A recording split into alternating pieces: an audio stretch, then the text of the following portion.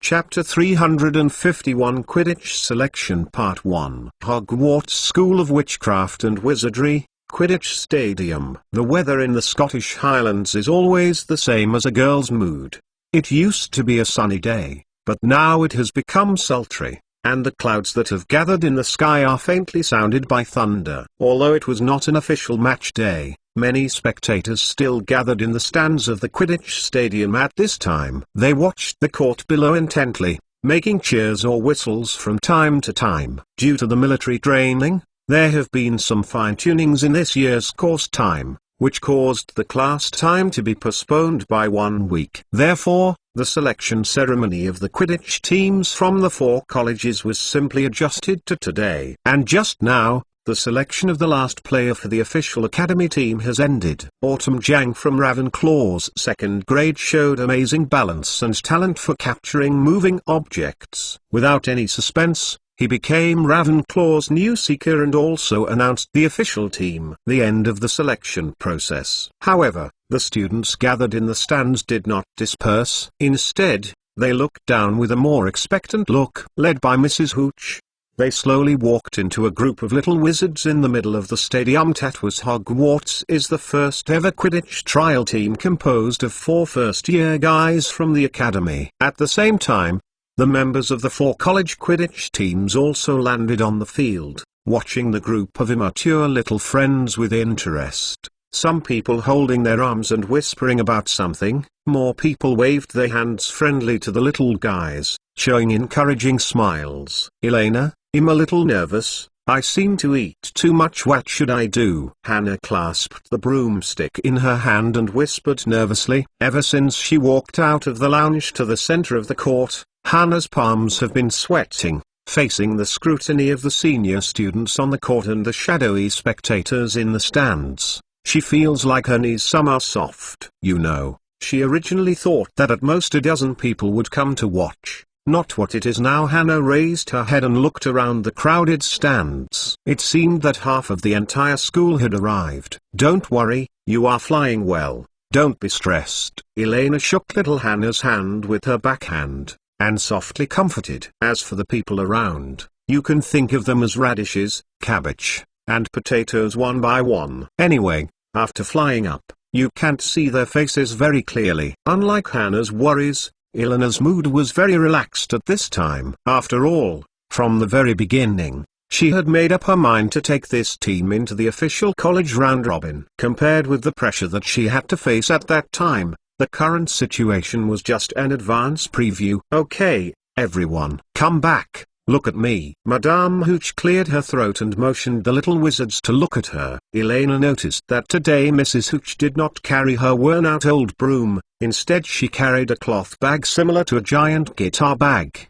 and under her arm, there was also a large board. Crates. First, I will repeat the Quidditch rules again, and then we will determine your future position in the team based on your wishes and with reference to your specific performance in the sky. While talking, Madame Hooch knelt down and opened the crate, which contained 4 balls of various sizes. Well, I think many of you already know it, Madame Hooch said. Although Quidditch has a long history, the rules are not too difficult to understand. As you can see, each team has 7 official players. 3 of them are chasers, such as Slytherin Captain Marcus Flint, Ravenclaw's Captain Roger Davis. While talking, Mrs. Hooch pointed to the members of the 4 college Quidditch teams standing on the edge of the court and introduced. Immediately afterwards, Madame Hooch bent down and took out a bright red ball the size of a football from the box. This ball is called a ghost fly ball. The task of the chaser is to pass the ghost fly ball in my hand to each other,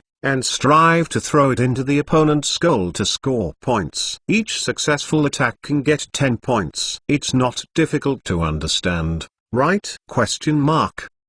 A location where viewing and cost-effectiveness are not at all proportional. Elena raised her eyebrows and muttered quietly, Huh? Ms. Caslana, is there any problem? Madame Hooch looked over with some curiosity. No. Elena closed her mouth quickly. She didn't want to ask for trouble. All right, then, in addition to the chaser, both sides have a goalkeeper, flying around in front of the 3 goal knockers of their respective teams. To prevent the opponent team's chaser from scoring as much as possible, Grid Oliver Wood, the captain of the Landfinder Academy, is a very good goalkeeper. 3 chasers, 1 goalkeeper. Ghost fly ball. Harry Potter repeated Mrs. Hooch's words earnestly, keeping them all in his heart. Since most of his energy was put on the preparation of the potions class, he didn't know much about Quidditch, most of which came from Ron's small talk and Hermione's constant chatter before the contents of the magic Quidditch ball they were reciting in their ears. As for these 2, they are called walking balls. Mrs. Hooch knocked on the 2 identical black balls in the box. They were slightly smaller than the red ghost fly balls, and were tied with a strong leather buckle. At this time, they were struggling in the box constantly, as if want to fly out. Weasley, come and do me a favor. I'm sorry, honey, I didn't mean you. Madam Hooch shook her head towards Ron, who had taken the initiative to walk over, while taking out 2 small wooden bats that looked a bit like baseball bats from the box, and threw them to 2 identical red-haired boys running from the edge of the field. Attention, stand back. Just hit the sky. Madame Hooch looked around at the little wizards approaching around, watching the Weasley brothers, nodded, and then bent down to loosen the leather buckle that bound the ball. The next moment, those 2 black balls swish up in the air, and then with a terrible whistling sound, they were sandwiched from left to right, and they went straight to the direction of the Weasley brothers below. There was a big need. The momentum that smashed the bridge of their noses. Boom, boom. George Weasley, or Fred Weasley, or Fred Weasley. In short, one of the twins quickly lifted the short baton to accurately fly the ball sideways, and at the same time his other brother was also the same. The face easily blocked the other roaming ball hard-thun. They turned left and right and rushed towards the Slytherin team standing not far away. Boom.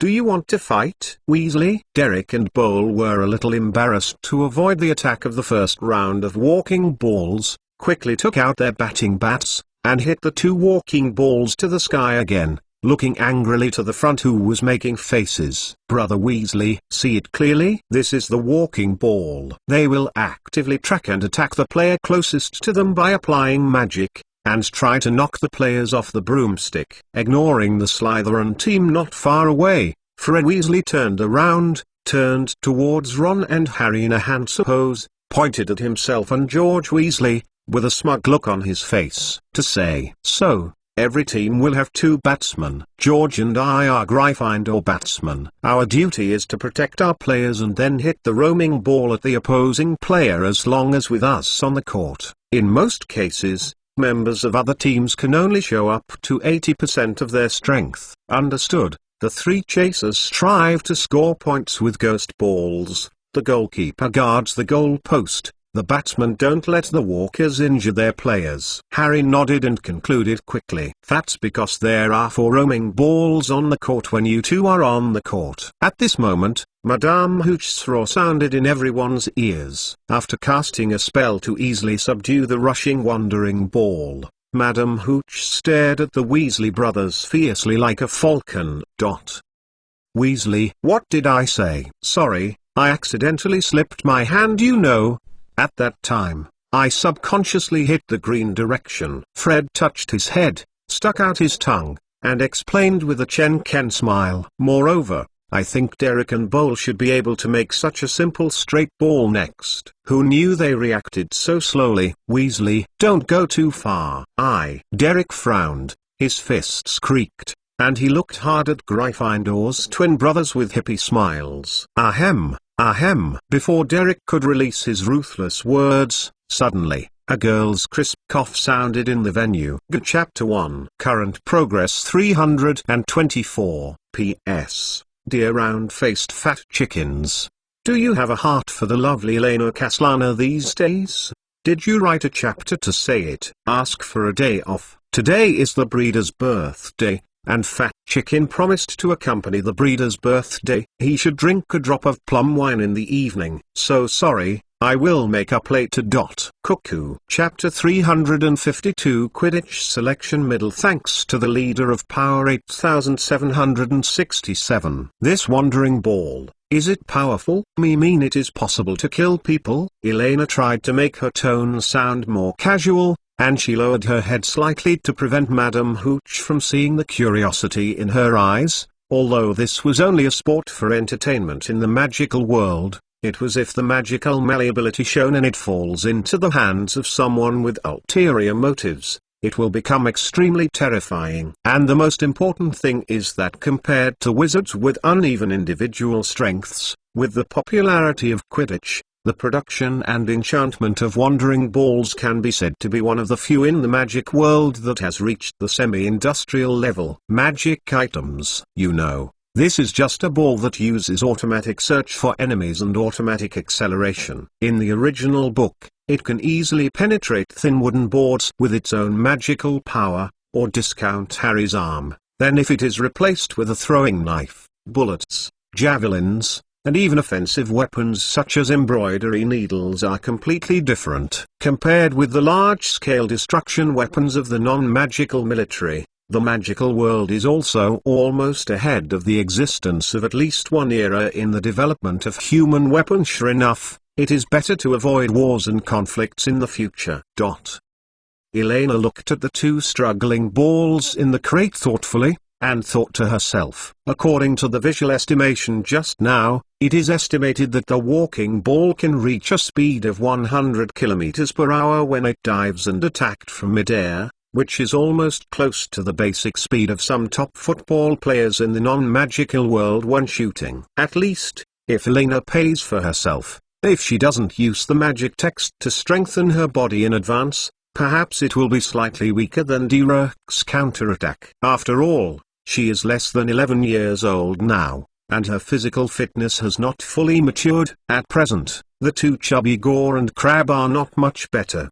Is the walking ball so scary? At this moment, little Harry on the side swallowed in fear, and turned his head to look at Madame Hooch. Never at Hogwarts. One or two people have their jaws broken, nothing more. Okay, don't worry about these, there will be professors watching the game every game, and I will be in the sky too. Madame Hooch glanced at the little guys with serious faces around her, waved her hand, quickly ended the question, and brought the topic back to the previous Quidditch rule introduction. She bent down and took out the fourth and last small ball from the box. It was roughly the size of a walnut, golden, and flanked by a pair of small silver wings that kept flapping. This, said Mrs. Hooch, the golden snitch is the most important of all balls. The job of the seeker of each team is to go back and forth between the chaser, the batsman, the walker and the ghost fly. Shuttle and catch it before the opponent's seeker. If any team's seeker catches the golden snitch,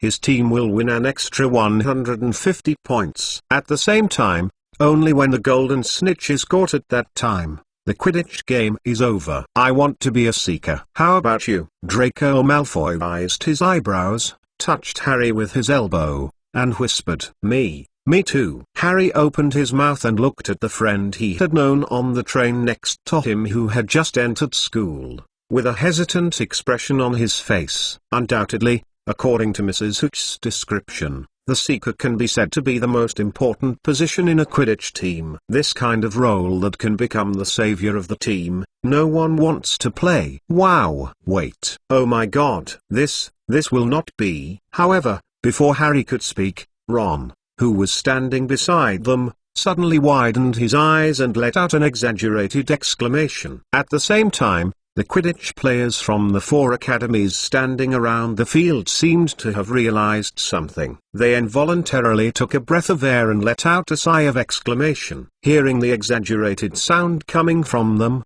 Draco Malfoy and Harry Potter turned their heads subconsciously and followed Ron's gaze towards Mrs. Hooch standing in the middle of the Quidditch pitch. I don't know when, Madame Hooch has already untied the long baggage she was carrying behind her back, and a brand new and beautiful flying broom appeared in Madame Hooch's hands, and Ron and Malfoy also told them the next moment. Harry's name for this broomstick. I'm not dazzled, am I? Is this the latest Light Wheel 2000? Light Wheel 2000. Wow, that's so cool. Mrs. Hooch, can I touch your broomstick?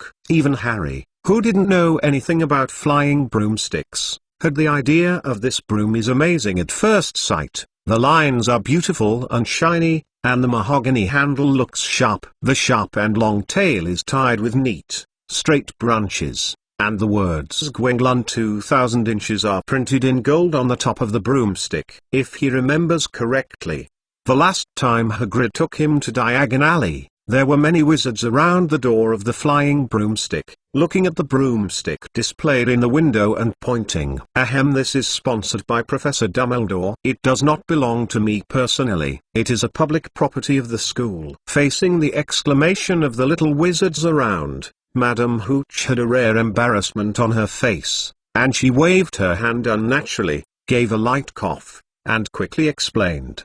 Because of the accident in the flight class last Thursday and the subsequent Quidditch training and competition changes, Dumbledore believes that a broom with excellent performance can help us deal with emergencies in a more timely and effective manner. So, Lightwheel 2000, an emergency. Without listening to Madame Hooch's follow-up explanation, Elena raised her eyebrows, looked down at the comet in her hand that Malfoy temporarily lent her, and then at the tattered hands of the friends around her. Bad teaching. Flying broomsticks. The batch of flying broomsticks that Dumbledore promised will not arrive until at least next week. Immediately afterwards, the girl raised her head with feeling. Her blue eyes narrowed slightly, and she subconsciously searched in the direction of the tall stands around the stadium, trying to verify some guesses in her heart. Is this also in your calculations, Laux in Lauluo? As expected, in the direction of the faculty seats on the stands, an old wizard with white beard in a dark blue star wizard robe was sitting on a chair in the distance, looking down with a smile on her face. The little wizards on the court noticed Elena's sight, and the old man even waved his hand to say hello. Undoubtedly, as one of the most outstanding wizards of our time, although Dumbledore is occasionally confused or salty, when facing the new generation of Little Devil, these most basic loopholes are still not forgotten. Elena was right. Albus Dumbledore, who was already 110 years old, was of course impossible to fly to the sky to intercept a certain mixed bludger. But with the best broomstick today, it is quite easy for Mrs. Hooch, a former professional player, to stop or follow a little guy who sneaks away. Just think about it. Leave me in school and play obediently? A gleam of light flashed in Lake Elena's blue eyes, originally just a little rebellious emotion. After colliding with Dumbledore's advance layout, it instantly turned into a fire of eager trouble. Very well, I will show you today how dangerous and exciting it is to play. Raising her head and looking at the increasingly sultry sky, Elena took the broom and took the initiative to walk out of the queue. Watching Madame Hooch smiled sweetly and said, "There is still only one chapter today." Progress 325. In the hard code word, the plot was slightly adjusted, and an off-school adventure copy was temporarily postponed. That's right, the fat chicken is out of chapter, because the latter has not been written out yet. A little bit. Chapter 353 Quidditch Selection Part 2. Thanks to the leader of you stupid cat fat. Mrs. Hooch,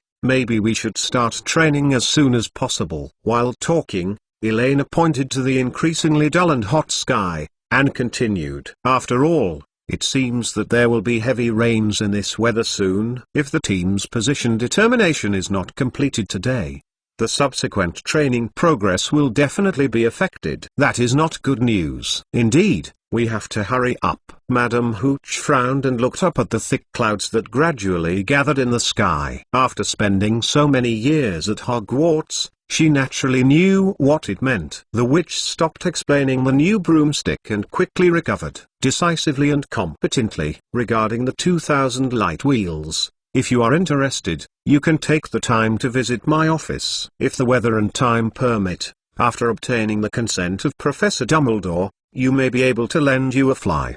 But not now. Ignoring the high-grade students who were whispering excitedly around her, Mrs. Hooch turned her gaze back to the first-grade wizards standing in the middle of the Quidditch field. Now, you all know the rules and the positions of the 7 people on the team. Then tell me, what position each of you want to play. Then Miss Caslana and I will adjust and match according to the actual situation. Determine. Wait, Mrs. Hooch. Why is Elena the captain? At this moment, an untimely voice suddenly appeared. Everyone turned their heads and saw that Zacharias Smith, who had been alone at the end of the line before, suddenly stood up, holding his flying broom in one hand, and questioned in an aggressive tone. You again? Draco Malfoy frowned quickly, and looked at Zacharias with a bad look. If it weren't for Sister Elena, could you still want to be the captain? At the same time, Gore and Crabbe leaned in later, and the two walked towards Zacharias Smith one by one, as if as long as Elena or Malfoy gave an order. I dared to raise my fist to teach Hufflepuff's first-year Sting, who was provoking twice. Of course, why not? In the face of the eyes of a group of people, Zacharias Smith, who was riding a tiger, flushed with tension and excitement, and said loudly with his scalp waving his arms. Even if she flies a little better, so what? Have you seen her play Quidditch with your own eyes? I just want to have an open contest and competition to show her corresponding strength. Is it wrong? I know, you guys are all the Moonlight 7. Of course you are standing with her and will help her to speak. Zacharias Smith is not stupid. He knows that this way, most people in the whole team will start to hate him. But what does it matter? He had already thought about it before he spoke. Anyway, it's just a temporary team that will be disbanded next year. As long as he can stand the truth first and use words to resist Elena and others, he will have the opportunity to continue to stay in this team stubbornly, and he can have his own right in advance. The broomstickers for the next semester. The leader of the Quidditch team at Hufflepuff College is not Elena. Forget it. Let me tell you why. At this moment, Elena's calm voice suddenly came from the front. While everyone's attention was temporarily attracted by Zacharias Smith, before she knew it, Elena had already arrived in front of the crate containing 4 Quidditch balls. Because to some extent, in the sport of Quidditch, I can defeat half of the team by myself. While talking, Elena bent down and patted the struggling wandering ball lightly, like a big watermelon rolling in a round tube in a large melon field, wanting to find out whether the watermelon has matured. Laid back. Hearing Elena's voice, Madame Hooch turned her head. Her eyes shrank suddenly. Wait, it's dangerous. Don't open that, snapped. Before Madame Hooch could say the first half of the sentence, I saw Elena flexibly picked her finger and released one of the struggling wandering balls. Suddenly, the black wandering ball soared into the sky from the box, and slammed it directly into the face of the beneficiary who had just released it. There was an aura of wanting to smash Elena's nose directly. Yeah, be careful. Hannah let out a quick scream and closed her eyes subconsciously. This distance is too close, and Elena does not have a batting bat at this time. Still in the hands of the Weasley brothers, it seems that there is no chance of counterattack and interception at all. Boom! A loud noise suddenly came from the center of the venue. How is this possible? Immediately, Hannah heard Ron's desperate voice beside him as if he had seen a miracle. What happened? Hannah carefully opened her eyes and looked in Elena's direction. I saw Elena sitting halfway on the edge of the crate, with Erlang's legs tilted up like a lady, and a black ball was thrown up and down in one hand. Although it seemed no problem, it always gave people a special awkwardness. It feels weird. Wrong. Hannah shook her head vigorously and rubbed her eyes vigorously. The black ball that was tossed back and forth by Elena's hand was the one that forced Derek and Bowl to avoid in embarrassment. Horrible walking ball. And Elena actually doesn't really throw and catch the wandering ball up and down, but keeps releasing the wandering ball in her hand, and then waits until the wandering ball is about to fly out before throwing it. Recatch it, or easily block the wandering ball that wants to hit it down. It's like playing. Wait,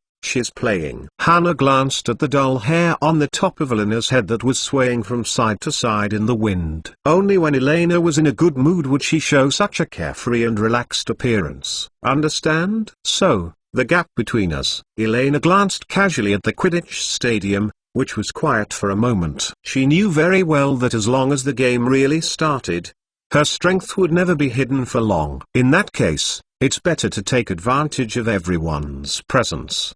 At that time, show off your muscles well. After all, Zacharias Smith's questioning is definitely not accidental. This hapless child just happened to hit her in the eye of the gun because of personal interests. Throughout Hogwarts, the people who question her abilities and the reputation she enjoys today are definitely not the only ones. Zacharias Smith, whether it is a potions assistant, the first freshman Quidditch captain, the Hogwarts chef who has not yet been exposed, these are all too easy to cause people's jealousy. Therefore, she took this opportunity to use a more peaceful and friendly way to warn the little wizards who wanted to trip her up or make trouble. She was not interested in playing tricks with a group of little guys. Heart fighting, the so-called kingly way, is to run over upright. Of course, the current situation is just shocking and lacks a little sublimation process. After all, she only showed a little about the qualities of a seeker, a goalkeeper and a half-batsman, and she was still short of the last half of the active attack link. Elena's blue eyes slowly glided across the faces of the quiet students, and finally fell to the old wizard with white beard who had involuntarily stood up in the distance. His eyes were slightly narrowed. The strongest wizard in the world, since even light magic can be blocked, a small broken ball should be fine, right? The corners of the girl's mouth were raised, and a dangerous arc was bent. Her tender white fingers buckled slightly inward, and the struggling ball was firmly grasped again in her hand. Distance, about 500 feet, crosswind on the right, 0.3 ms. Target position locked, angle correction. Go. Walk the ball. Fly into the sky. Boom. Chapter 354. The devil is in the world. Thanks to the leader of Upagia, Hogwarts, Quidditch Stadium, Auditorium. Albus Dumbledore was sitting in his exclusive position at this time, looking at the energetic students below happily, thinking about the next week's teaching plan, whether there is anything missing in Elena's arrangement, what will happen to Hogwarts' relationship with the Ministry of Magic and Gringotts in a few months. At this moment, there seemed to be a dispute in the middle of the Quidditch field below. Dumbledore, in thought, recovered, frowned, and looked in the direction of the sound. I saw a boy from Hufflepuff College raising his arm and pointing at Elena, looking excited and saying something loudly, while Elena casually played with the black ball in her hand, turning her gaze to his in the direction. And many more. Black ball? That won't be. Immediately afterwards, before Dumbledore could react, he saw a black shadow blasting out of Elena's hand like lightning, penetrating the slightly dull air before the thunderstorm, forming a thin channel, facing directly pounced on his face. The most frightening thing was that the speed of the black shadow was still accelerating continuously almost at the same time as the howling wind sounded in Dumbledore's ears. The black shadow had appeared less than 5 meters in front of the bridge of his nose. Oh, Merlin! Dumbledore's face changed. His tall and thin figure blurred for a moment, and disappeared in an instant. He subconsciously used the phantom to move to the empty space on the left side of the stand, avoiding the terrible walking ball. Boom! In the next moment, a black wandering ball with the breath of the goddess of death passed through the afterimage left by Dumbledore, and slammed into the attic floor of the wooden stand, destroying the 10-inch thick piece effortlessly. The plank, among the sawdust flying in the sky, flew out from the other side of the stand. After hovering in the air for a while, the wandering ball turned its angle again and continued to rush towards the only target around, but this time the speed was much slower than before. At least it could make Dumbledore. When you have time, you can easily raise your right hand, with your index finger slightly raised, aiming to the front. Stop, Dumbledore said clearly, without any spells. The ball swam violently as if frozen, and instantly stopped in midair, floating quietly, just like a harmless salted fish that had lost its ideals. So is this really just a walking ball? Over the years, in the Quidditch competitions at the school, what troublemaker the children have to face! Dumbledore glanced at the black ball in the air, and when his eyes fell on the looming tiny fingerprints on the ball, he unconsciously shrank a little, and looked down at Quidditch with a shocked and extremely complicated look. court. At this time, a certain mixed blood little V had jumped off the box and was waving hello to him happily, just as he did in the stands not long ago. No doubt, careful and willful. This is the nature rooted in the souls of all Vs and girls. Looking at the majestic white-haired dumpling, Dumbledore suddenly felt his chest hurt again.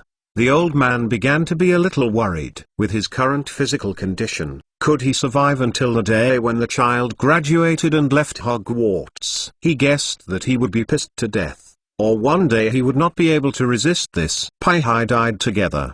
Below the stands, Quidditch Stadium, DSK. I was avoided so easily. Apparition is really a magical skill. Elena raised her eyebrows boringly, supported her hands, and leapt off the edge of the crate. As for Dumbledore's follow-up to prevent the walking ball, he inadvertently showed a skillful cast without a stick. Although it was so far away, in the eyes of Elena, who had been watching the old man's movements, it was naturally unobstructed. It has to be said that even with age, Dumbledore's magic power and body have entered a period of decline from the peak state. But he has reached an otherworldly field in terms of casting skills and magical attainments. Even Grindelwald is now far inferior to Dumbledore. You know, after such a seemingly reckless trial, Elena got a part of very important strength information. Compared with the old potatoes that have been autistic and malnourished for many years, the risk factor of Laux in Lauluo is significantly higher. With Elena's current strength,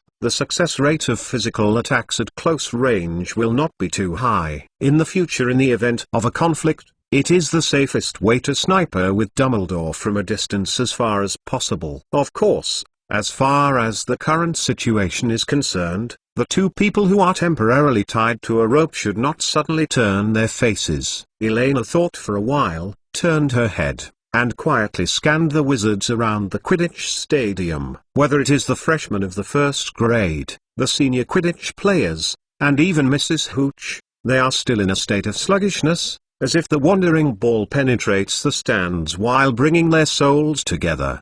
The breakdown is the same. Now, Mr. Zacharias, I will ask you again. Elena's mouth curled up like a little devil, and she walked towards the yellow-haired little Hufflepuff wizard unhurriedly, and as the girl's footsteps approached, the crowd moved away automatically like a tide. There was only the poor child in the middle who was frozen in place like a stone statue. Are you really ready to challenge me? Me? Silas Smith's face has turned pale. His eyes have already moved back from the empty stand in the distance. His eyes are full of fear and confusion. He finally realized what kind of terrible devil he has provoked. I mean. The boy opened his mouth and found his voice so dry that he was shocked. He felt as if a heavy boulder was pressed against his chest, and he had to use all his energy to manage every word. For some reason, those conversations between Mrs. Hooch and Elena suddenly emerged from his mind. This wandering ball, could it kill people? It never happened at Hogwarts. But someone had his jaw broken. Elena glanced at the little wizard in front of him who was shaking like a sieve, and shook her head helplessly. These children's psychological quality is really bad. They have the courage to cause trouble, and now they can't even say a whole word. Up. Well, actually, after thinking about it, Elena smiled slightly, showing a gentle smile, trying to ease the atmosphere a little bit. However, the girl's sudden bright smile fell on the cruel sneer that had turned into a demon in Zacharias' eyes unknowingly, and became the last straw that crushed Zacharias' psychological defense. Devil, devil. Quidditch is so terrible, so terrible. I won't fight Quidditch, I won't fight anymore. Before Elena's voice fell, Zacharias suddenly dropped the broom in his hand, and ran towards the exit of the Quidditch Stadium. There was nothing like that before. The overbearing momentum has become, wait, stop for me. Who are you talking about? The devil? Have you ever seen such a favorite devil? Elena stared slightly, raised the volume and shouted at the back of Zacharias. Hearing the sound coming from the rear, Zacharias Smith's escape from the court seemed to speed up a bit, almost disappearing into the player channel in front of him at a speed close to flying. Elena glanced at Zacharias, who ran away like a ghost. and she passed over the horror that was still not dissipated on the faces of the students around her. Her mouth twitched helplessly, and she felt a little tired. Sighed. "Oh, I originally wanted to get along with everyone as an ordinary person, but all I got was alienation and questioning." "Forget it. I won't pretend. It's a showdown. I'm just very good now. I will assign it directly." Everyone's position is good. Ignoring the horrified and worried expressions on the faces of the 4 Quidditch College team members,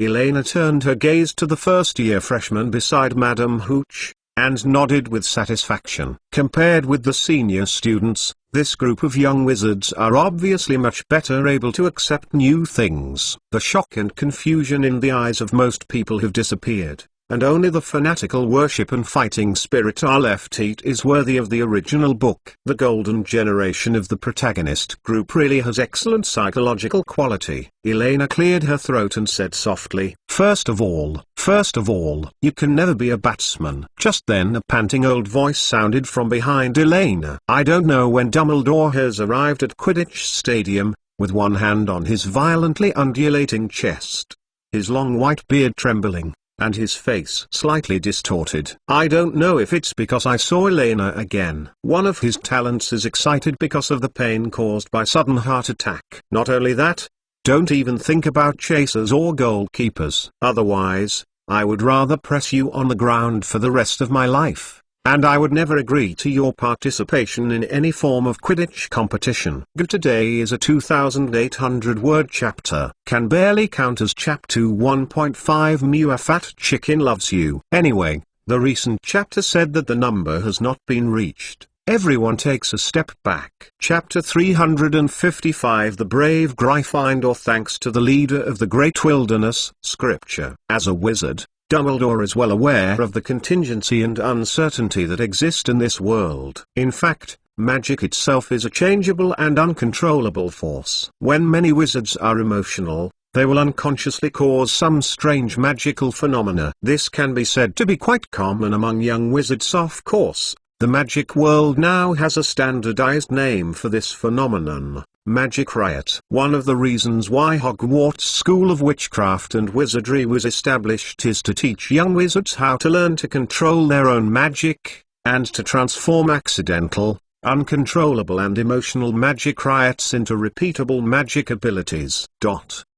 Prior to this, Dumbledore had naively believed Grindelwald's statement, "Elena, as a mixed-race Veil, may unconsciously show some innocuous magical riots when emotionally excited, such as said that he accidentally left handprints on the walls of the castle, or smashed the tables and chairs in the transformation class." However, when an accident happens for the 3rd time in a row, then it can no longer be called an accident. It's clear that Elena's sudden surge of power was not an accidental magical riot at all. That is a magic ability that she has been able to master and use proficiently. There is no doubt that Gellert Grindelwald absolutely lied in front of him. The knowledge that Elena learned from him in the castle of Numungard is not just about the explosion spell, the cleaning spell, the healing spell, and little knowledge of potions, wandless casting and physical strengthening. Dumbledore exhaled unconsciously, and glanced at Elena before him with complicated eyes. Vaguely,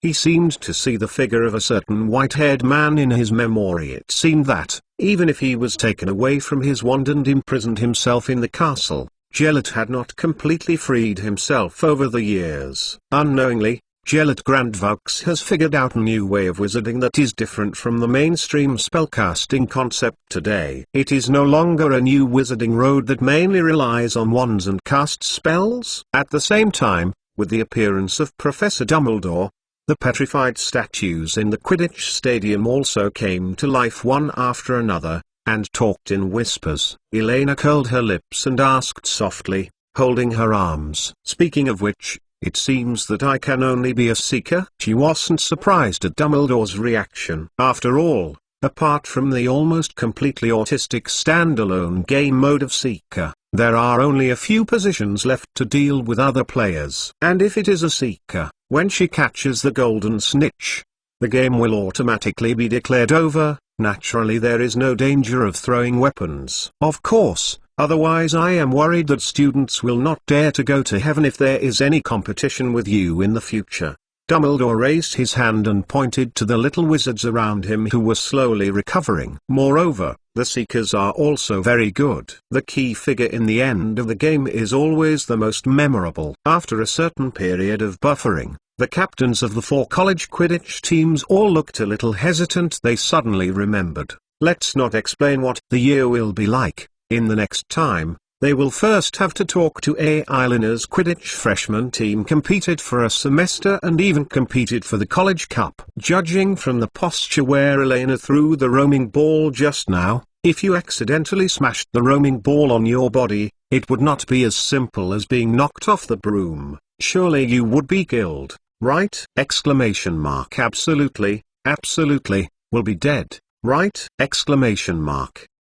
Okay, Elena looked around at the little wizards around her, frowning and unfolding a little bit, and snorted somewhat reluctantly, "Seekers just look for golfers, anyway." The girl shook her head lightly, did not continue, turned her head to look at her team members. "Then, in the Seeker's position. Then Gore, Crab, you two are responsible for hitting the golfer's position. Ron, you keep the goal. Draco, Harry, you two are chasing the ball with Hannah. And does anyone have any questions?" "But Draco also," Harry whispered subconsciously. Before he could finish speaking, a hand was immediately pressed on his mouth, blocking the words behind him. "No problem, no problem, of course no problem." Draco Malfoy gave Harry a fierce look, then turned to see Elena. Shook her head quickly. "If you have Sister Elena as the Seeker, we will definitely win the next game." "Draco, I know you always wanted to be a Seeker." "Also,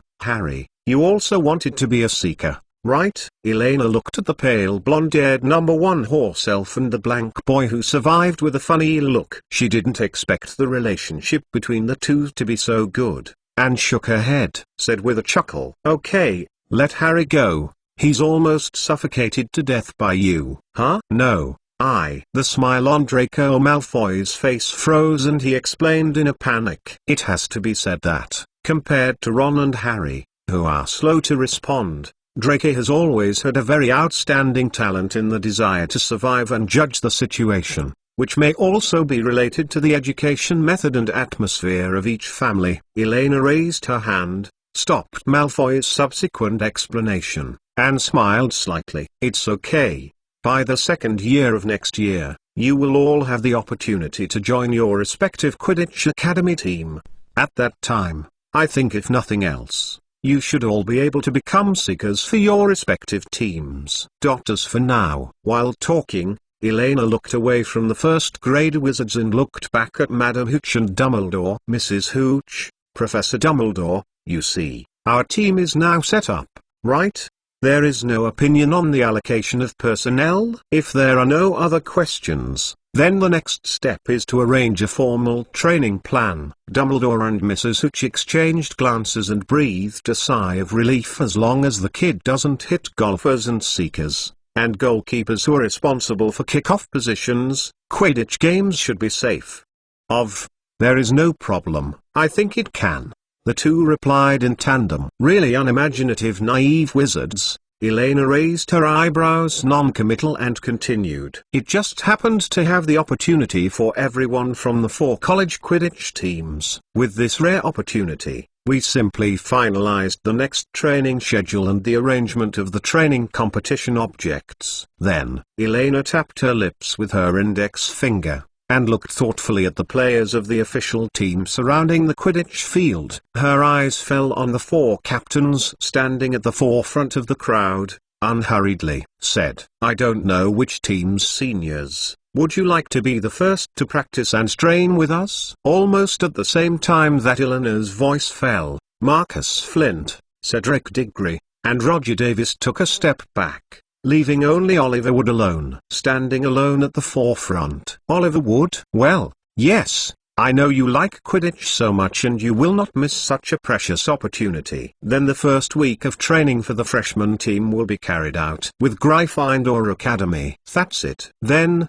except for the Gryffindor team and the freshman team, everyone can leave first. Madame Hooch raised her eyebrows, nodded with satisfaction, and said quickly, "Uh-oh, what kind of training?" Wood, who reacted a bit slower, looked around. His face was a little dazed. He was still thinking about the wandering ball just now, so that he didn't immediately focus all his attention on Elena. "Come on, Oliver." Cedric Diggory came over, patted Wood on the shoulder, and left the Quidditch pitch with his players. What? Wood tried to recall the previous conversation with some confusion. "Good luck, thanks." Then, Roger Davis also came over and hit Wood's chest with his fist. He let out a long sigh of relief. The players with Ravenclaw were equally swift. Left the court. TSK, it's Gryffindor. Marcus Flint shook his head, with a rare admiration on his face, and walked away from Wood with his arms swayed. "So, Senior Oliver, shall we start training?" Elena picked up the broom, walked to Wood with the first-year freshman, and said rather obediently, looking at the little silver horde who seemed harmless to humans and animals in front of him. Oliver Wood's eyes slowly contracted. He finally realized what was going to happen next, and swallowed involuntarily.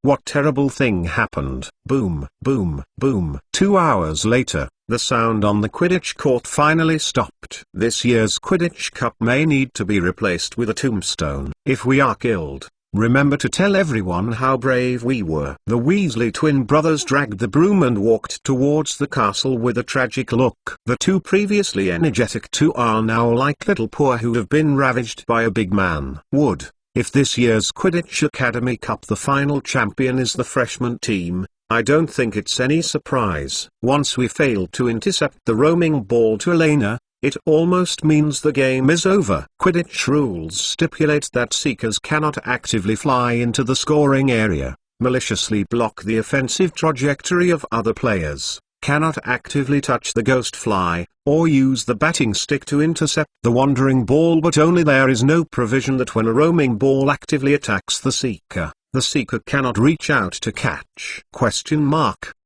Question mark. Question mark. Chapter 356. A few families are happy and a few are sad thanks to the leader of Quinquenleuxiang. Sacrifice, which is the origin of etiquette and civilization, is also the most primitive belief of mankind. Since a long time ago, both the East and the West have invariably formed offering sacrifices to those incomprehensible natural phenomena or natural objects in order to obtain blessings and shelter and peace of mind. Although it's no longer an ancient age, there is still a certain logic behind it. For example, after successfully sacrificing all Gryffindor Quidditch players, Hogwarts Castle and the rest of the teachers and students finally passed the second weekend after school started safely. No matter what happened, at least these days, except for a brief shock on the court, whenever I saw the white-haired ball on the Quidditch court, Dumbledore still felt a rare peace. Finally found someone who could watch it. Only the way of the little devil. It must be admitted that as a sport flying in the sky, Quidditch balls are indeed a fascinating magic. You know, any team sports that can last for a century has its own unique charm and wisdom. After the first day of training, Oliver Wood, who has the title of Quidditch Madman, immediately tailored a system of ultimate 4 guarantees. One for Elena. The Weasley twin brothers are like two brown candies, closely following Elena. No matter how Elena rushes, they make sure that no wandering ball can get close to Elena and enter within 1 meter of her body.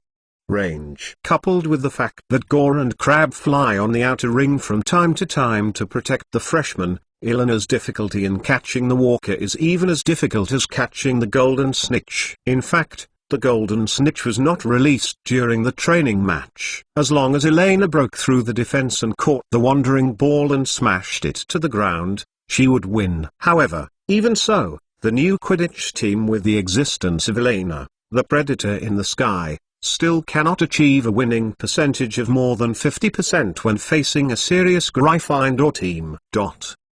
After Elena is restricted, the physical and experience disadvantages of the first-year freshman are still too obvious. Whether it is Ron, Crab, and Gore on the defensive end, or Harry and Della on the offensive end. And Hannah, it is still a difficult task to keep up with the offensive and defensive rhythm of the official players. It is not uncommon for the two teams to have a point difference of more than 150 points to end the game. Offensive mistakes, missed passes, defensive failures, stiff flight trajectories. After actually arriving on the field, Elena finally felt very clearly that ball sports in flight are much more difficult than ball sports on the ground, and it is easy to form a strength crush. Therefore, after a weekend of devil training and gradually learned some Quidditch rules and gameplay, Elena finally put away some of her previous pride and arrogance, and earnestly joined other first-year students like a sponge to learn experience and knowledge from the official players of Gryffindor. Of course,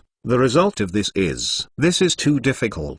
On Monday morning, George Weasley complained to the opposite wood with a bitter face, holding a slice of bread in his mouth. Even in a professional Quidditch game, there is no batsman who needs to face the roaming ball in the whole court. If this continues, in less than a week, we may not be able to prevent Elena. It's not just Elena, the talent of those little guys is really terrifying. Fred Weasley sighed, moved his arms, and began to spread potato sauce on his slices of bread.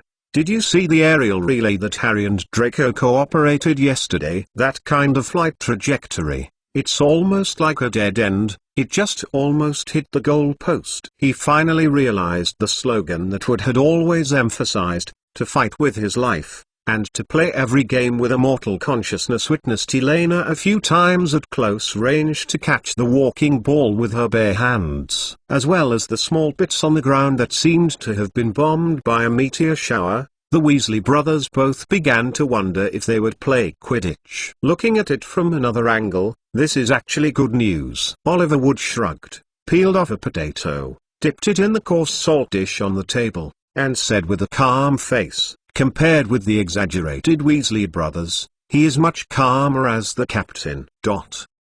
At least when we face the fresh Quidditch team, we still have a certain tactical confrontation preparation, and the winning rate can be at least 5,050 if we change to the other three academies. It will be considered as a game without losing staff. Good luck. As long as we can beat the freshman team in the round robin, this may be the most promising year for us to win the championship in recent years. Hogwarts Quidditch College Cup adopts a round-robin points system. Starting from the second month of the new school year, each team will play against other teams twice, and then the top two in total will make the final match.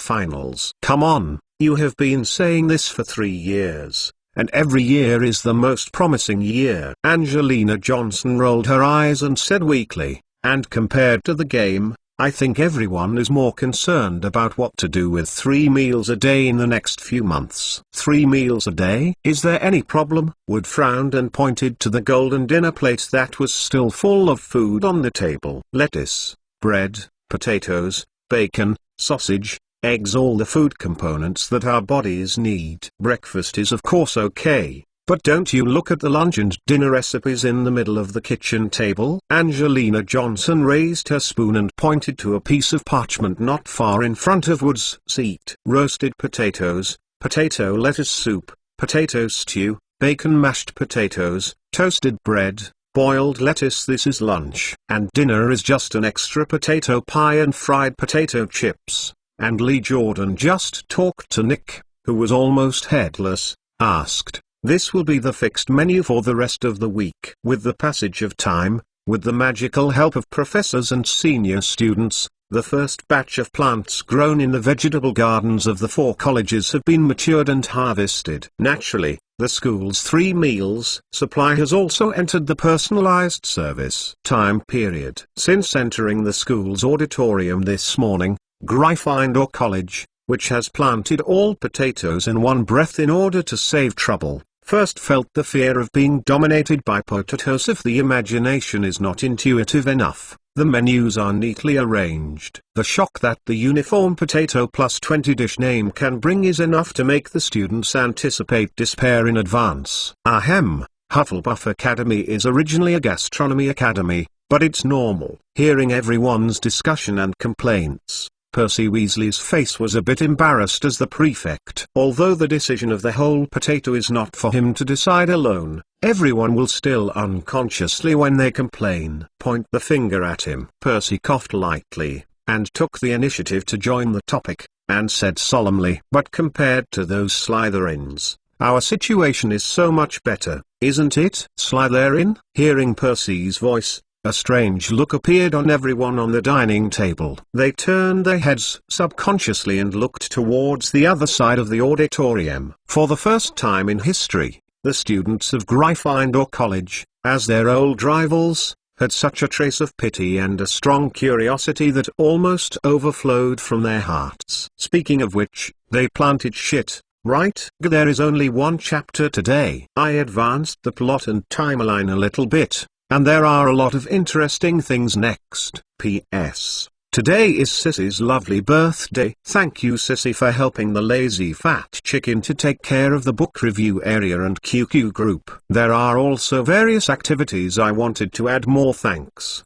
but it's a pity that my paws didn't let me tell you. I can only say a happy birthday here. These words are free. Add bookmarks for easy reading. Chapter 357 The Bystander Fan. Thanks to the leader who has been poisoned by Emma. Hogwarts Auditorium, Slytherin College Long Table. Due to the differences in the atmosphere of each college, Slytherin has always been the quietest and decent presence among the four Hogwarts colleges except for the clash of knives and forks. Students rarely imitate Gryffindor, talk loudly, or make a rude chewing and eating sound like Hufflepuff. As for the Ravenclaw Academy, although their personality is relatively introverted, it is reasonable to ask that an academy with nearly 90% of female students can be quiet on the largest gossip platform at the table. As always, today's Slytherin Long Table is still the quietest area in the entire hall. The only difference is that, unlike the elegant and decent lifting,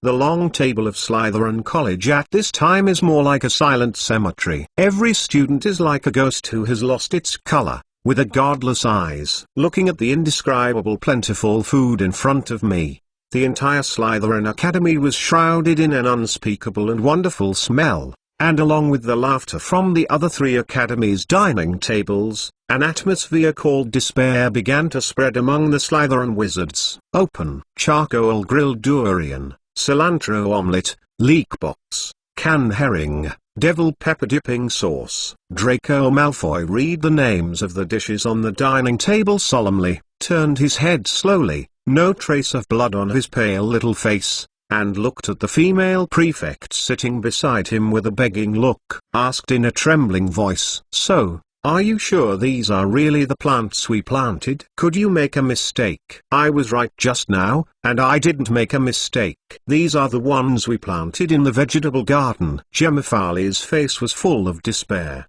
and her bright eyes were grey. If she remembers correctly, this will be the fate of Slytherin College in the next semester. Perhaps the dishes will change, but the types of plants that are the main ingredients have been determined to be impossible to change. As Lovecraft once said, the oldest and strongest human emotion is fear. The oldest and strongest fear comes from the unknown. In the face of these foods that revealed a strong and ominous smell in appearance, smell, or even their name, almost all the little Slytherin wizards lost the courage to try for the first time, and invariably extended their hands to the grilled food on the table. Bread and lettuce salad. Although bread and lettuce are not delicious, at least they are not dangerous. After the first person began to stretch his hand to the bread, the Slytherin table war broke out completely. In less than 5 minutes, no bread or lettuce leaves could be seen on the entire long table.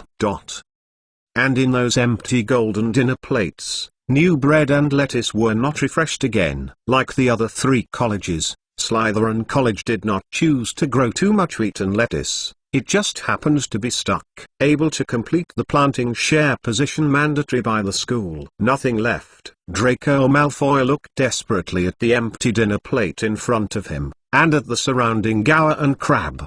They also had nothing to gain, except for a small lettuce leaf on the plate. As first-year freshmen, they are at the bottom of the food chain in the entire Slytherin College. Not only them, but in this Slytherin table war without gunpowder, The lower graders have almost nothing. Even if they get a piece of bread by the eye and hand, they may be directly unreasonable by the upper graders next to them. Stolen from the plate. Goo. There is no way. I can only hope that the craftsmanship of the eldest sister can bring miracles. Glancing enviously at the seniors who were enjoying the fruits of victory, Draco Malfoy pressed his bellowing belly. A touch of resoluteness appeared on his face, and he took the fork and took the initiative to fork a piece of yellow charcoal. Roasted durian. If it's unpalatable, it's unpalatable. It should be. It won't die, right? After all, the chef at Hogwarts is Sister Elena. Draco, oh my god, look.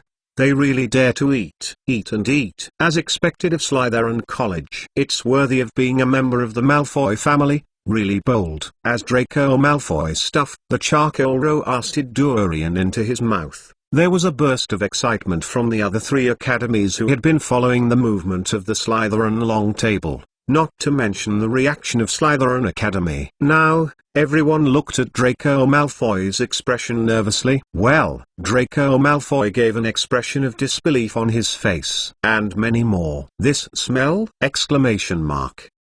Unlike the terrible taste he had imagined, the char-grilled durian had a creamy smell, a bit like hot cheese, but it was softer and richer. The soft fruit flesh like jam touches the tip of the tongue, and the sweetness fills the mouth at first, and the good honey is probably just that. Then, the durian flesh roasted just right after the fire melts in the mouth, giving it another layer of milk. Stimulate the taste buds. Take a closer look. The roasted flesh of the browned fruit seems to exude the aroma of roasted sweet potatoes. Gore, crab, you all try this, it's super delicious. Draco Malfoy raised his head in surprise, looking at the friends on the left and right. While talking, I saw Draco swiftly waving his fork, and another piece of roasted durian stuffed from the front plate. In the entrance. It's hot. But it's really super. You deserve to be the king of what? Is it really so delicious? Gore and Crab looked at each other. Although they were still a little nervous, they still staggered a bite of the charcoal roasted durian into the mouth and chewed carefully. Okay! Exclamation mark. Like Draco Malfoy, the expressions on their faces were startled, and then a touch of surprise was revealed at the same time, and they quickly joined the process of destroying the charcoal roasted durian. Soon, following the lead by Draco and others, the other students of Slytherin College will start to slowly try those unfamiliar foods with suspicion. Anyway, this is their future menu, and they have to try it. Just a moment. Wow, this leek box is so delicious. I prefer this cilantro omelette. Don't grab my roasted durian. I haven't eaten enough yet. Don't be passionate. Who wants to grab your roasted durian? I just want to get that canned herring. Don't come near me. The smell of cilantro is simply a nightmare. Doesn't it seem that terrible? Marcus Flint licked his lips, picked up the bread from the table, stirred it in the most innocent-looking red devil pepper dipping sauce, and stuffed it nonchalantly in his mouth. Ha, ha, ha. Water, water, water, water. Of course. Such cases as Marcus are only a minority. Although not all praised, but overall, it is much better than the terrible expectations in their hearts. As long as they avoid the food they don't like, most of the little wizards can still find some delicious choices.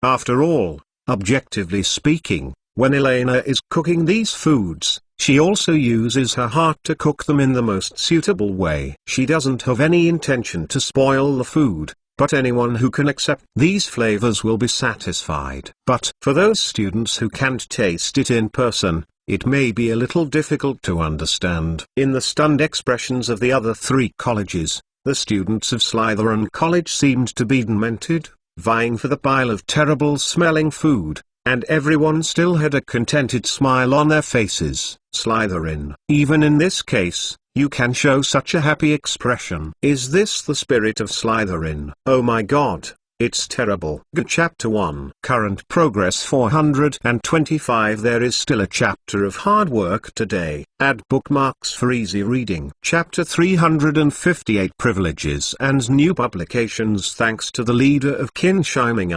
Cooking, in Elena's view, is an art no less than magic. Different from the simple and rude ways of eating foods by most species, human civilization has tried to process foods a long time ago, looking for ways and methods to make foods more delicious, better looking, and more nutritious. Relying on the memories of food in the depths of the soul, and the conventional vegetables growing in the Hogwarts vegetable garden, it is impossible for Elena to cause any difficulties as long as it is an edible existence in the normal category. Usually it can be processed by roasting, boiling, steaming, frying, cold dressing, grinding into sauce. What is gourmet at the top of the food chain? If she couldn't handle this little scene, Elena would not have the confidence and energy to extend her claws to the wider world of magical animals and magical plants. Of course, Elena is not in a hurry for the time being. After all, she has not fully aroused the desire of Hogwarts students for food. If she jumps out too early,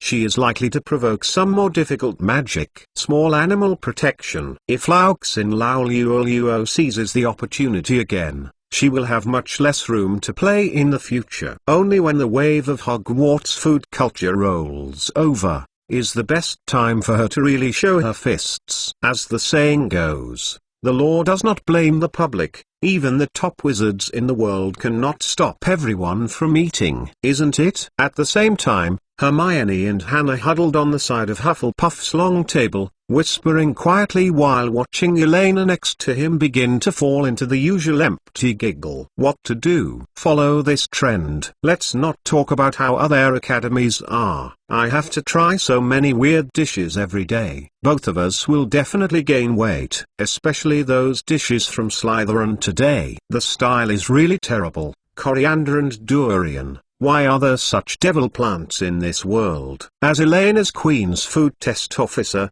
Hermione and Hannah had already tasted all the new dishes that the Academy will eat today in the kitchen long before breakfast started today. Of course, these include the delicious and beautiful small stoves in the faculty seats, and the terrible dark dishes such as charcoal roasted durian and cilantro egg pancakes that are now on the Slytherin table. Faced with the horrible smell of food, Hermione had planned to escape, but before she turned around, Elena, who had entered the Hell Chef state, grabbed her arm and forcibly fed those indescribable conditions. The bad existence. You know, as a foodie who has been starved to death once in a previous life, Elena will not be soft-hearted even in the face of her two wings. Any act of wasting food will only start a hell-like feed play.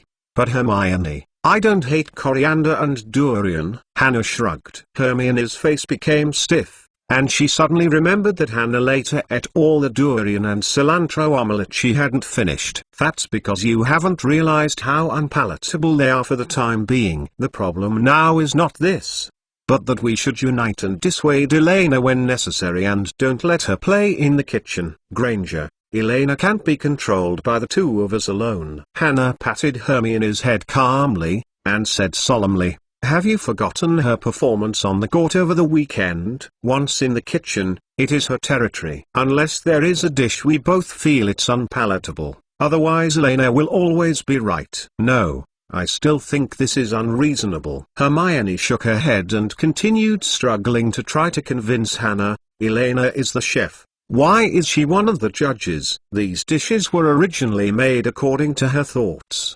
But apart from us, there is no one else. Hannah said helplessly. Otherwise, you can ask Elena to see if there is anyone who can be approved by Elena on Slytherin or Ravenclaw. According to the agreement between Dumbledore and Elena, in order to ensure fairness and objectivity, the little wizard who has the right to sign and test dishes can only have one person in each academy. This is also to avoid a situation in which a college is ignorant of conscience in order to target other colleges. However, there are currently only 2 people in Elena's small team. Considering that the exotic plants of Slytherin College and the reason why Ravenclaw are all fruits, it is barely acceptable to the professors at least the minimum number of people who can complete the voting. That's right, mainly because there is no other person. Elena is such a proud person, and she would not want too many people who are not deeply connected to enter the kitchen to make troubles. Hermione nodded, and didn't keep going. After all,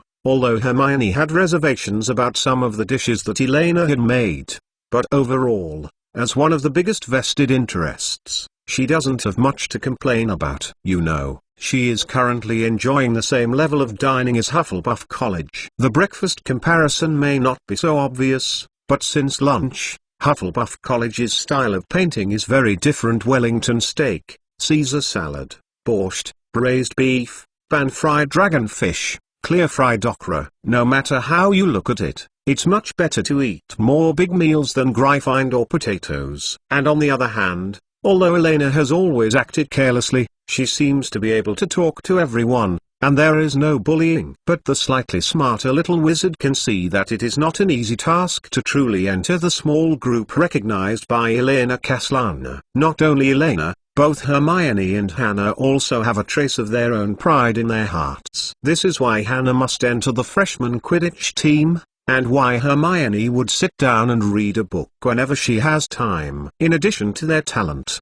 they had to work harder than ordinary people to barely keep up with Irene's footsteps. Of course, in the eyes of most of the little wizards, even if Elena is not considered, the other two eldest sisters are all distant stars. Just before the two girls were whispering, the mail time of the Owl Messenger arrived. After experiencing the Owl Army on the first day of school and the roaring letter bombing last week, the daily hundreds of owls suddenly flew into the auditorium, and it was really difficult to cause any visual and psychological impact. However, this morning was a little bit special, because the food reserves that had disappeared for a weekend suddenly came back and brought Elena a thick envelope. There is no doubt that this is a reply from Lovegoods family. Judging from the handwriting, it was still copied by little Luna herself. It's finally here, the new issue of Singing the Devil. After waiting for so long, Elena recovered. She tore off a piece of fish meat and handed it to her round-faced little fat chicken as a reward,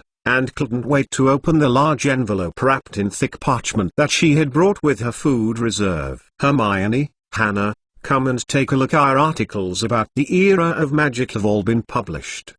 Chapter 2, the current progress 525, will be able to return to below 20 soon. The fat chicken is rushing. Chapter 359, a new storm has appeared. The latest issue of Singing and Singing, the one we discussed earlier. Hermione leaned in curiously, and her previous worries and dissatisfaction were instantly forgotten. She really cared more about the process of witnessing the birth of knowledge than she wanted. Yes, in addition to the introduction that I wrote myself, the other articles have the names of both of you, the first author and the second author respectively. It's hard work. Elena nodded, opened the positions of the articles in Singing the opposite, smiling and handing them to Hermione and Hannah. After all, in terms of workload, Hermione, who is the calculation G, is responsible for the collection and processing of the most important raw data, and Hannah was responsible for all the manual labor of transcription and excerpting. Compared with that, Elena's more contributions were mainly to provide ideas and directions, so she just hung the name of a corresponding author, you know, in order to explain clearly to Xenophilius Lovegood what the corresponding author, the first author, and the second author are. Elena wrote almost half of the parchment, and almost pulled it directly. The flat-headed little fat chicken put some blood and added a few feathers to directly threaten it. Corresponding author, Teresa Apoculus. Hermione took a close look at the author's signature at the top of the magazine, and looked up at Elena with some confusion. I used Mr. Otto's last name for the pen name. Elena glanced at the grandpa who was still eating and drinking on the faculty seat, and replied very calmly, after all, it is a major project to reorganize the era of magic. If we all use our real names, the subsequent exposure will be too easy to be questioned and criticized. The prejudice of age in the magical world, plus the long-standing new in the author world, the old contempt chain, a clear target of criticism, is likely to make all our efforts be ignored. There is another reason. As time goes by, it is foreseeable that the exposure of the name Elena Castellana will become higher and higher, and once Grindelwald and Gringotts are involved, it is bound to be attracted the attention of the entire magic world. At that time, it is likely to have an impact on the things they are doing now, including the purpose and meaning, and they may also be overinterpreted by people with ulterior motives, such as whether it is to whitewash the dark history of Grindelwald, or in order to deliberately provoke disputes and the like. Well, is that so? It's Elena that you are more thoughtful. Hermione nodded, seemingly understandable. Anyway, she was just an 11-year-old witch after all. She didn't know much about the world of these adults, especially when it came to the chain of criticism and contempt. Obscure terms. But Hermione's instinct told her that what Elena did was not malicious to her, and that was enough. It's just that, isn't your name gone? Obviously. It doesn't matter, as long as it has your signature on it, that's enough. Elena waved her hand nonchalantly, smoothed out the messy hair on the little beaver's forehead, quietly looked at Hermione's bright brown eyes, and said softly, "People have to learn to be contented and concealed, and give Hermione and Hannah the honor of the editor of the history of magic. Her future title is already dazzling enough, and the label of more than one does not make much sense." Hermione panicked for no reason, looking at the LAs that were close at hand. Before Hermione could reorganize her language, Hannah Abbott suddenly looked up, glanced at the contents of the half-opened letter in Elena's hand, and said curiously, "Speaking of which, Mr. Lovegood's handwriting is so delicate, as if it were written by a girl." Eh? Elena's face changed slightly, and then she nodded quickly, and followed Hannah's words very naturally. "Yeah, I think it's a bit strange. But Mr. Lovegood is the editor-in-chief of the magazine The Devil, so no matter what kind of text he writes, it will not be too strange. The ones he published in the magazine The Little Story is bizarre enough. Xiaodumao, shaking this is a manifestation of lying and guilty conscience." Hannah glanced at the top of Elena's head, narrowed her eyes meaningfully, and curled her lips non-committal. "Oh, I got it. Obviously, this white-haired dumpling must be trying to hide something. But what exactly is she doing? I need to ask Hermione to analyze it later. As for now." Hannah looked at Hermione Granger, who had been blanked out by Elena's sweet words, and shook her head reluctantly. First, Elena forcibly fed a roasted durian and coriander cake, and then experienced it. With such a sugar-coated cannonball, it's no wonder that her allies have temporarily lost their fighting ability. "Of course it is," Elena added again with some guilty conscience. "Although everyone is a girl, there is no guarantee that Hannah and Hermione will be jealous. Before Luna Cutie appears in Hogwarts Castle, it is safer for her not to expose her little abacus." But Hermione looked at the contents of the magazine carefully, and a worrisome expression appeared on her face. "The era of magic, the lost time coordinates of wizards, historical truth deliberately concealed by those in power who is trying to make our descendants forget magic. The seventh magic power lost in the Malera." Will these statements be too sharp and absurd? I mean, neither the Ministry of Magic nor the mainstream wizarding community will accept the contents of this magazine so easily. Especially, it is still so funny. Hermione hesitated, trying to find a less ugly adjective. Taking advantage of this time, she looked back and forth about the other articles in this issue of Singing a Contrary. They were all absurd and weird stories. For example, what part of humanity was actually replaced by a dove-like magical animal? For example, there is a witch who claims that she has a spatial passage in her body and will never excrete. For example, the Gringotts elves have formed a secret army to try to attack Hogwarts and the Ministry of Magic. Maybe it's all true. Hermione, do you know? Elena blinked, and took the contradictory back from Hermione's hands, upside down intentionally or unintentionally, glanced at it pretentiously, and said meaningfully, "In this world, there are always people who seem to be incompatible with the whole world. But they hold a part of the fragmented reality that other people don't know, but the price is often incompatible and we need such a man." As for the recognition of mainstream society, this is really simple. Elena paused for a few seconds, rolled up the magazine in her hand and knocked on her chin. A touch of joke appeared in the corner of her mouth. People are always superstitious in authority, but they don't know that authority will always surrender to power, and at this moment, Old carrots and old potatoes are the most powerful forces in the world today. I'm so amazing. I got 3 shifts today. The current progress bar, 625. Ha ha ha ha ha ha ha. The 360th chapter How Can Stand Still thanks to the leader of Book Friends 2,017,909 inches. In addition to the latest version of the Singing and Singing sample issue.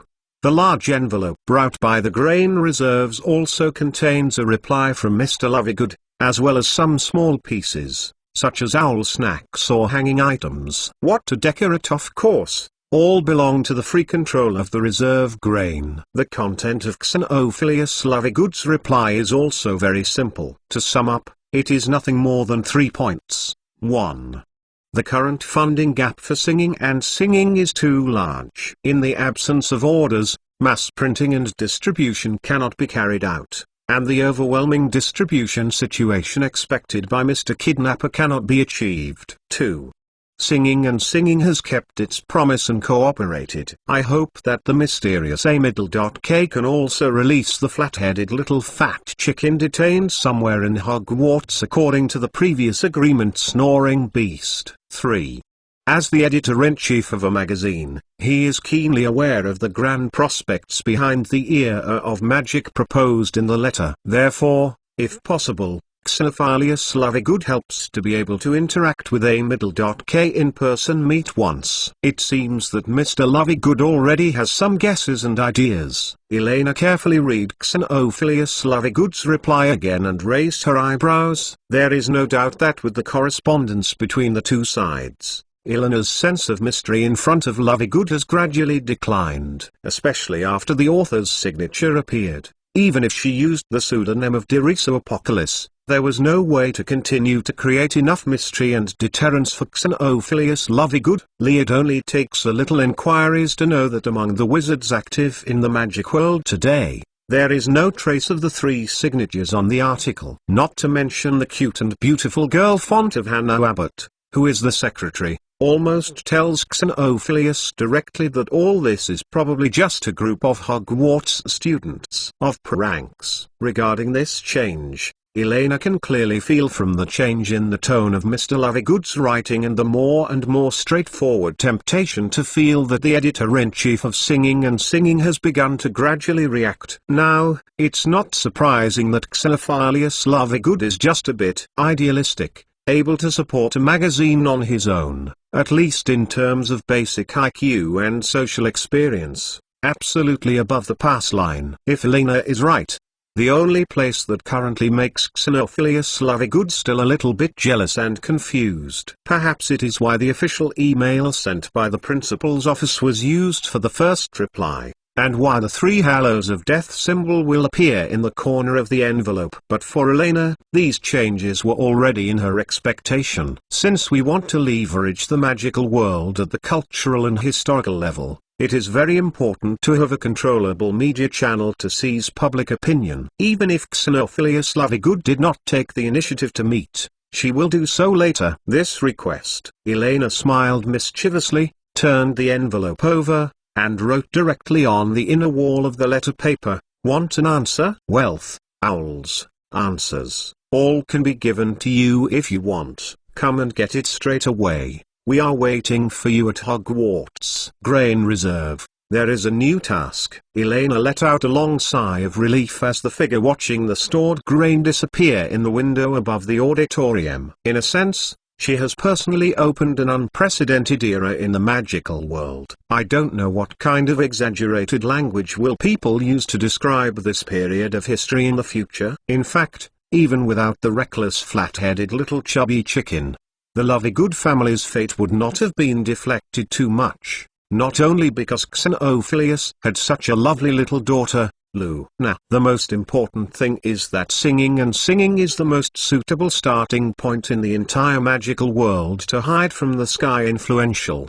weak in capital, easy to control, high in concealment, and buy one get one free. It is simply low risk and high. The best choice for return. As for whether Xenophilius Lovegood will make the right choice, Elena doesn't have to worry about this at all, because in the next few days, the whole magic world will make this poor magazine editor aware. So, what kind of terrible behind-the-scenes forces I am facing? You wait for me here. I have something to discuss with Professor Dumbledore and Mr. Otto alone. After breakfast, Elena looked at Hermione and Hannah, and said in a rare serious tone, although both of them participated in the process of compiling and sorting out the era of magic, the following discussions and decisions were not suitable for them to continue to understand. At least at this stage, Elena still hopes that her two wings are as innocent as possible, and not to touch those grey areas of the world so early. Of course, you can also avoid the early outbreak of the shameless field as much as possible. Facing the rare serious Elena, Hermione and Hannah did not have any objections or doubts. They stopped obediently, stood at the entrance of the auditorium, watched Elena roll the contradictory behind them, and walked towards Deng alone. Bloodo. As the relationship between the three grew closer, they had actually vaguely seen Elena's special status in this school. Whether it is Professor Dumbledore, Professor Snape, or even Mr. Otto Apocalypse, when facing Elena, everyone's tone is not like the attitude towards ordinary students, it's more like facing a colleague of equal rank, or a related junior. Wait, don't you have any ideas? Hogwarts can't make more changes for the time being. Dumbledore looked at the little silver-haired witch who walked in front of him with a vigilant look, before Elena could speak, and preemptively expressed his attitude and bottom line. He has just relaxed for less than 2 days, and he has not fully recovered from the shock he received at the Quidditch stadium on the weekend. Don't worry, it's good news this time. A few of my classmates and I have successfully published several papers in a magazine, so I want to share them with you. After all, it is an honor for us at Hogwarts. Magazines? Well, this is indeed a happy thing. Hearing Elena's answer,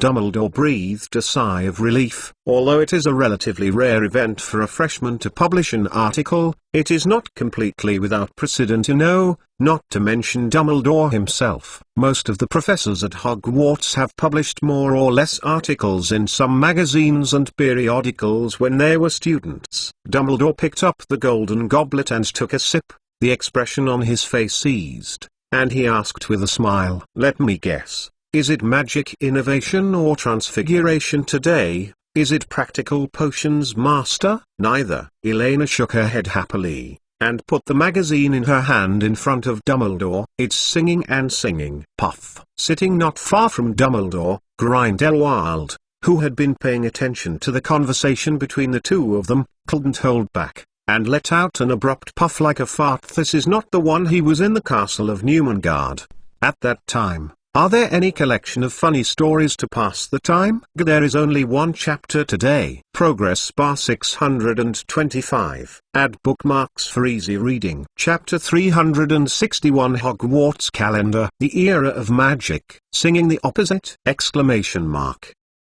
The expression on Dumbledore's face froze, a strange look appeared in his eyes.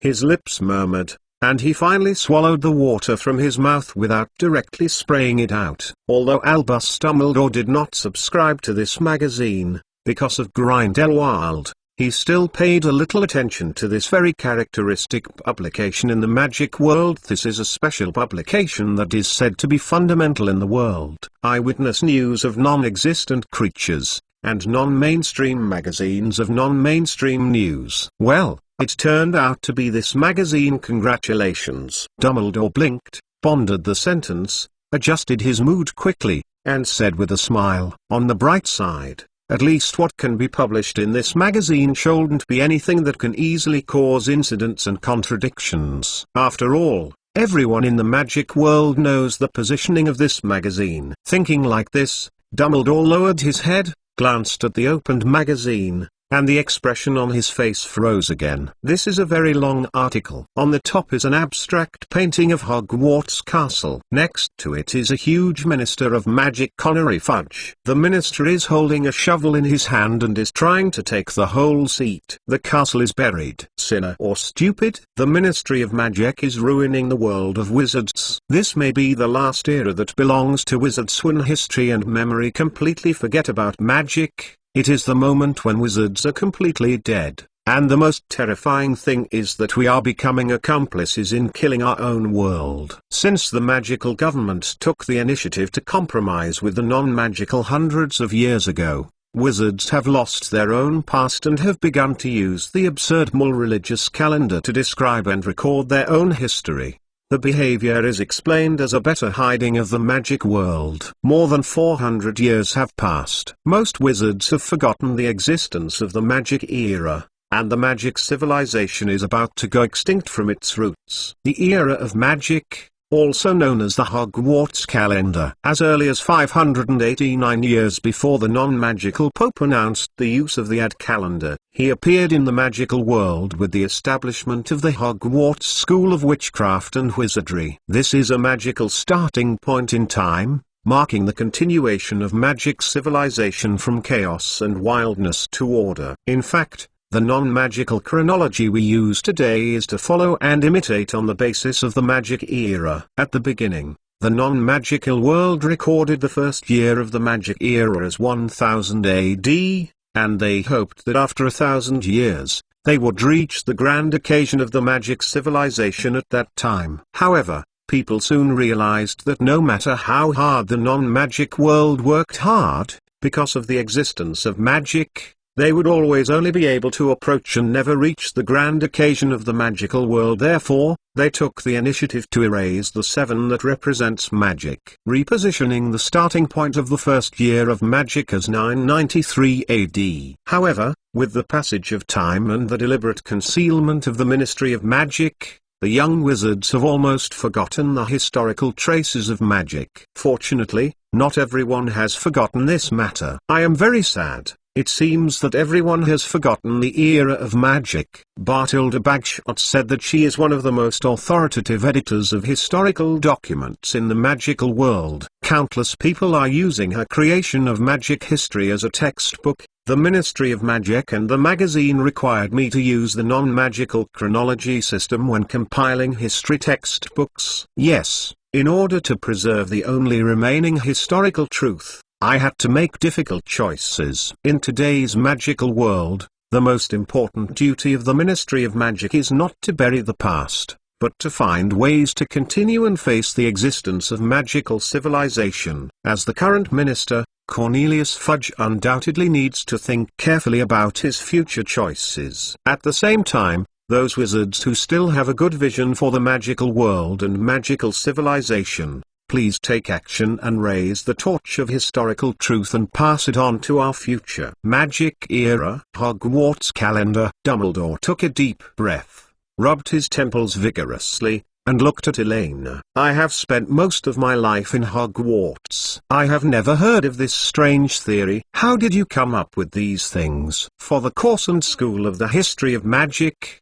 you have what dissatisfaction? To be honest, after reading this article, Dumbledore even felt for a moment that he might have been a fake Hogwarts headmaster for so many years. It's okay, let it pass the past. Anyway, you've heard it now. Elena waved her hand quite generously, smiled slightly, showing her cute little tiger teeth. Look, the point is that the students at Hogwarts have compiled such a meaningful academic report. As the principal, should you take the initiative to support and affirm the students' research work, for example, write an right letter or express your opinion in public? Dumbledore looked at Elena as if he had seen a ghost. What was this little girl thinking?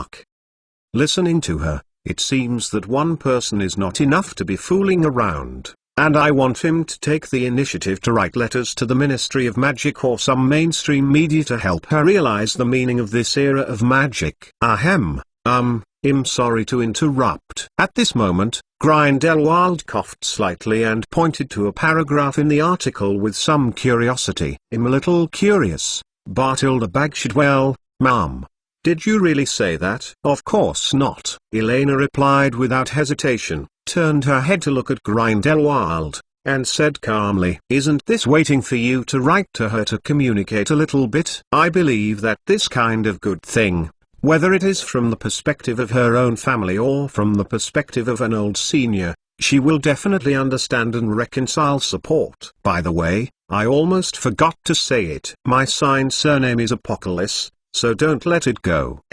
Grindelwald raised his eyebrows, revealing a look like constipation. The growth rate of this little devil is getting faster and faster, and he has vaguely the suffocating operating feeling that he had back then. Elena glanced at the old potato with a dull expression, and the corner of her mouth raised slightly. Or, I'll write a letter to explore my mouth first. After all, she is also my great-grandmother from a generational perspective. She should still give this face. If it doesn't work, we can still visit. Forget it. Let me do it. Grindelwald sighed helplessly. Bartilda Bagshot can be regarded as one of his few remaining relatives. He is not too young, so try not to have too many relatives. Stimulate the old man. In fact, during the conversation between the two of them, Dumbledore flipped through the back of the contrary.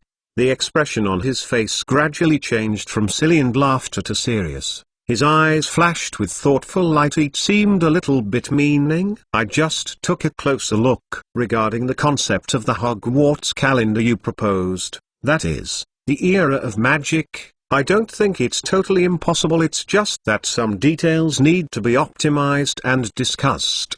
Chapter 1. There's more at night. Add bookmarks for easy reading. Chapter 362. There is nothing to worry about thanks to the leader of Cool Watermelon. There is no doubt that Dumbledore is still quite influential in the magical world. The inscrutable magic skills, the identity of the principal of Hogwarts School of Witchcraft and Wizardry, and the glorious history of defeating 2 successive generations of the Dark Lord. Dumbledore has almost reached the pinnacle achievements that a person can achieve in society. For Dumbledore, the fame, fortune, wealth, and sex that most people pursue have hardly any attraction. Therefore, according to Elena's original idea, she did not want Dumbledore to participate in the compilation of Era of Magic. She just wanted Dumbledore to express his opinions in public and just support and affirm their work, so that she can increase the influence of some magazines. After all, Dumbledore's attitude is quite important in the magic world,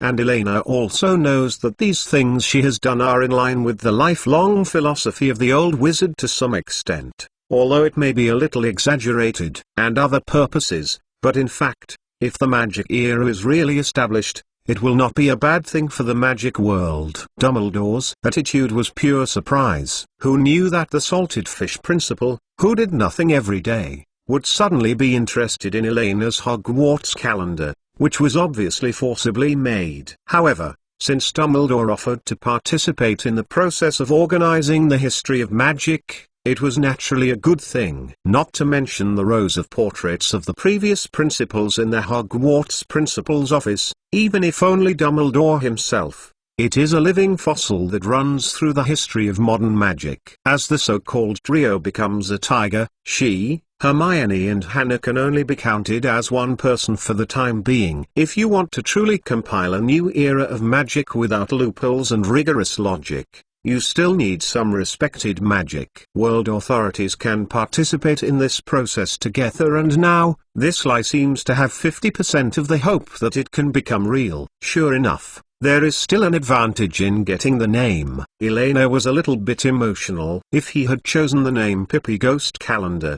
Dumbledore might not have taken the initiative to include it in the revision and supplement work as it is now. In fact, what Elena doesn't know is that the older the person, the more interested they are in reorganizing history. If it weren't for too many secrets that I can't tell others, Dumbledore would have long wanted to write one. A memoir. Even so, Dumbledore managed to find a meditation basin so that he could record and review his memories at any time. Albus, this is not your style. Grindelwald looked at Dumbledore and said with a grin, in my impression, in the face of such troublesome and cumbersome things, you always hide as far as you can. Not the same. These kids are still too young. Dumbledore shook his head, glanced at the magazine in his hand, raised his head and asked Elena before him. If I'm right, the next few articles signed by Miss Granger and Miss Abbott should be compiled by you based on the books in the school library, right? Yeah, Elena nodded. We compared the records of many books in the library,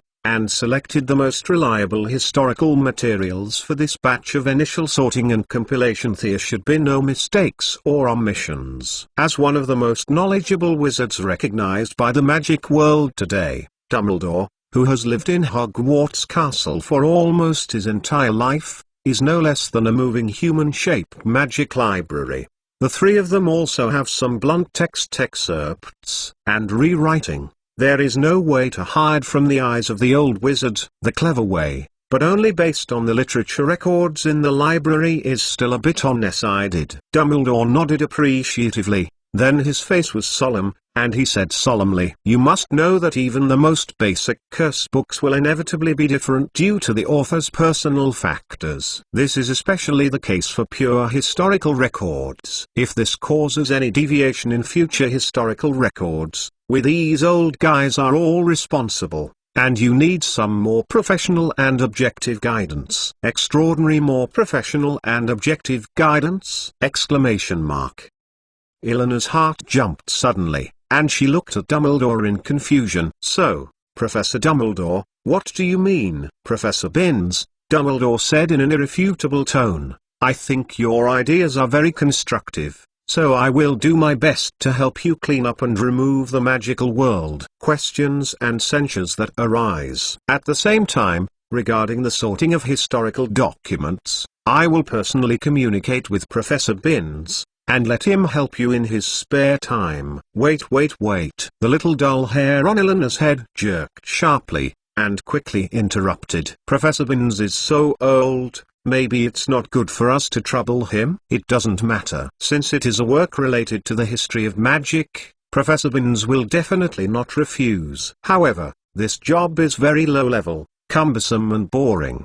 The ghost of Hogwarts is not exhausted, and Professor Binns is no exception. But okay, it's set for the time being. Don't worry, except for class time, as long as you are still in Hogwarts Castle, Professor Binns can participate in your process of organizing the new era of magic at any time and anywhere. Among them, there is no problem even at midnight. Specifics are completely up to you to discuss and control, and the degree of freedom is still very high."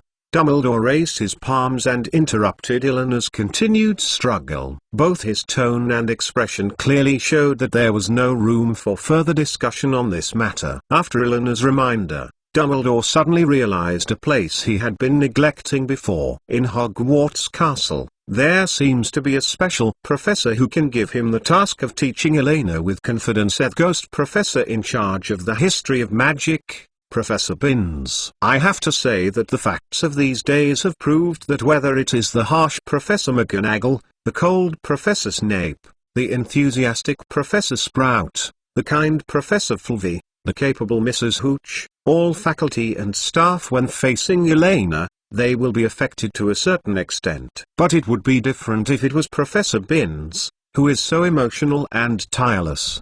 The ghost professor. As long as Elena is still a mortal body, she will definitely be at a disadvantage to a certain extent. She has not found a great opportunity before, but the girl's idea of revising the history of magic is undoubtedly a golden opportunity. Finally, I found a person who can watch this little guy. A smile unconsciously appeared on Dumbledore's face. He felt that the big rock that had been pressing in his heart for these days was finally moved away, and his heart was relieved like never before. Similar to the history of magic. Regardless of how Elena does things, he and Grindelwald must use adult wizards to pass on such subjects. What can I worry about if they are printed on paper?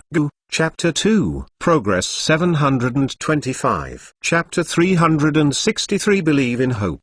Are there any other things? If not, then Mr. Otto and I will discuss how to help you endorse and improve the Hogwarts calendar. Dumbledore put away the singing against the tune in his hand and stood up and said, "If you want to really promote this Hogwarts calendar, the things that need to be considered and prepared are definitely not just as simple as Elena's wish to pull the banner. Whether it is the Hogwarts school calendar, corresponding document records and historical traces need to be perfected and filled up a little bit. After all, it is no longer a dominating era at Hogwarts School of Witchcraft and Wizardry. Whether it's the Ifamoni School of Witchcraft and Wizardry in North America, the Booth-Batten School of Witchcraft and Wizardry in France, or the Durmstrang School of Witchcraft and Wizardry in Germany. Almost all schools in the world covered Hogwarts, world's #1 school of witchcraft and wizardry. Title: It is not an easy task to establish a new era of magic based on the time when Hogwarts was founded. However, for Dumbledore, the temptation behind the Hogwarts calendar that Elena showed before him is too hard to refuse. This can permanently establish Hogwarts in the magical world.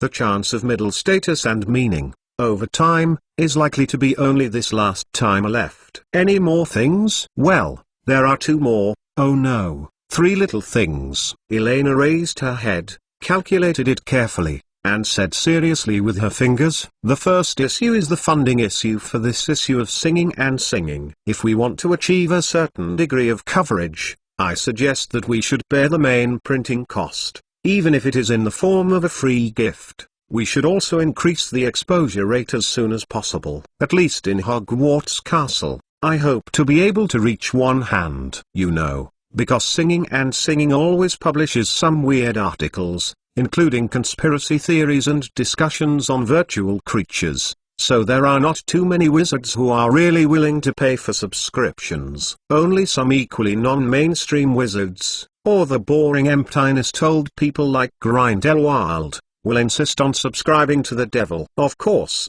this group of readers generally does not have a high society status and income. Even if it weren't for Lovegoods' insistence on not paying any manuscript fees, and using a form of free prostitution of manuscripts, perhaps the father and daughter would not be able to make up even the most basic living expenses. Needless to say, what influence will be expanded by printing publications in advance? Seeing that Dumbledore didn't mean to object, Elena cleared her throat and continued. According to the paper printing, ink, image affixation, and postage commitment, I have roughly estimated it here. There is no need to print too much at one time. It can be divided into 3 stages. After that, the cost may be recovered. In this way, I calculate. Let me show you. First of all, paper purchase. On this matter, you can decide for yourself. I will open a certain amount of disposable gold to you. For the specific situation, you can find the house elf Burley in the kitchen.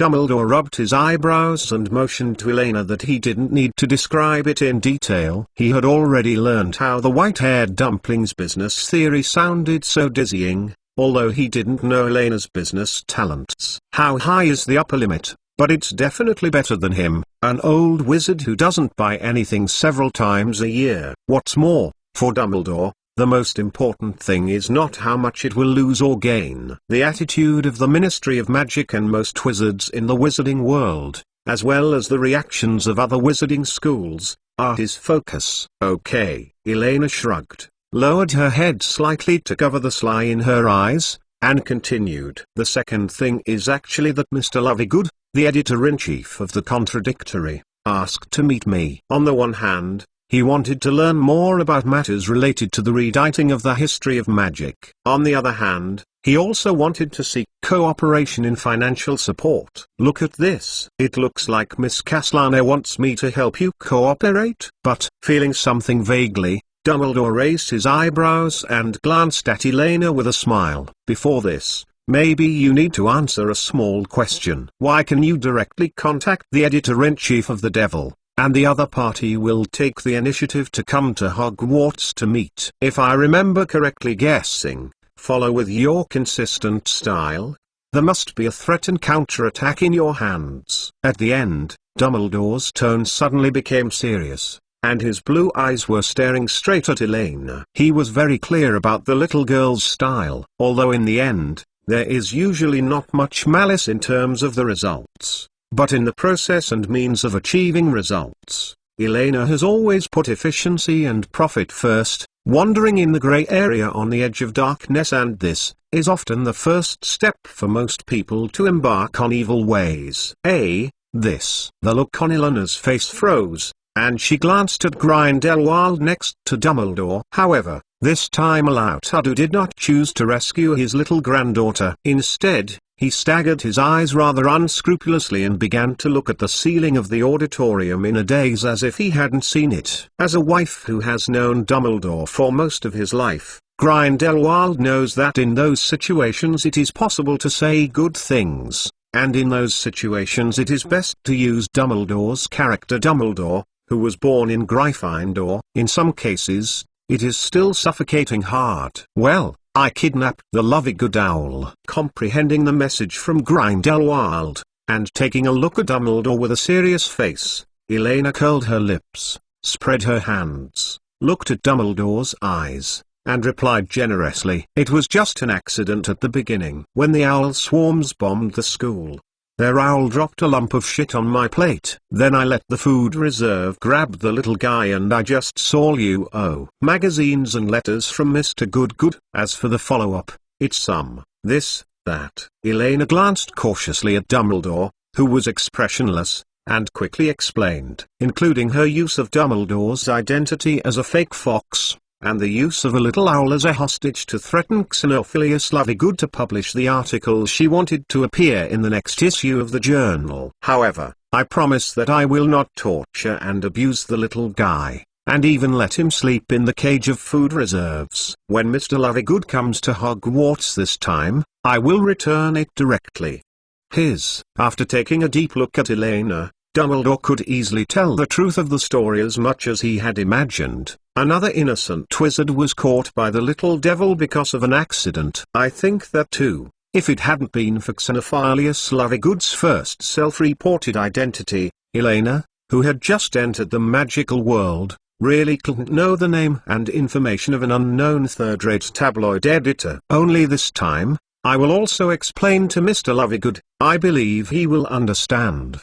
Dumbledore sighed and rubbed his painful temple. If this continues, he really has a little Hogwarts reputation in the future that will be biased by this little girl, becoming a den of evil forces in the magic world, or directly becoming a castle of the devil. Looking back on the experience of getting along in the past 2 months, he found that Elena's ability to grasp the human heart is almost instinctively terrible. She can always inadvertently give some choices that people can't refuse, as if it's like the devil in Mulfolk mythology. In a sense, she has all the potential to become a Dark Lord. She is powerful, self-willed, young, ambitious, influential, and insightful. The only thing that makes Dumbledore feel relieved is that Elena's role in interpersonal relationships in terms of processing, it can be said to be a completely different existence from Grindelwald and Voldemort. This child, maybe there is a devil in his heart, right?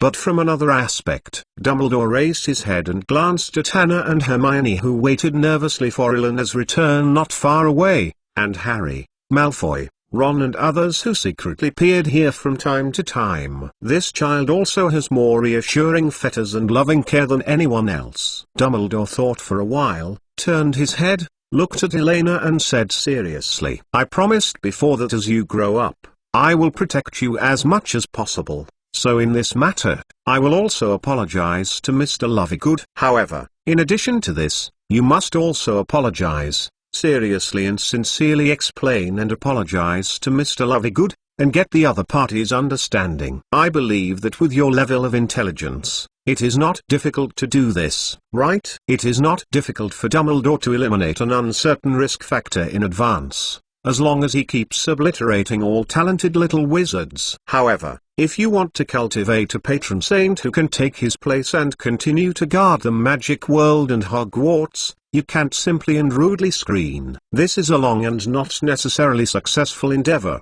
and it is possible to create a more terrifying demon. You know, Dumbledore has witnessed 2 talented young people go astray and bring the world. A terrible disaster has come. But even so, Dumbledore still chose, believing in hope. Today's update, there is only 1 chapter, and the mood is very complicated. I saw T9, why Shadow Demon Rabbit, why not ban the Ice Dragon, and why Wave? And, congratulations to SKT and Faker, the legend returns. Chapter 364, Elena's whispers thanks to the leader of Elmi. However, It is regrettable that Elena did not feel Albus Dumbledore's good intentions, compared with the long-term vision. Dumbledore, who is full of hope for a bright future, the patron saint of the European magical world, Elena is now extremely eager to be a true priest, not a fancy little witch. In this way, she can at least have 10,000 ways to help those obsessions that are stuck in the world go to bliss. Professor Binns, in fact, you don't have to follow me all the time, we just meet in the history of magic classroom. Elena sighed deeply, turned her head, looked at the behind the spirit who had been hanging around half a meter behind her since dinner, said helplessly, a man with a lesson plan. The translucent ghost professor. At this time, Elena, Hermione, and Hannah are holding a heavy magic history textbook, passing through the auditorium gate, and walking towards the magic history classroom on the second floor of the castle. Ed class every Monday night is history of magic. Hufflepuff and Gryffindor freshmen in the first year. I don't know what kind of strange news Dumbledore's hot-hearted old carrot instilled into Professor Binns. In short, not long after today's dinner, Professor Binns appeared silently behind Elena, while looking at singing and singing contradictions unhurriedly, while whispering softly with a hoarse and dry voice. Commenting on the omissions and lack of rigor in the article, Hannah, who was sitting next to Elena, almost fell asleep at the dining table. At the very beginning, Elena tried to argue with Professor Binns. However, she soon discovered that without preparation, this kind of irresponsible behavior would only be carried out by the experienced and emotional ghost professor. Luo listed more dry time points and names. Further preaching. And the worst part is that compared to the articles written by Hermione and Hannah as participants, the one Irina completed alone throws out the Hogwarts calendar point of view, and has carried out a certain amount of the exaggerated shocked body has become the main discussion object of Professor Binns. As a fossil-level professor who existed when the school was founded, half of Professor Binns's arguments even started with phrases such as "I remember, I want to be the first, and I saw it." There is no idea of arguing at all. The only good news is that it seems that thanks to Dumbledore's communication results, the ghost professor still supports Elena's Hogwarts calendar in general. If you want to make a metaphor, it is roughly similar to the most classic comment of many supervisors during the first review of the paper: generally speaking, the direction and ideas are correct, but the details are too rough and too many mistakes. It is recommended to overturn and rewrite. Rewriting is of course impossible to rewrite, not to mention that this journal has already been printed, and even if it can be changed, if it is really based on Professor Binns's idea, it is all changed to that kind of dry historical text. It is estimated that not many people will be willing to buy it, let alone help dissemination and discussion. So Elena simply didn't exist as Professor Binns, waiting for the old man to leave after nagging. However, she obviously underestimated the resilience of Professor Binns and the degree of persistence in the magic era. As a ghost, one of the biggest advantages is that if he wants to,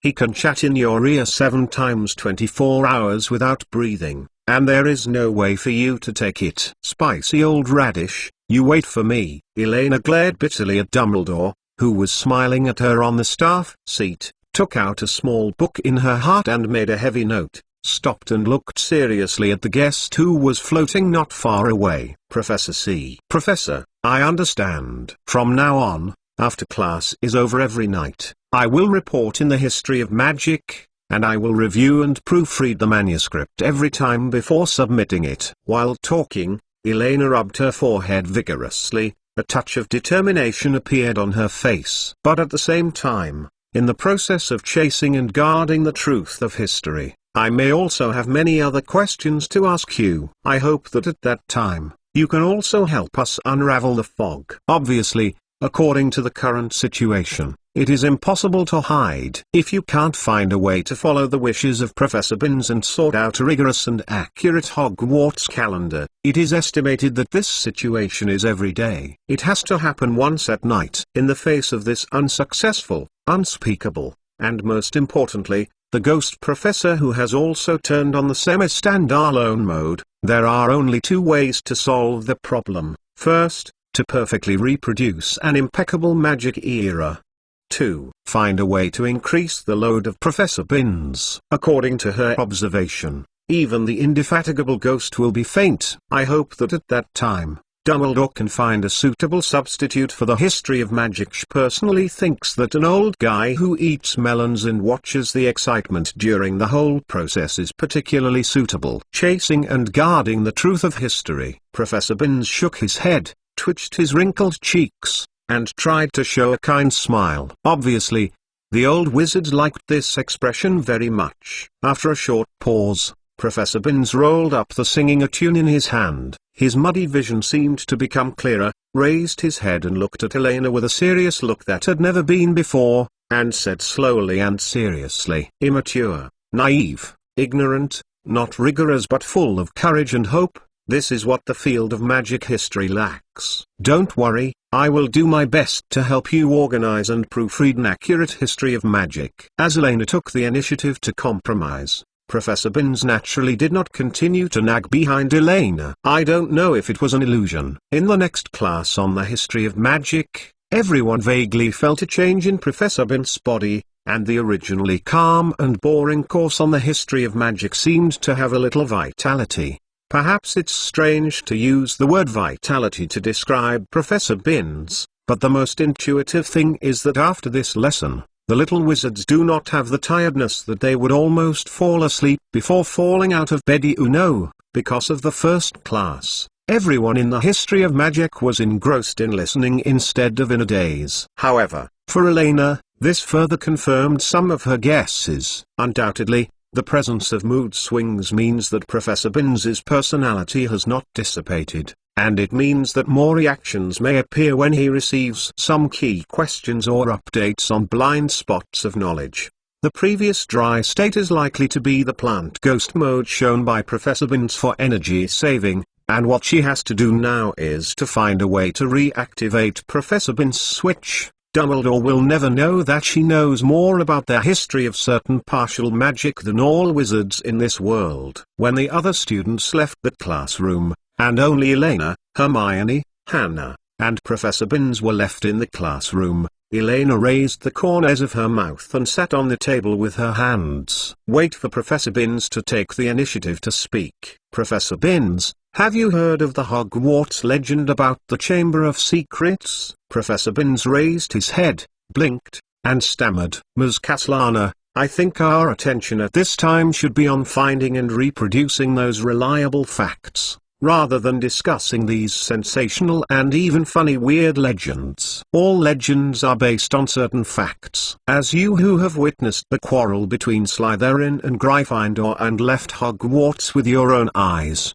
do you really think from the bottom of your heart that it is just an illusory legend? In order to find the secret room where the horrible things are kept in the legend, the three founders and you must have searched the castle many times. Elena squinted her eyes, her white calf dangling in midair, and whispered in a seductive tone, "It's a coincidence. I happen to know some news about the secret room." Want to know what creatures are there? To be precise, I roughly know where the secret room is. It's a pity that apart from the descendants of Salazar Slytherin, only ghosts are likely to go to that place at the moment. At this point, Elena paused, glanced meaningfully at the light grey Professor Ghost, and said softly, "It is very easy for you to go and verify in person. Are you interested?" Chapter 363 Plan Pass. Thanks to the leader of Lonely as a Dog, I want to stew him. Undeniably, the original intention of the four founders of Hogwarts was to continue the existence of magic. In order to make Hogwarts the best school of magic in the world,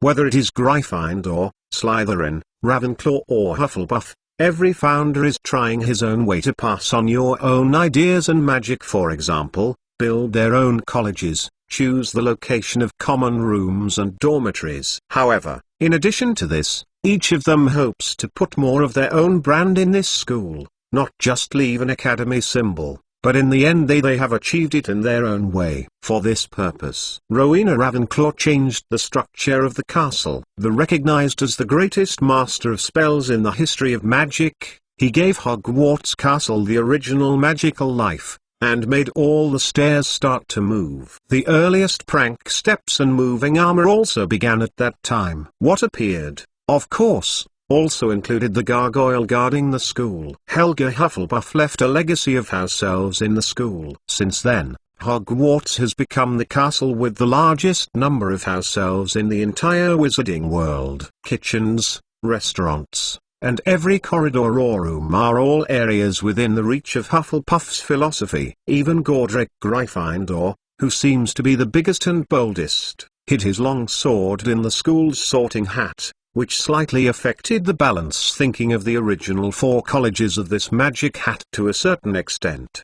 The absolute justice. Under such circumstances, Salazar Slytherin, as the original owner of the castle, is naturally not inferior to the other 3 founders. She built a room in the castle that actually belongs to him alone. The secret headquarters, only he himself and those with his permission can enter it. Perhaps when first building the Chamber of Secrets, Salazar Slytherin just hoped that there was a place where he could teach his students to learn magic that the other 3 founders did not approve of. After all, they had long been divided on whether to teach black magic. But when he completed the construction, the decoration in the secret room had clearly expressed Slatelin's grand idea, which was to show his own importance to the school. After all, besides him, no other founder would build for himself a huge statue, or a monster that only himself or his descendants can control in the school. Basilisk, legendary terrible creature bred by despicable Hellbow. If I guess it's correct, this is the monster that Salazar Slytherin left in that secret room. Elena glanced at Professor Binns with a hesitant expression. Without waiting for the old wizard to make a decision, she took the initiative to reveal the answer. In the original work, there is enough evidence that the chamber was built and absolutely opened more than once during the period until the 20th century. The Gunter family, a direct descendant of Slytherin, obviously knew this is a secret, and most of the purer blood families who came from Slytherin are also very convinced of this. This is why in the centuries after the death of Salazar Slytherin, many Hogwarts principals and many historians have conducted a thorough search of the school, hoping to find the secret room. But nothing was found. As a result, the weird casualties caused by the opening of the secret room were all labeled with the conclusion of extremely nasty campus murder cases. Most people are more willing to believe that this is actually some cruel little wizard in order to cover himself excuses for his crimes. In fact, you have always cared about this matter, right? It's just that because you have been unable to find the secret room for nearly 1,000 years, you have to reluctantly attribute it to rumors and legends. No, the truth of history lies with you. In front of me. Elena squinted and stared at Professor Binns directly in front of her. With her voice, Professor Ghost's rickety and thin body trembled slightly. An insignificant pain appeared on the old man's wrinkled cheeks, and the expression on his face gradually began to become more vivid. Basilisk. So that's it. It makes sense. Boer. Sure enough, for Professor Binns, the effect of unlocking the dusty historical truth is no less than a death curse. From Elena's point of view, instead of just waiting silently until the plot is allowed to evolve in order to maintain some foresight advantage, and waiting for Voldemort's Horcrux to open the secret room at an uncertain point in the future, create a terrorist attack in the school. Might as well take the initiative to clean up this dangerous factor hidden in the castle. You know, as the storms that she is fanning in this world become more and more fierce, no one can predict what changes will happen in the future. In the face of a basilisk who has the ability to determine death, she will not naively place all hopes. Everything will be based on the original plot. I don't know that the person the basilisk sees at first sight is her. Myrtle Elizabeth Warren, or Crying Myrtle. Professor Binns, you should have heard of this name. That student ghost stranded in the girls' bathroom on the 2nd floor of Hogwarts Castle. Elena glanced at Professor Binns, and said calmly, just like Professor Binns's unwavering tone in class, as if she was reciting a historical record from a book. In 1943, the secret room was opened once, and Myrtle was the student who died in a disaster. According to her description, she saw a pair of terrible yellow eyes before she died, and then she died. It's the eyes of the basilisk. As long as an unknown's gaze is in contact with its gaze, it will instantly die. Professor Binns continued with Elena's words in a dry voice, paused for a while, breathing like a blower that was about to break down. There is no curse, no matter the level of magical power, as long as you are targeted, you will definitely die indeed. This is the style of Salazar Slytherin. I remembered, he even asked me about historical documents of the wave. But, Ms. Castellana, how do you know these things? Professor Binns looked at Elena with muddy eyes and asked softly. Because of some special reasons, there are some wonderful connections between Hogwarts Castle and me. Elena raised her left hand and shook it quickly in midair, and 3 dazzling magical white lights flashed in front of Professor Binns. The entrance to the secret room is in the bathroom. There is a pond carved with the imprint of a small snake. Except for the wizard who has the talent of Slytherin, no living person can open that passage, but you can follow it. Going all the way down the pipe, I found a stone tunnel leading to the depths of the earth. Don't worry, if I'm right, the basilisk sleeping in it will not appear if I don't wake up through a specific process. But what if you guessed wrong? Feeling the more depressing and solemn atmosphere in the classroom, Hermione swallowed and asked cautiously. Although I don't know exactly what the two of them are talking about, the only words revealed in them are enough to make Hermione on the side feel a horror. She never knew that a student died in Hogwarts. Listening to Elena's meaning, it seems that more than once. It doesn't matter if you guess wrong. After all, ghosts won't die twice. But we are different. Elena turned her head and glanced at the restless little beaver, with a sweet smile that was relieved, and looked at the pensive Professor Binns again. At this time, the light and shadow on Professor Ghost's body were shaking, as if it were just like his mental journey. I see, I will go to sea tonight. Professor Binns nodded slowly, and there was a touch of solemnity and seriousness that had never appeared before on his face. Regarding the question of the era of magic, I will talk about it after I come back tomorrow. You should go back and rest first. Finally waiting for Professor Binns' answer, Elena squinted happily. Plampus. She didn't believe it anymore. When Albus Dumbledore discovered that such a terrible safety hazard lurked in Hogwarts Castle, he would have spare time to arrange for her to continue to arrange some after-school tutoring. At that time, he needed first of all, the headache is how to attack this basilisk without injury. As for Professor Binns, even if there is a regrettable accident, the Mandela grass planted by Professor Sprout can be depetrified. At most, he will be temporarily absent from the teaching of the history of magic for half a year. The problem is not big. So let's take a vacation. Up. Chapter 366 Daily Prophet and Singing a Devil. Even if Elena pointed out the general scope and direction, it is not easy to find the stone tunnel leading to the secret chamber in Hogwarts' bleak and complicated pipeline system. After all, Ghost's perception of the outside world is still confined to the human category. Traveling through the corridor walls and diving deep to the bottom of the castle are two completely different experiences. There are only ghosts like Professor Binns who are patient. It is possible for the professor to carry out this physical investigation exploration process tirelessly. The secret room built by Slytherin is roughly a few miles deep below the castle. According to Elena's estimation, even in the most optimistic situation, it would take 2 to 3 days for Professor Binns to explore from the beginning to the end.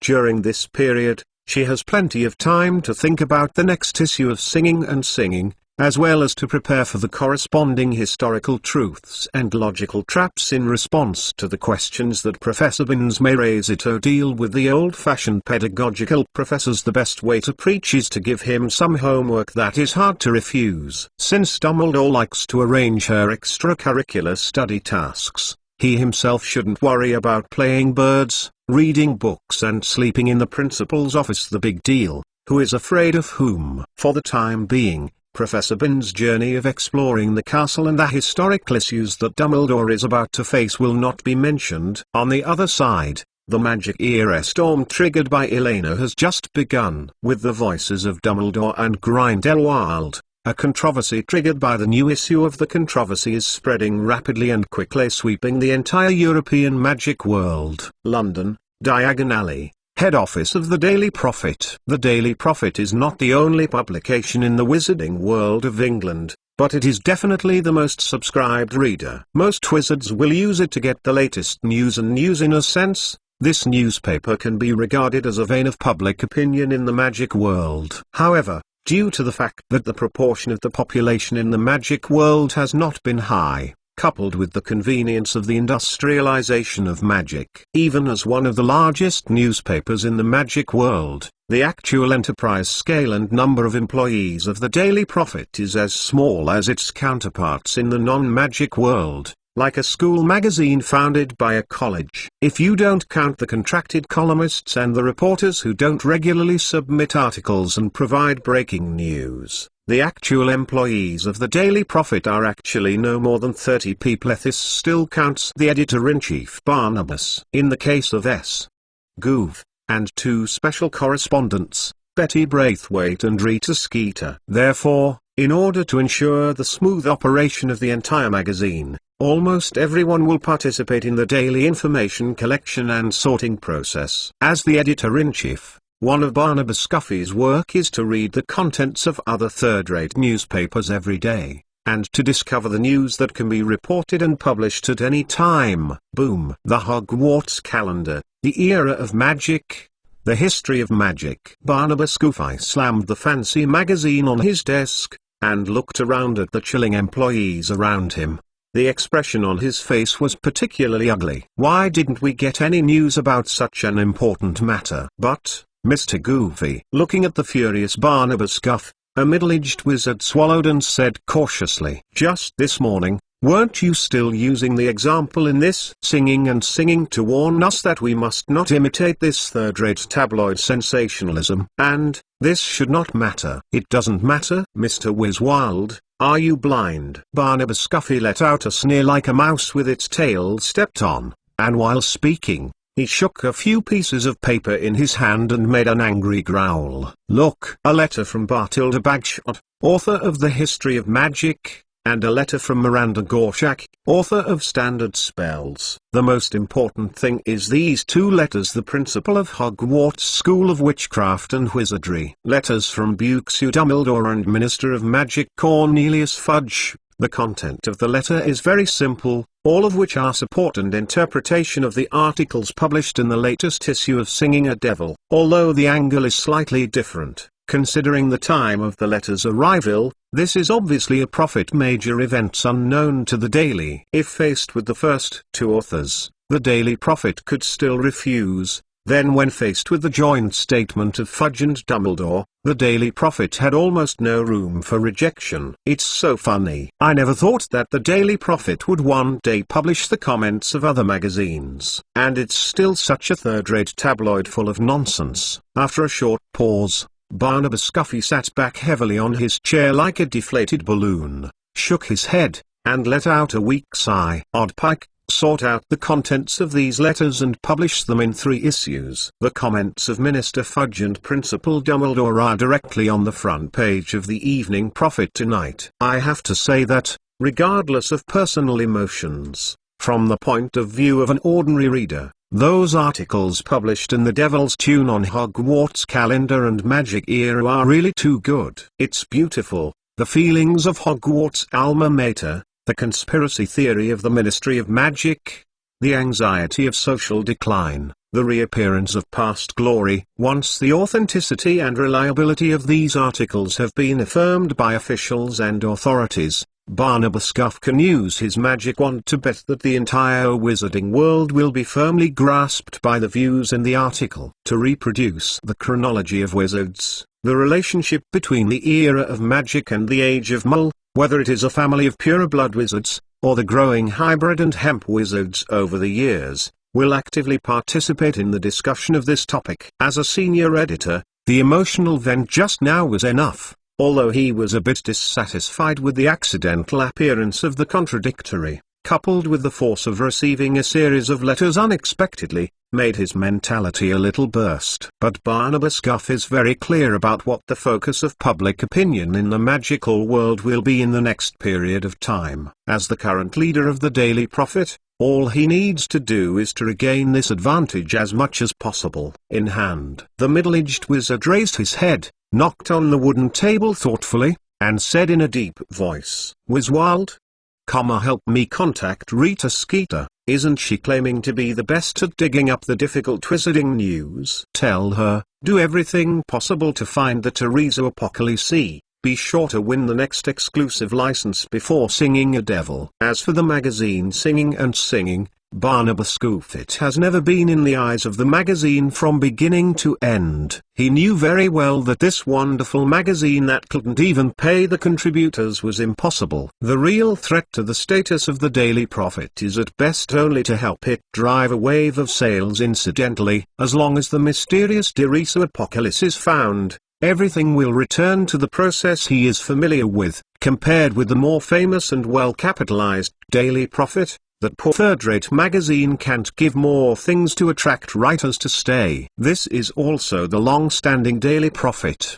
The most important reason for standing still is that what other family can't give, Prophet Daily can give. What other family can give you, Prophet Daily can give more. At the same time, Lovegoods' house. The reserve grain squinted his eyes, quietly squatting on the wooden table and observing the reaction of the two in the room. The reply letter from the little master Elena has been delivered to the master. As Lovegood and his daughter read the contents of the letter paper, the whole room fell into a strange silence, as if someone had performed the same as mute magic. Goo, cuckoo. The food reserve screamed too impatiently, and the little paw scratched on the table, actively breaking the tranquility. So, Luna Lovegood blinked, slowly put down the letter paper in her hand, raised her head and looked at her silent father and said softly, I mean Miss Teresa's request is if you want to pick up Hornsnorer, shall I go to Hogwarts with you? I go. Chapter 367. The title is too long and temporarily invisible. No,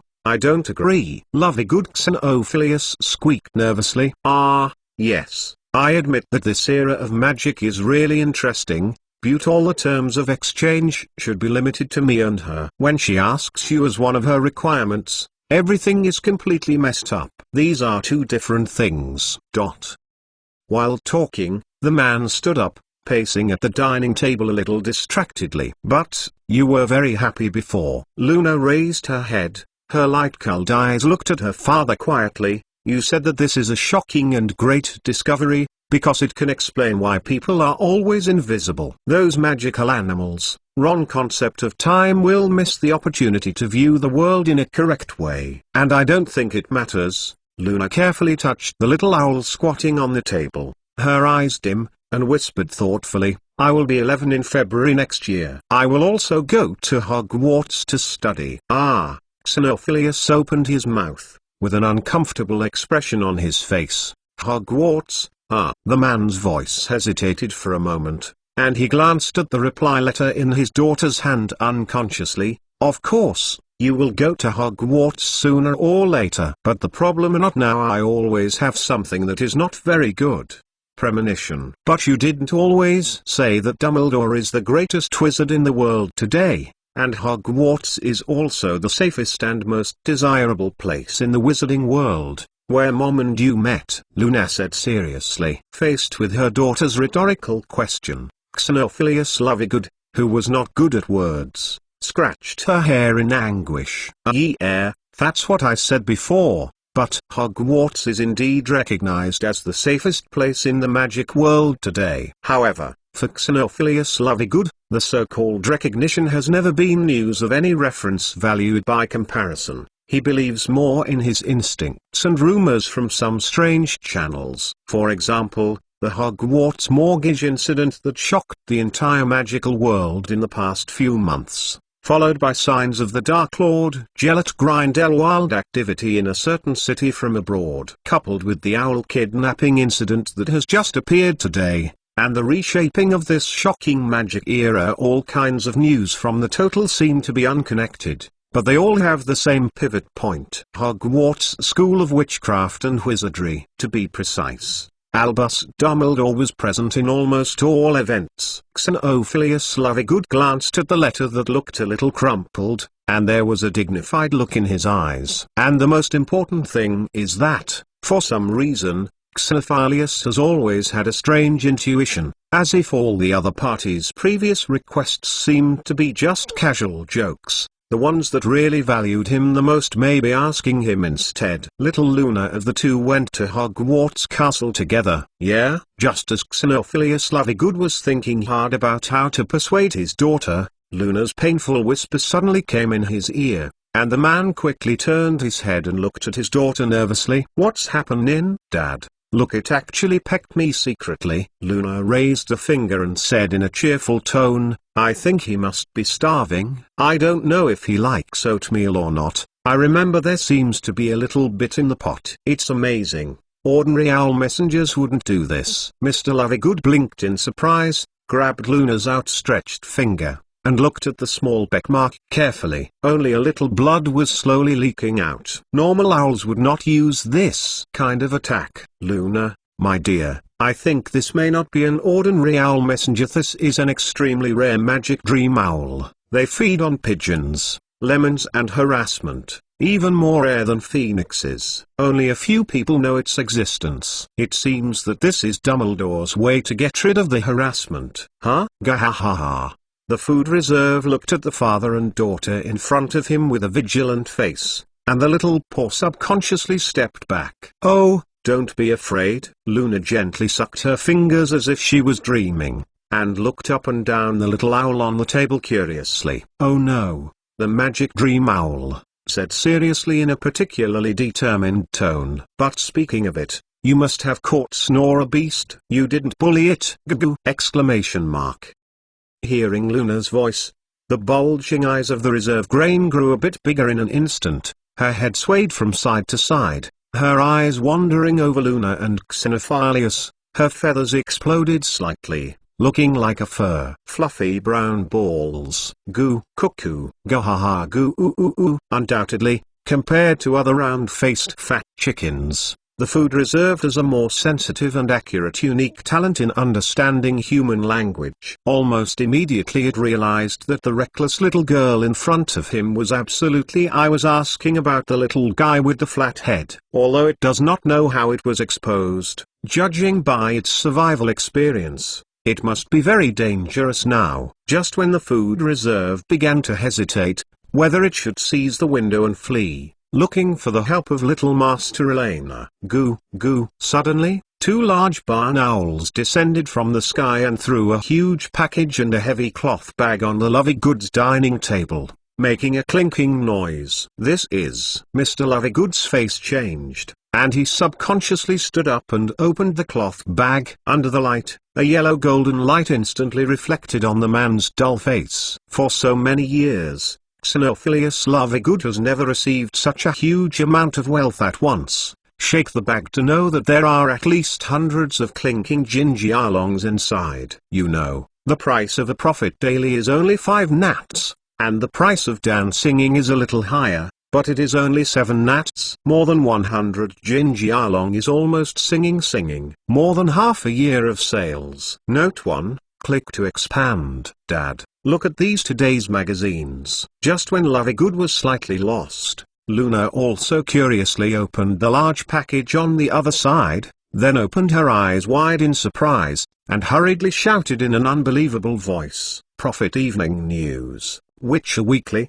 Magic World Today, Ministry of Magic Newsletter." All the mainstream newspapers and magazines that are popular today in the magic world appear in this package. And the most important thing is that almost all the magazine covers are discussing the same topic: Hogwarts calendar. Can it open and reshape the era of magic that belongs to wizards? Just as Luna pulled out the periodicals from the package, a thin sheet of letter paper slipped quietly onto the table. "Dear Mr. Miss Lovegood, regarding the previous financial difficulties, we have helped you properly resolve it. Please print it as soon as possible." Attached to the letter are other today's magazines' promotion and appraisal of the anti-singing. Within the next week, all mainstream media magazines in the magic world will jointly publish information, only to serve as the basis and bridge for friendly cooperation between the two parties. At the same time, I am deeply sorry for the confusion and censure you may have encountered before, and I am willing to explain when we meet,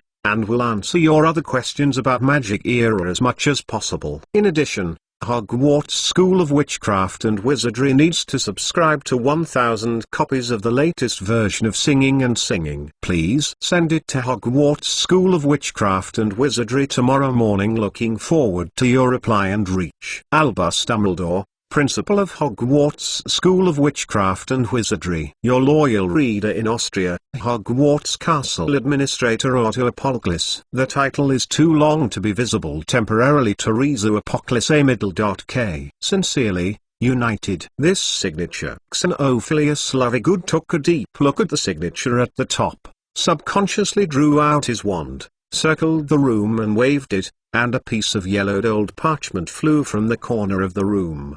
Come out.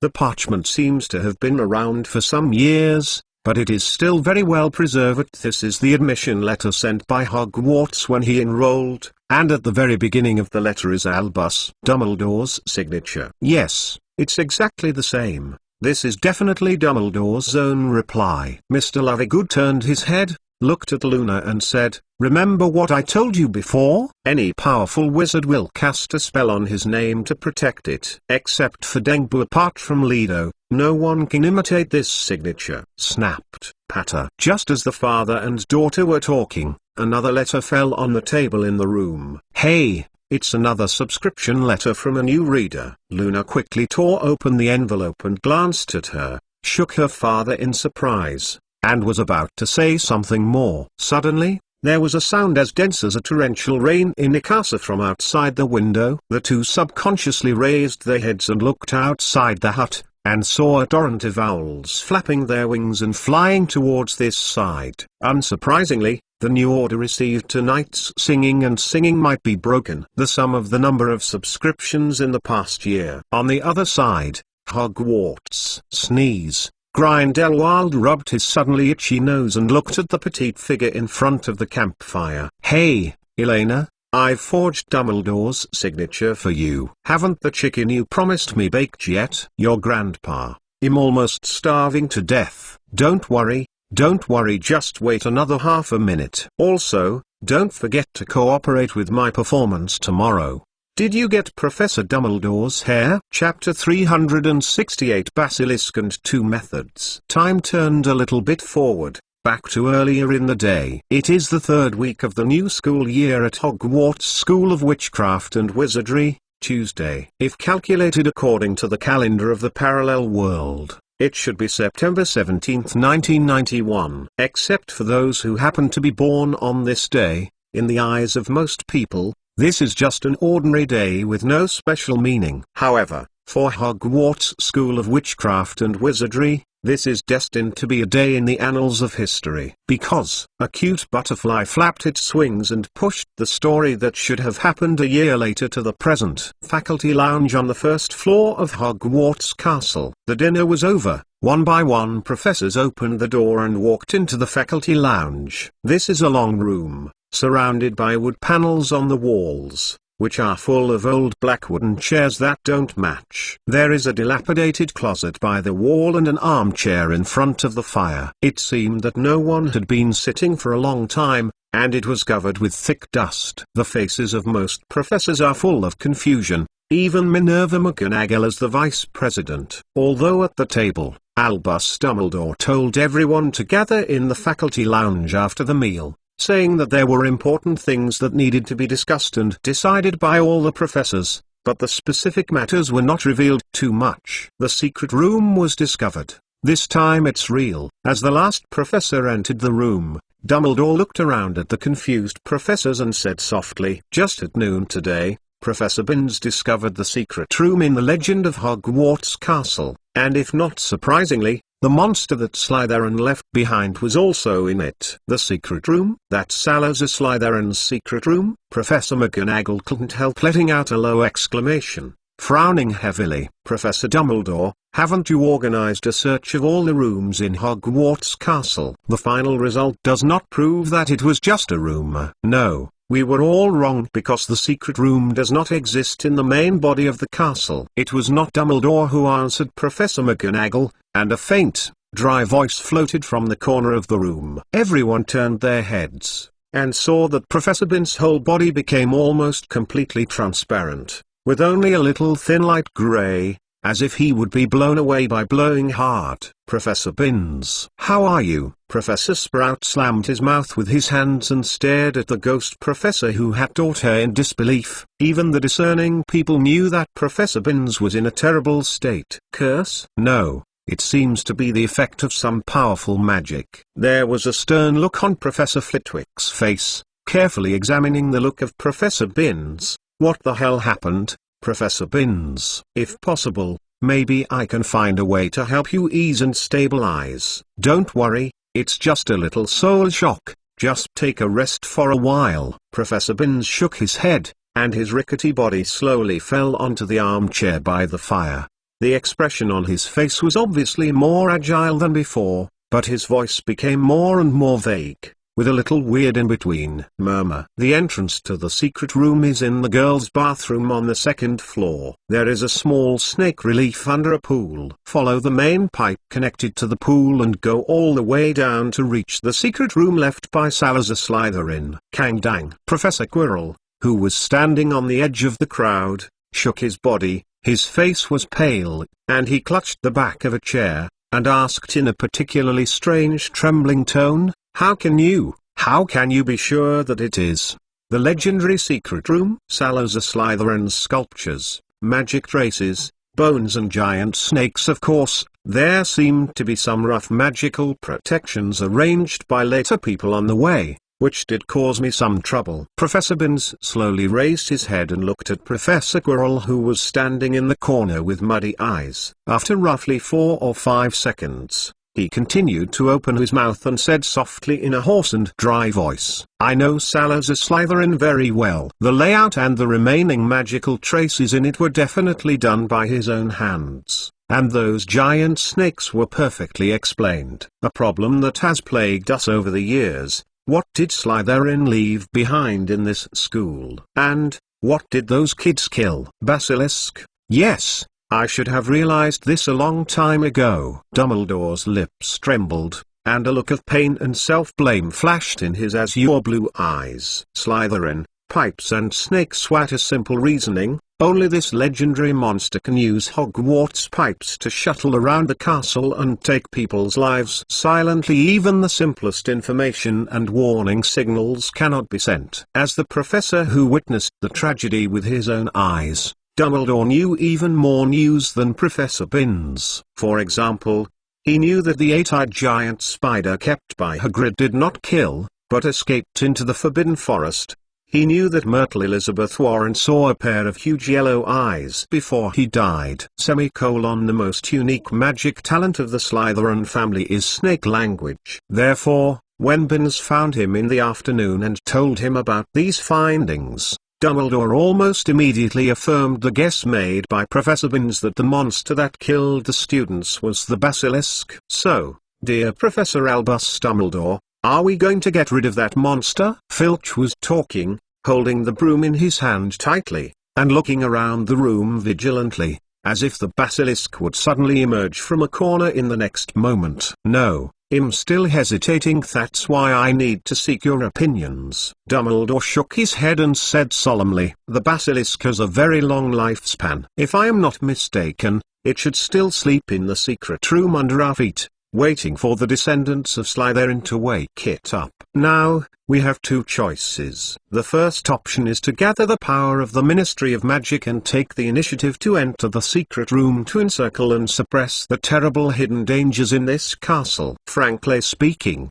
even when I was confronting this unknown ancient magical creature, there was no 100% sure of victory. The knowledge and records of the basilisk are still too little. Once there is any deviation, it is likely that someone will sacrifice. The second method is to add more magical seals at the entrance of the secret room and guard it so that it can never come out of the secret room. However, no one can ensure that this protection will work forever, and what we have now found entrance Is it the only way for the basilisk to go out? Dumbledore paused for a moment, glanced at the professors who were lost in thought, and took a deep breath. But in any case, I think the Ministry of Magic and all students have the right to know about this. He will also write to Cornelius Fudge later. Before that, I want to hear your opinions first. After half an hour, an empty classroom not far from the Hufflepuff common room. Well, that's about it. Gellert Grindelwald grinned and said,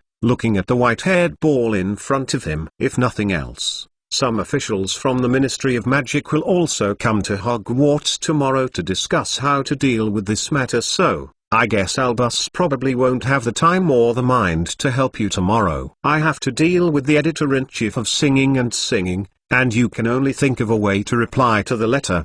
What are you going to do? Isn't there still Grandpa? Since you took the initiative to tell me, there must be a solution. Elena blinked and shook Grindelwald's thin, big hand from side to side, showing an innocent and lovely expression, as if she was acting like a granddaughter acting like a grandfather, and said sweetly, "There are methods, but..." Grindelwald raised his eyebrows and squinted his eyes in a useful way.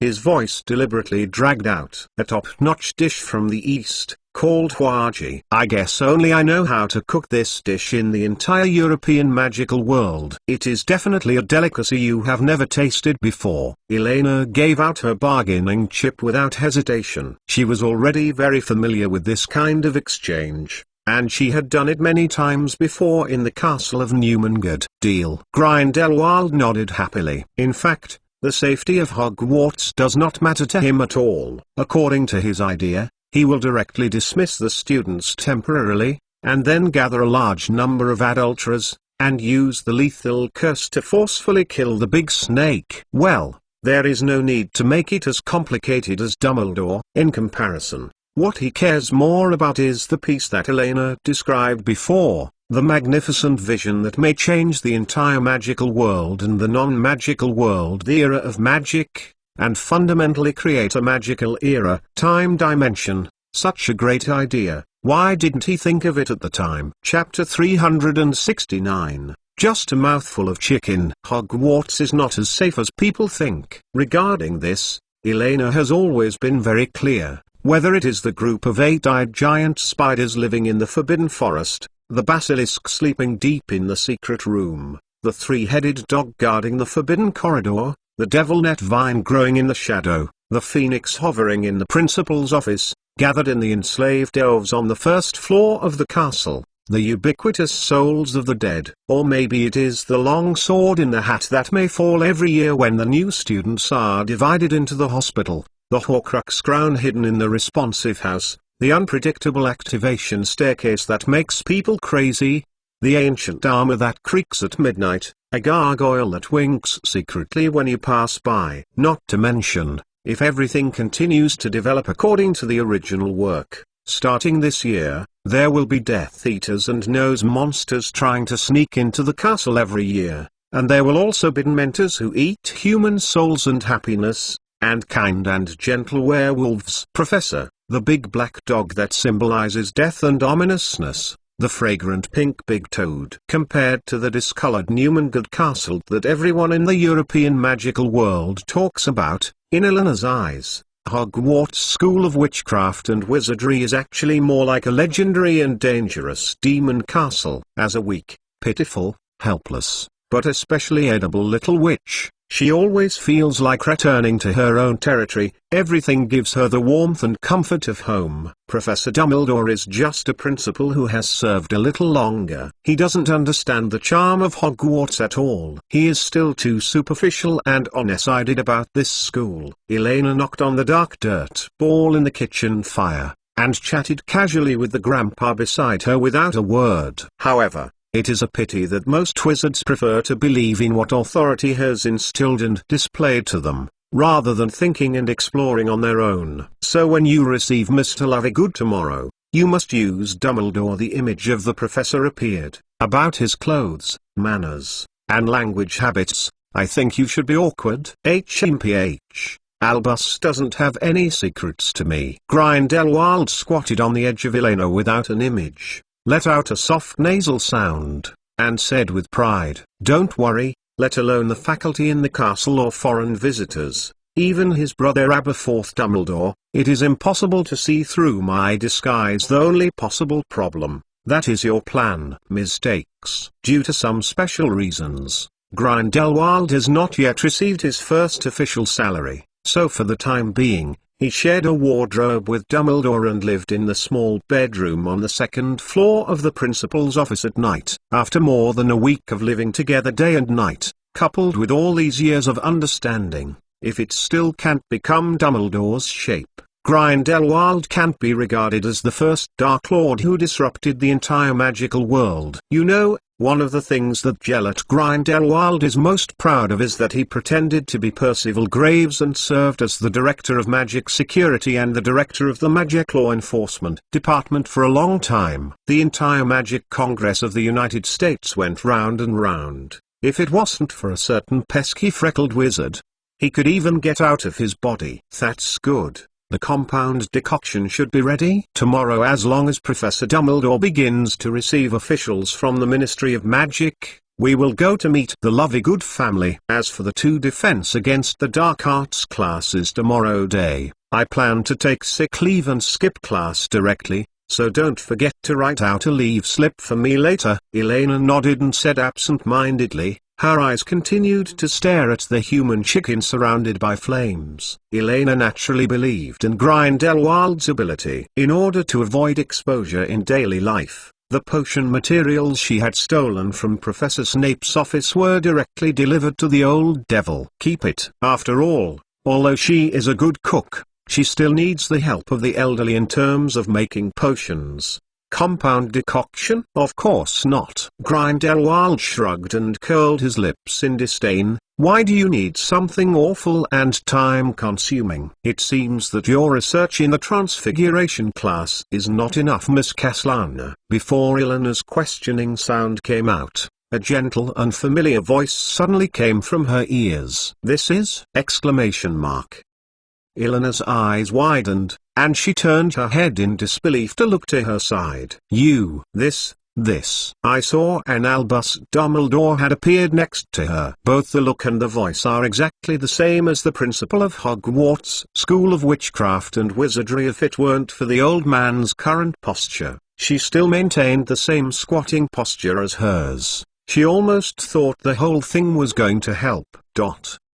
Human body transfiguration. This can be more useful than compound decoction. Albus Dumbledore smiled slightly. His azure blue eyes flashed with a cynical and cunning look that belongs to Grindelwald, and he raised his right hand and flipped it up and down in front of his eyes, and continued. As far as I know, Albus does not have the habit of carrying drinks with him. If the compound decoction is used, once the time is accidentally prolonged, it will be easy to reveal the stuffing. And there is no such problem with the transformation technique, unless it is people cast a manifestation curse. Of course, even if someone has such guts, he still has to have a chance to hit me. Not to mention that potions is not Grindelwald's strong point. Even if Grindelwald can make compound decoctions very skillfully, there is a simpler and more direct way to put it in front of him. He will naturally not give up near and far. Not to mention, if he remembers correctly,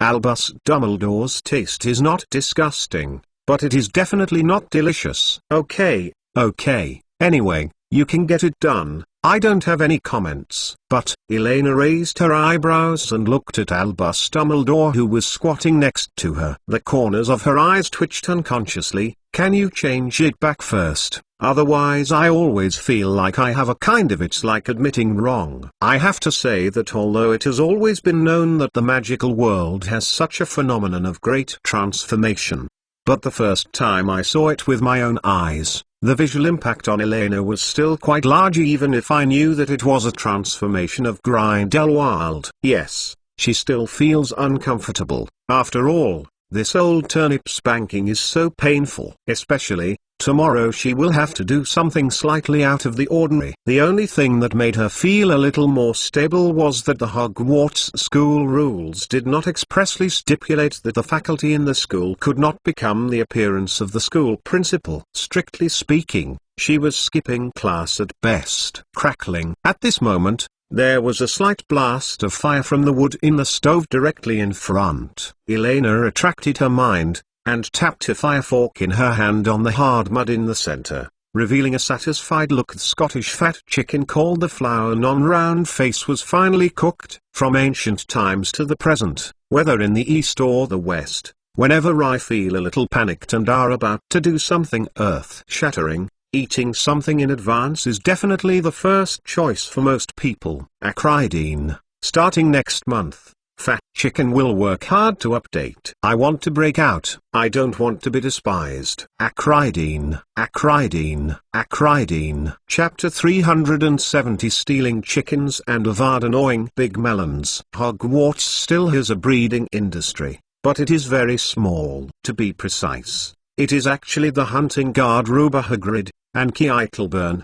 who is a professor of the magical animal protection class, and some small animals raised near the Forbidden Forest, such as chickens, ferrets, mice, rabbits. Number it's not too much, it's mainly used to feed magical animals. This is the important information that Elena got from Burley, the house elf, after repeatedly asking. After all, for the Hogwarts kitchen, Hagrid's breeding scale is still too small to be used as a stable source of meat for the school's 3 meals a day. The students' daily protein supplements mainly rely on Hogwarts. What's imported various poultry and livestock from the non-magical world. There is no doubt that I am a half-magical animal. Acridine. As a mixed-breed veal, after learning about Hagrid's purpose for raising the small animals, Elena did not hesitate to label the small animals as a food reserve, although it could not be used to feed the whole school, teachers and students, but there is nothing wrong with it because of emotion and reason, but for her to be used to fight the teeth. When I heard that Elena was able to make some delicious new dishes,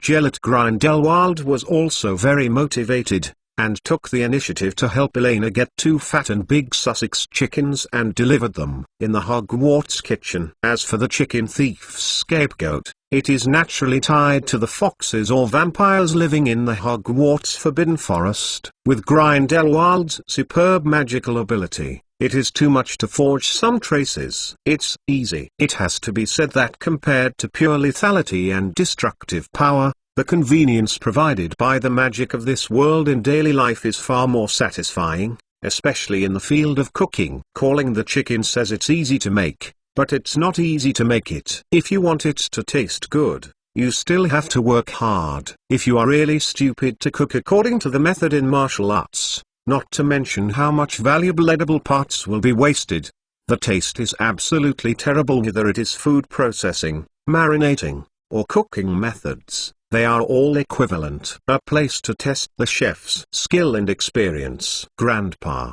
help euthanize these 2 chickens. It's Avada Kedavra, Avada Kedavra. Gellet Grindelwald raised his eyebrows, but he didn't refuse, and he uttered the spell cleanly. It's just that he had never thought before that, after so many years, the object of his use of Avada's life spell again was actually 2 trembling Scottish fat chickens. And what worries him most is Elena's indifferent attitude when facing the Avada Saw curse. A few people can treat the curse so calmly, let alone want to use it in the kitchen whimsically.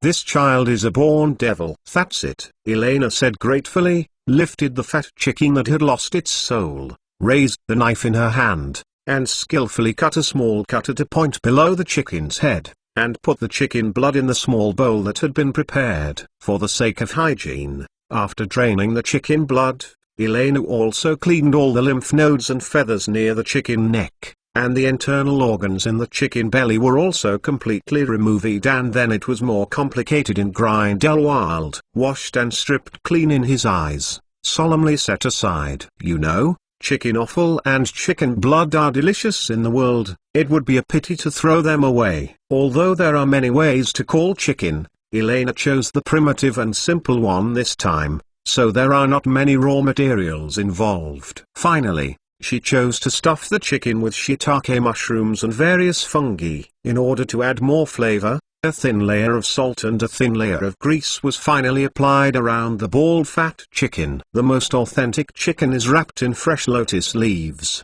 but Hogwarts in the Scottish Highlands naturally cannot find this raw material for the time being, so I have to replace it with broad-leaved cabbage in the vegetable garden. Similarly, the soil used to wrap the vegetable leaves comes from the wet mud at the Black Lake at Hogwarts. Of course, this kind of simple digging work was naturally handed over to the house elves at Hogwarts to complete. Is that all right? This is what you call super delicious food? Grindelwald frowned and watched Elena throw the ball of mud straight into the stove in the kitchen. The expression on his face was a bit hesitant. He always felt like he had been fooled by this little guy again. This kind of children's play style is really edible! Just wait and see, it's simple. The epee has no edge. Forget it, you don't know how to cook anyway. Don't express your own opinions about these things. You have never won the debate about cooking.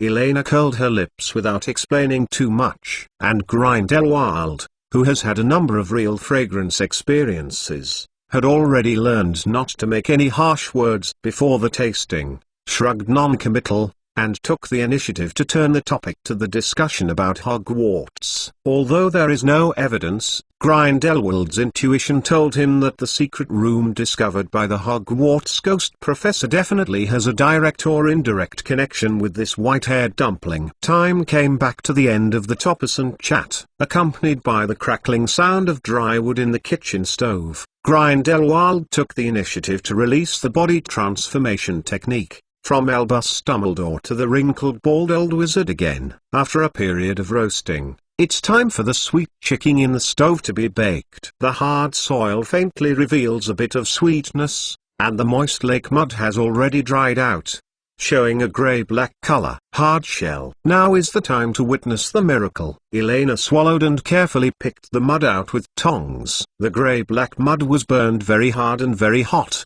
and it didn't look so delicious. But when I thought of a chicken in it, Elena couldn't help but drool, and she wished to slap the mud away with her bare hands. Looking left and right, Elena picked up a pan on the kitchen workbench and slammed it on the hard mud. Snapped. As soon as the mud shell cracked, a scent with the unique fragrance of cabbage floated out. He burrowed into the human nose, removed the mud shell, opened the overripe lotus leaf, and a golden chicken appeared in front of her and Grindelwald.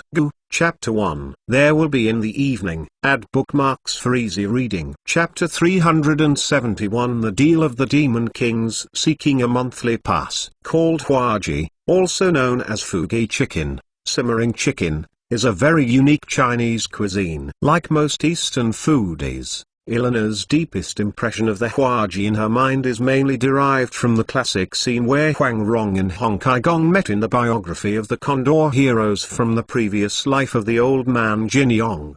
But in fact, the real beckoning chicken is much more complicated than in China. If the chicken is simply wrapped in soil and roasted, the chicken will not be delicious. The simplest reason is that the chicken inside will not taste at all, and due to the sealing reason, it will have a rather heavy fishy smell. Many of them are simply taken for granted.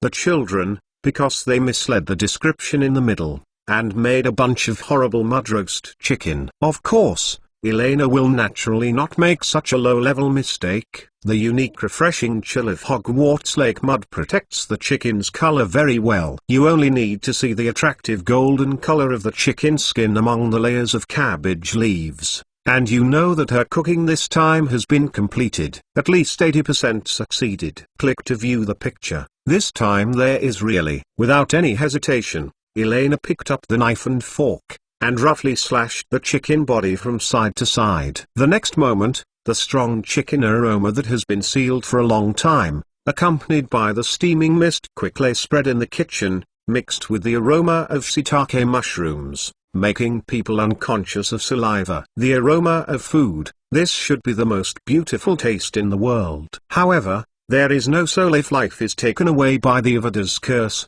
so before eating, you still need to inject soul into this plump fat chicken. Elena picked up the thick salt dish next to him, and carefully sprinkle a thin layer of salt on the chicken, like a layer of crystal gauze, blending with the oil leaking from the chicken. That's it. This fragrance, this appearance, is really great. Elena licked her lips, took a drunk breath, took out a pair of black walnut chopsticks, wiped it on the white tablecloth handed by the housekeeper Burley, and directly picked up a piece of chicken, stuffed in the entrance. The golden and crisp chicken skin makes a nice clicking sound between the lips and teeth, the tender chicken bursts with delicious juice, the coarse salt rolls on the tip of the tongue, the smell of fungus and spices mixed with the fragrance of the leaves. It is just right to neutralize the greasiness of the chicken.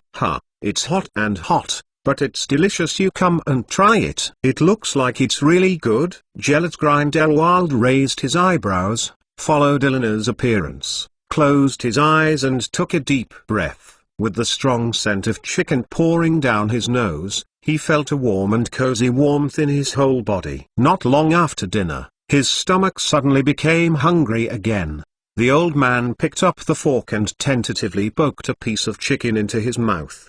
Beneath the golden skin, the chicken is crystal clear as snow. Obviously, it is just ordinary chicken used to feed magical animals, but it does not have the dry wood taste of ordinary chicken. On the contrary, it is very soft. The mushrooms and spices filled in the belly of the chicken do not interfere with the deliciousness of the chicken itself. The coarse salt grains on the epidermis of a different kind of rough jungle atmosphere. Forest. Cave. The boundless grassland and the lava hidden in the volcano. Grindelwald opened his eyes, full of admiration, and glanced at the walking chicken in front of him. Without hesitation, he threw down the fork in his hand and tore off a whole chicken thigh and stuffed it into the entrance. Every inch of folds on the face exudes pleasure. It's really enjoyable. Sure enough, it's enjoyment with this little guy. In just a few mouthfuls of effort, a huge chicken leg disappeared from Grindelwald's mouth. However, just when Grindelwald was about to start to tear another chicken leg, he felt empty. Okay. Grindelwald raised his eyebrows and narrowed his eyes to look at Elena, who had taken the human chicken away from him, with a slight dissatisfaction and confusion in his tone, and snorted softly. What do you mean? A chicken leg can't count as a transaction completed. The tasting time is over. Elena looked at the fat chicken with a leg torn off in her arms with a bit of heartache, and subconsciously sucked in her mouth. Fat chicken. Hello. Fragrant. Then, she raised her head, looked at Grindelwald and said seriously, now you first need to answer a question. Can this called Huaji pay you for tomorrow's performance? As a 3-generation Meguro demon who is growing up, Elena has a very deep understanding of this fickle and bad old demon. If you don't reach an agreement in advance, according to the character of this old guy, you can definitely make that kind of long wangshu, eat and wipe the behavior of not admitting the account. Similar to this kind of confrontation, the two have had more than one round, even though the relationship between the two is already closer than it was when they were at New Mungard Castle. When they can pit each other, neither Grindelwald nor Elena will be soft. Absolutely keep their promises and drill flexibly. The gaps in various rules belong to the tacit understanding between the Devil Kings. A chicken may not be enough. Grindelwald slapped his lips intently, touched his chin, which had begun to be slightly stubble, said thoughtfully. 2. Elena raised 2 fingers without hesitation, and gave her price code. At most, add a stir-fried chicken miscellaneous and a large bowl of chicken blood soup. No more. You have to have something to eat. 2. 3.5 of the chicken is used to pay for imitation signatures, and the remaining 2.5 are used to help you become an albus liar. Grindelwald shook his head and said seriously, if I didn't guess wrong, I might have to show some magical ability, right? If you just need the appearance of albus, you can make a compound decoction by yourself and directly change it into his appearance to receive it. The Lovegoods. It's a deal. But the extra chicken needs you to run. Elena shrugged. This is too simple. Grindelwald smiled slightly and drew out his wand and waved it deftly in the air. The next moment, a fat chicken with a leaf monthly ticket in its mouth appeared in the Hogwarts kitchen out of thin air, making a panic and cooing, before it could see the surrounding environment. Another glare. The green light flashed in the kitchen. The little fat chicken slumped to the ground silently. For a master of spells like Grindelwald, as long as the location of the summoned object is determined stepped on. He wants to use the spell to summon an ordinary poultry less than a few hundred meters away from him. It couldn't be easier. Since the traces of the fox have been forged once before, this time there is no need to even continue to set up the crime scene, but simply forging an Albus Dumbledore's signature, and helping Elena as a background board to receive magazine editors outside the school. You can earn so many meals. The most important thing is that can participate in the important process of changing the magic world. For Gellert Grindelwald, it is too cost-effective. When you finish this little guy, let's find an empty classroom to discuss tomorrow's plan. Grindelwald shook the clean chicken bones in his hands and said with a grin, his eyes shining brightly, "Goo." Chapter 2.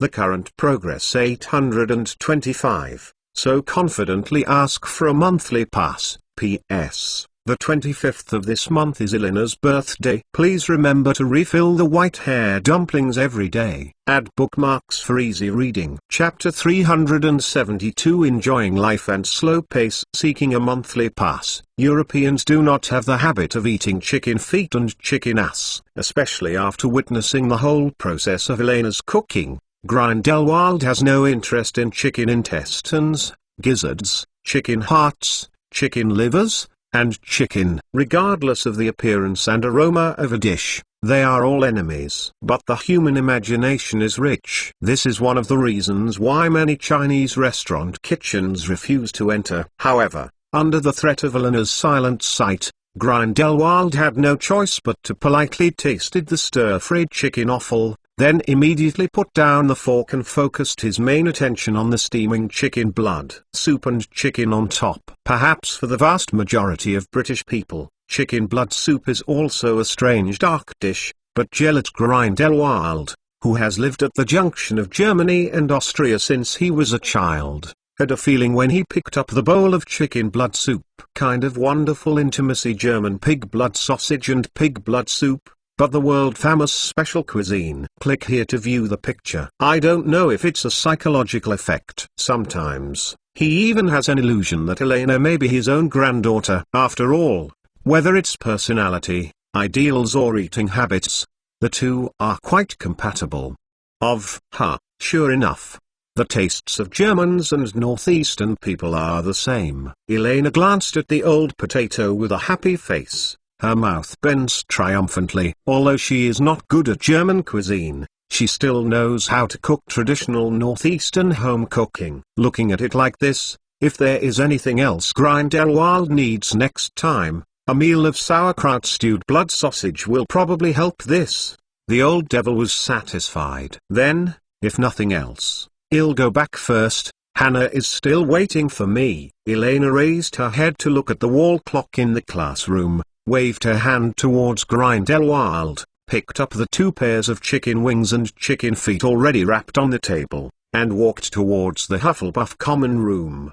Go with. The details about tomorrow have been finalized, and the rest will depend on the actual performance. As long as Grindelwald, the master of the spell, is standing by, there are countless kinds that can be forced to save even if the performance is not going on at the end. Way of the field. Coupled with the fact that the supper was almost finished, Elena naturally didn't have the thought of continuing to chat with Grindelwald. Not surprisingly, Hannah Abbott Cyan Hanhan was probably still at the door of the Hufflepuff common room, waiting for her to come back to sleep. Even if she had told Hannah before, she wouldn't going far away. As time goes by, the little guy who has a hard-hearted mind will still be more and more worried, right? This little devil is much happier than he was back then. Grindelwald watched Elena leave the classroom, looked down at the chaffinch beside him that had not been taken apart, shook his head dumbly, and took out a golden red phoenix tail feather from his pocket and shook it. Fox,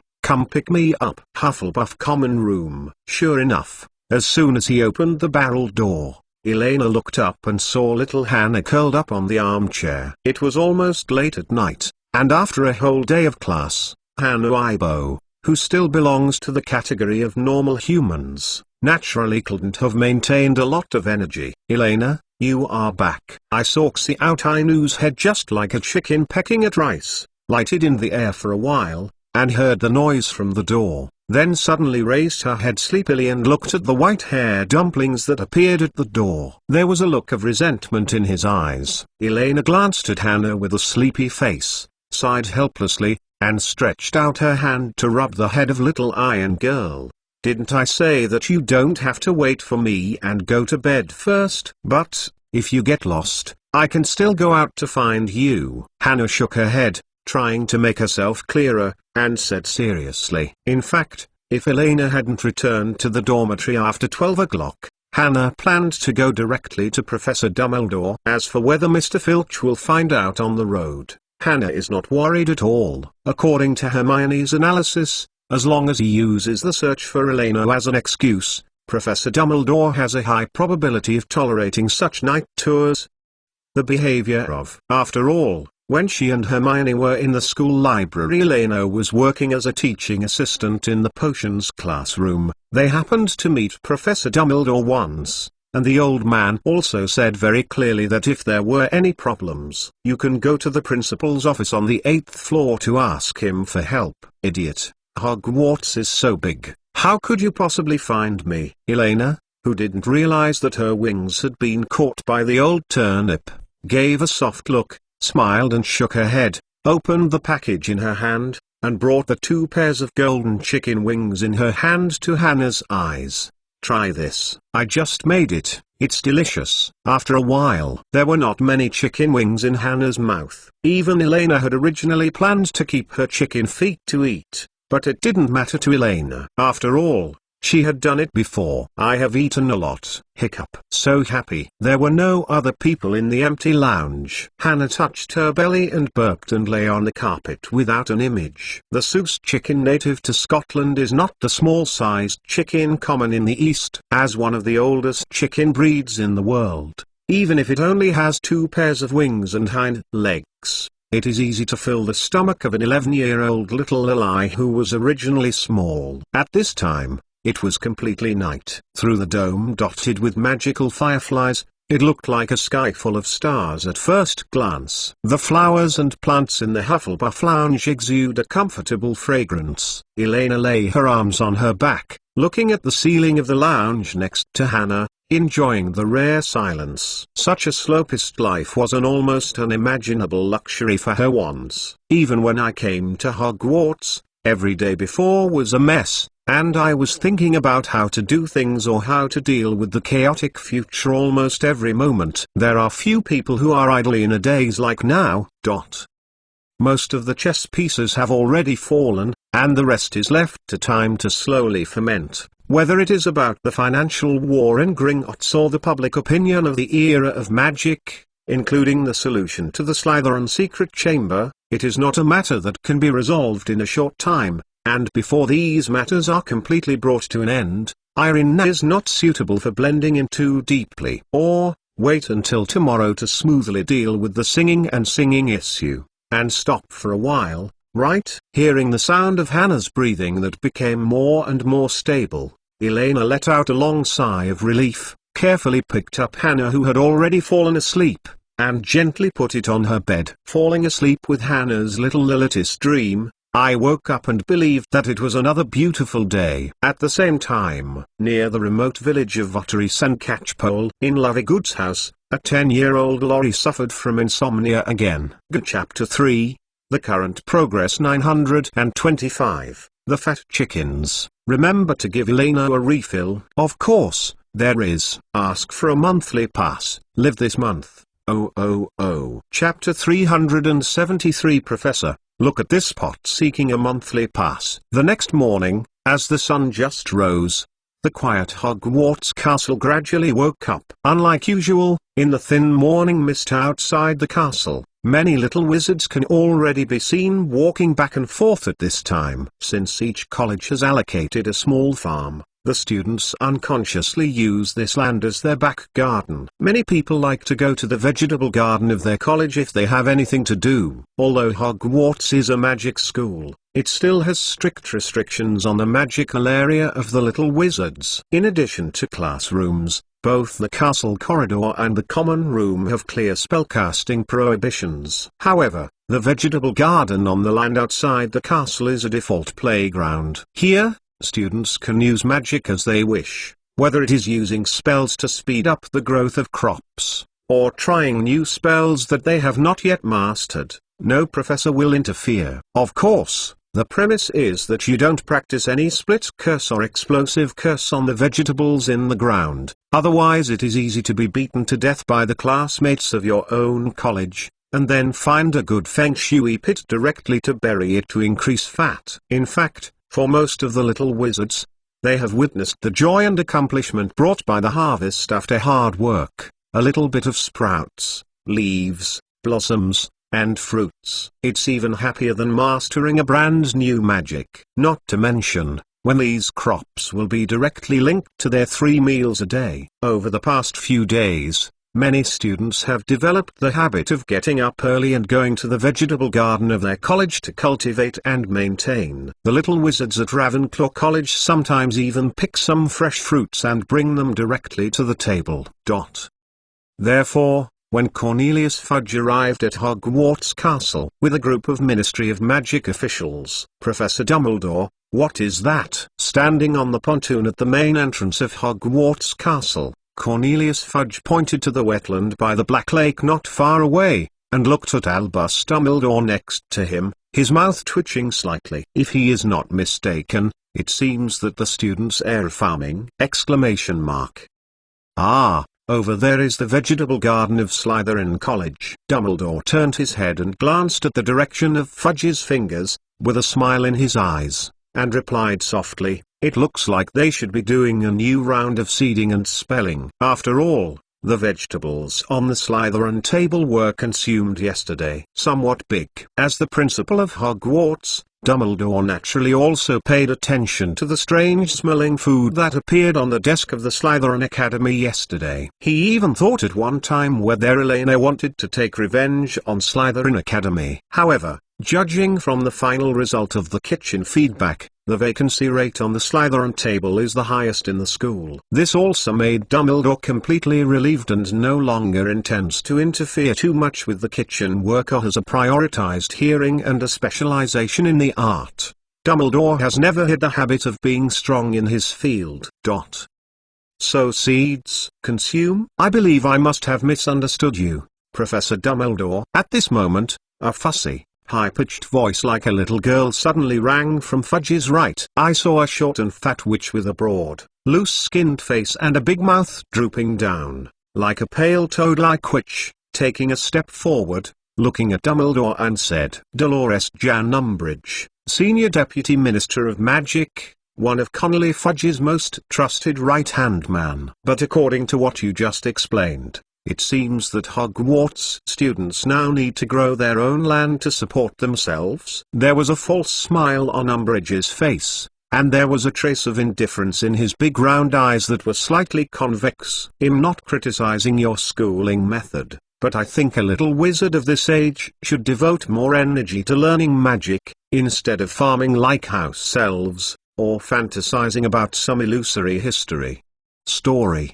The purpose of the Ministry of Magic's visit this time is not just to negotiate the issue of the Chamber of Secrets. In fact, despite Dumbledore's pressure, Cornelius Fudge chose to support the Hogwarts calendar argument. But from the perspective of the Ministry of Magic, the Ministry of Magic conspiracy theory implicitly mentioned in the article, the conspiracy is not a pleasant thing, and more importantly, as a pure-blood wizard, Connolly Fudge, who was born in the family, understands very well that once the concept of the era of magic is fully formed, Hogwarts' reputation will be extremely terrifying. However, Connolly Fudge, who was lucky enough to become Minister of Magic just because Dumbledore refused last year, did not have any idea of confronting Albus Dumbledore. He knew his own positioning. In this case, Umbridge is undoubtedly the most suitable person as a microphone. The Hogwarts College farm is also to enhance students' control over magic. Since last weekend,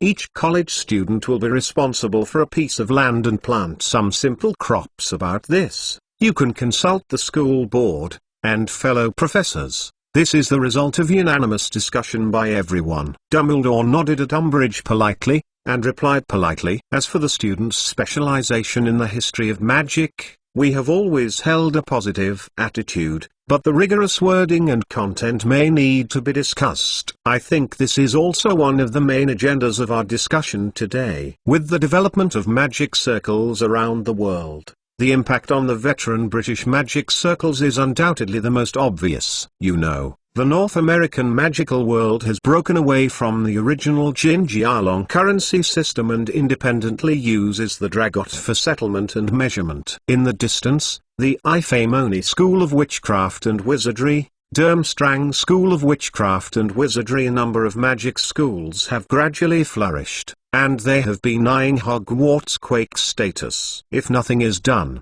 the voice and influence of traditional British magic in the world will only become smaller and smaller. The emergence of the era of magic based on the Hogwarts calendar, whether it is for the British Ministry of Magic or Hogwarts, is no less than a powerful stimulus, or more accurately magical wonders. In this new wave of time that may sweep the entire magical world, what is the direction and cornerstone of the trend, and who will be the dominant voice, is undoubtedly the most concerned issue of the Ministry of Magic. No, I think that article was written quite rigorously. Cornelius Fudge looked at Dumbledore with a smile on his face, gave a flattering slap, and took the subject of his own accord. I don't dare to discuss.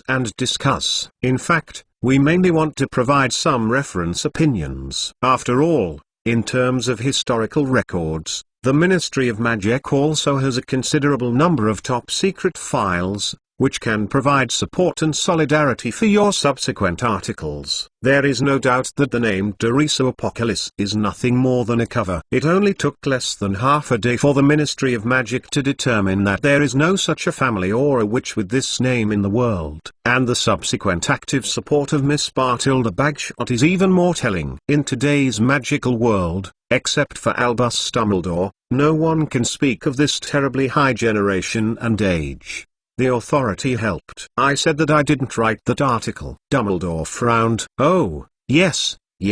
Cornelius Fudge nodded. Miss Apocalypse wrote it, I understand. Chapter 1. Fat chickens remember to vote for a monthly pass, and give Elena a refill Muir. Chapter 374. Slytherin is in special supply this week. A monthly pass is required. Meanwhile, Hogwarts kitchen. Quick, everyone moves. Don't let me see you are lazy. Elena was holding a small opened book in her hand, with one hand on her hips, and looked around the house elves in the kitchen and said hurriedly, the officials of the Ministry of Magic have arrived at the gate of the castle. According to the schedule, they will first be invited to the auditorium to enjoy today's breakfast at Hogwarts with all the teachers and students of the school. I don't want any surprises in the whole process. Accurate and almost rigid concept of time is one of the most important factors leading to success. For Elena, it is undoubtedly the most central link to perfectly execute the plan of true Dumbledore and grasp the movements of Albus Dumbledore and the Ministry of Magic in real time. Undoubtedly, no one in the magical world today can monitor Dumbledore and the Minister of Magic at the same time without being discovered. Even a master of spells like Gellert Grindelwald cannot do this. But as the chef of Hogwarts kitchen, Elena has a very open and honest reason to be informed about the movements of Dumbledore and Cornelius Fudge at any time with house elves who provide services in the kitchen. According to Gamp's basic law of defamation, neither food nor drink can be made out of nothing. So as long as Dumbledore is still receiving people from the Ministry of Magic, then there must be house elves who secretly serve tea and pour water, and prepare delicious biscuits, candies, etc. The passage between Hogwarts kitchen and the principal's office is the best monitoring location. Burley, have you checked the Hogwarts school history roster for you? Elena hugged her arms, looked towards the corner of the kitchen and shouted. In order to impress every visitor to the Ministry of Magic with an impressive Hogwarts experience, Elena specially prepared 2 sets of dining specifications. All visitors can choose the same type of dishes as their graduate school, or faculty and staff. Uniform supply of seats. However, according to her understanding of the politicians of the Ministry of Magic, Cornelius Fudge and Dolores Umbridge, who like to show, will definitely choose the same dining standards as the students, and if the performance is effective, the rest will be accompanied. Most of the Ministry of Magic officials will follow the choice of the minister and the deputy minister. Charles arrived. Cornelius Fudge, Slytherin House. Dolores Umbridge, Slytherin House. Walton McNeil, Slytherin House. Rufus Scrimgeour, Gryffindor College. Amos Diggory, Hufflepuff College. Barty Crouch, the ministers and deputy ministers of the Ministry of Magic, the Committee for Disposal of Dangerous Animals, the ERA Office, the Director of the Department of Management and Control of Fantastic Animals, and the Director of the Department of International Magic Cooperation. It is a luxurious lineup. Elena raised her eyebrows, took the roster from Burley the house elf, and looked at it carefully. Considering that there may be discussions on how to deal with the big snake in the secret room, and some general strategic support issues in the future, almost all the directors of the main departments of the Ministry of Magic with combat power are present. If this wave of people is all, if you control it, the entire British Ministry of Magic can almost be considered completely fallen. Very good. Just prepare 2 menus for each visitor of the Ministry of Magic in the corresponding order on this list. Elena nodded in satisfaction,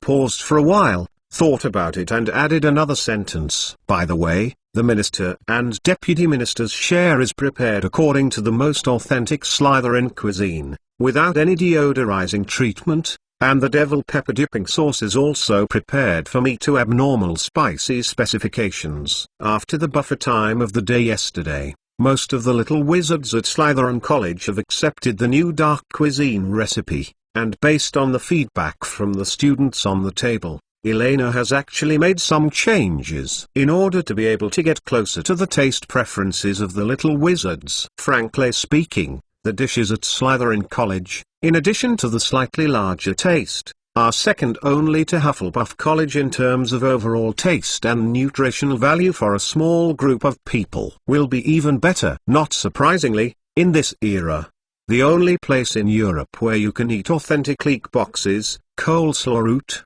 coriander beef cubes, durian crisps is probably only the Slytherin College of Hogwarts School of Witchcraft and Wizardry. Up on the other side, the main hall of Hogwarts Auditorium.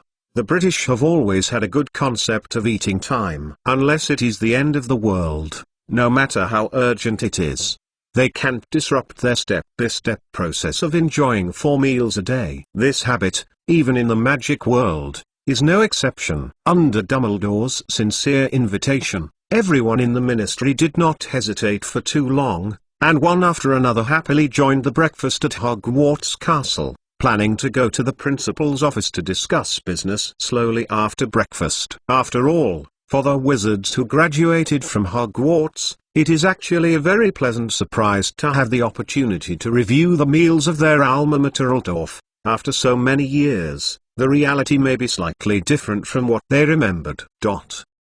The auditorium at Hogwarts is very large. In order to receive officials from the Ministry of Magic, the house elves have extended a row of tables and chairs next to the faculty seats in advance, and each visitor is marked out with extra care. Name. Following Dumbledore's guidance, Cornelius Fudge walked to the place where his name tag was placed and sat down. There is no food on the golden shiny dinner plate, which is exactly what he remembers. Only when the principal of Hogwarts announces the meal, the food will appear on each table uniformly. However, Cornelius Fudge keenly noticed that everyone in the faculty seat had an exquisite little menu in front of them, and in front of everyone in the Ministry of Magic, there were 2 menus. Cornelius Fudge picked up 2 menus and looked at Dumbledore with some confusion. As I said before, Hogwarts is experimenting with a new dining model. The dishes on each college table are more dependent on the types of crops the students choose to grow in their gardens. In order to avoid waste, so Hogwarts has changed from the original banquet format to a buffet ordering mode. Dumbledore smiled gently, pointed to the little wizards who were gradually walking into the auditorium, and explained to the people in the Ministry of Magic. You have finally returned to Hogwarts, so the kitchen has specially prepared 2 menus for you to choose from: the standards of the Hogwarts faculty garden and the corresponding ones when you were studying at Hogwarts. Uniform standards of the college. While talking, Dumbledore looked at the menu in his hand carefully, cleared his throat, and said very clearly, "Eggs Benedict, fried okra, fried bacon." In the next moment,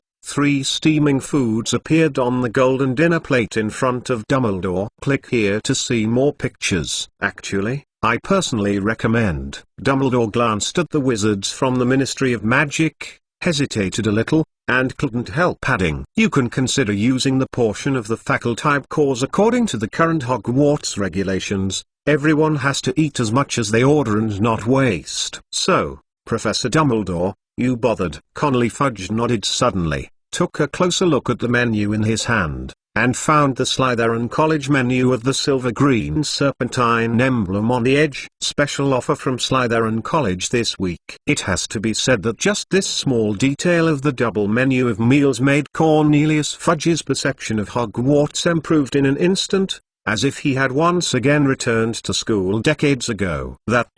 As time went on, many students also noticed the extra guests in the auditorium today, and they began to discuss with each other in a low voice. As the current Minister of Magic in the UK, Cornelius Fudge is quite recognizable. Feeling the curious gazes of the surrounding students, Cornelius Fudge and a group of Ministry of Magic officials involuntarily sat up straight. The expressions on their faces were not as casual as before. "Since I have come to Hogwarts, naturally I still have to try the same dishes as my classmates." Cornelius Fudge waved friendly to the little wizards, smiled and picked up the menu, looked curiously at the strange names of dishes that had never been heard before, hesitated a little, and cleared his throat. "Read the way: charcoal grilled durian, coriander beef soup, leek box, scrambled eggs with chopped pepper, Houtania salad." Click here to expand the picture details. Although I have never heard of these dishes, according to Dumbledore, since these crops and dishes are the choices of the students, then they must. Before Cornelius Fudge had finished his thoughts, an unspeakable smell filled the plate in front of him. The habitual official smile on the middle-aged wizard's face instantly froze. "Gwa." The second chapter is a 2,800-word chapter. Continue to ask for a monthly pass straightforwardly, and ask for a refill for Elena, not a refill for the dull brush, but the body acridine. Chapter 375. The Fire-Breathing Toad Seeking Monthly Pass. Cornelius Fudge took a deep look at the indescribable strange food on the table, and then turned his head to look at the exact same dishes on the Slytherin College Dean's table not far away, and fell into an unspeakable silence. So are the children at Hogwarts living so hard now? Words and actions may be untrue, but the joy from the heart on the faces of children can never be faked. At least judging from the smooth and orderly ordering process of the Slytherin wizards and the elegant and quiet dining etiquette of the students as always, there is no doubt that this is indeed the taste of the dishes selected and accepted by Slytherin College. Professor Dumbledore. Cornelius Fudge lowered his knife and fork subconsciously and turned his head to look to the right. Although the Ministry of Magic's finances are not too rich today, but basic food for Hogwarts students is still affordable. After I return to the Ministry today, I will find a way to set aside some spare funds to add to the school's food and beverage expenses. Connolly, you may have misunderstood something. The situation at Hogwarts is not as bad as you think. Yes, I admit that the dishes at Slytherin College seem a bit strange at first glance. Dumbledore glanced at the charcoal roasted durian in front of Fudge's plate, and the corners of his mouth twitched almost inaudibly. Can't that white-haired dumpling use his culinary talent on the right path? You know, on the Hufflepuff table the appearance of the dishes is normal. However, as far as I know, Dumbledore paused and continued. So far, no student believes that Hogwarts catering standards have regressed in the past 2 weeks. In fact, if you look closely, you will find that these unusual dishes are actually quite popular among students. Since Elena became the chef of Hogwarts, the door to food in the entire magical world has been completely opened. Compared with the students in the school, Dumbledore, who has been paying attention to the progress of the kitchen from time to time, knew very well that Elena's utilization of various ingredients had reached an incredible extreme. Take the browning chicken he shared with Grindelwald last night as an example. Dumbledore never thought that the entrails and blood of ordinary fat chickens could also be used as part of the main ingredients and become delicious dishes. You know, before this, these things are all food waste that will be thrown away directly. And this time at Hogwarts College Farm, Dumbledore once again learned more intuitively about Elena's terrifying talent in cooking. 4 college vegetable gardens plus the faculty gardens have planted nearly 100 in total. There are different kinds of crops, and for each plant, Elena can list at least 12 ways of eating. More importantly, judging from the current actual results, all the cooking steps proposed by Elena have finally achieved quite good results. All dishes seem to have been refined and polished for dozens of hundreds of years. In a very short time, the stomachs of the teachers and students of the school were captured. But Cornelius Fudge prodded the lump of charcoal roasted durian in front of him with a fork. His nose was slightly stretched, and the expression on his face was hesitant. Even though the students all seemed to taste good, they still can't hide the terrible smell of this stuff like shit. And Cornelius Fudge glanced at his side and landed on Amos Diggory's dinner plate. His eyes twitched. Although the dishes are slightly different due to the different crops grown in each college, this difference is too obvious. Why does the menu at Hufflepuff College look so comfortable and pleasant? Exclamation mark. Even without seeing the specific dish name, Fudge can recognize some of the dishes that appear on Amos Diggory's plates, such as Wellington steak, Caesar salad, creamy mushroom soup.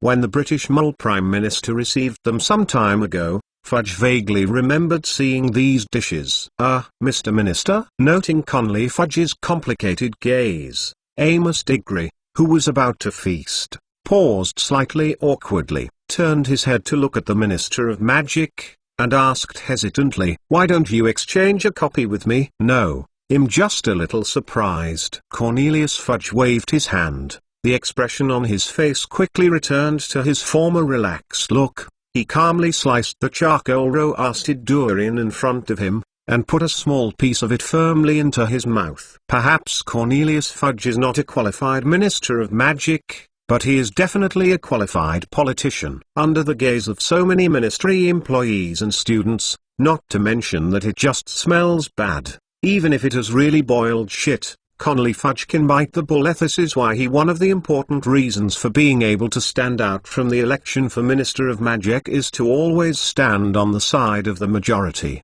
This smell. As the fragrant roasted durian slipped into the mouth, the look on Fudge's face was slightly startled. Different from the terrible taste he imagined, the sweetness and greasiness like ice cream bloomed on the tip of the tongue. The durian was sweet after being roasted just right, which further stimulated his appetite. It turns out that, although the smell is strange, it is indeed an extremely rare delicacy. Cornelius Fudge nodded secretly, his expression gradually relaxed, and he looked at the notes on the ingredients behind the menu. Is the king of fruits in Southeast Asia. In a sense, it does have similarities with the Slytherin Academy in his memory, pride, uniqueness, look and restrained luxury. Dolores, you can also try this, it actually tastes pretty good. After having the first successful experience, Conley Fudge's worries disappeared more than half of the time. The middle-aged wizard relaxed, turned his head and smiled at Umbridge beside him, and stretched the knife and fork to the rest of the food on the plate. For example, the brightly colored plate of scrambled eggs with chopped peppers looks so beautiful. People have a particularly appetite. The others on the table couldn't help but breathe a sigh of relief, and followed suit, ordering the food they might like on the plate. As expected by Cornelius Fudge, after seeing the food on his plate, the faces of the little wizards at the long Slytherin table not far away also showed a touch of kindness and pride.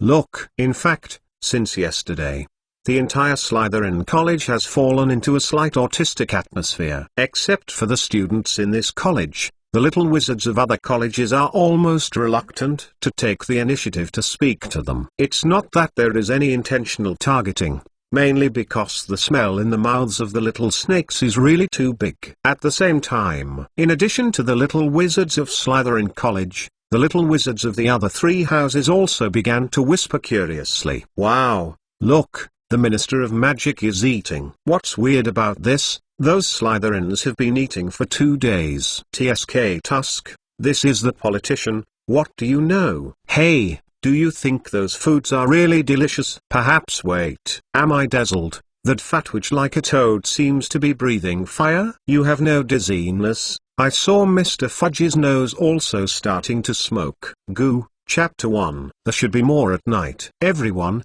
remember to give Elena a refill. Chapter 376. The magic world is not afraid of spicy food. Seeking monthly pass for Hogwarts novel and unique way of dining. Most wizards from the Ministry of Magic gave a very high evaluation, and everyone was happily enjoying the food in front of them. Of course, Elena has taken care of them, except for the two Connolly Fudge and Dolores Umbridge who are eating and drinking spicy. The perverted spicy chopped pepper scrambled eggs almost defeated them in an instant. Taste buds. Unlike sour, sweet, bitter, salty, and umami, in a strict sense, spicy is not a sense of taste. From a neuroscience point of view, the sensation of hotness is produced by capsaicin capsae and other receptor proteins that act on the painful fibers in the tongue, a mixed sensation of heat and pain. This is why you must not try to relieve the pain by drinking hot water after you are hot. Drinking hot water will not relieve the pain,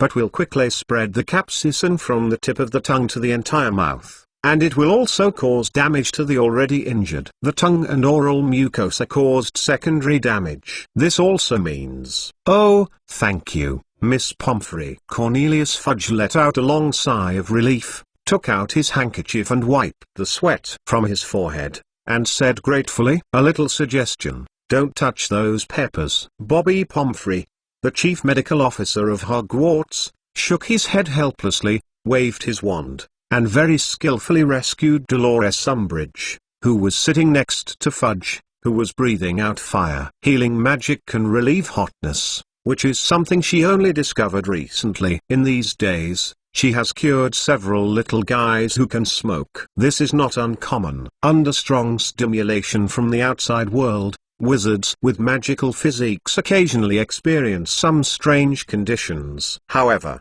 if she remembers correctly, about this matter, Elena had already promised to Professor Dumbledore yesterday afternoon that she would reduce the spiciness to the acceptable range of normal wizards. And judging from the situation of the Slytherin long table today, the lady chef has indeed made a change. At least looking over, Madame Pomfrey saw several Slytherin wizards who had also ordered pickled pepper and scrambled eggs. Except for a little red face, they were not as exaggerated as these two ministry officials showed. Don't be aggressive if you can't eat spicy food. These Ministry of Magic politicians. Madame Pomfrey slowly put away her wand, frowned and glanced at the two dinner plates. This is the devil pepper from India. If you can't eat it spicy, I suggest you stay away from all the dishes with the word pepper on the table of Slytherin College. Ha! I didn't expect this to be so spicy, I thought. A touch of embarrassment appeared on Connolly Fudge's face. He followed Madame Pomfrey's eyes and looked at the long Slytherin table. His eyes stopped for a moment on the bright red scrambled eggs with chopped peppers,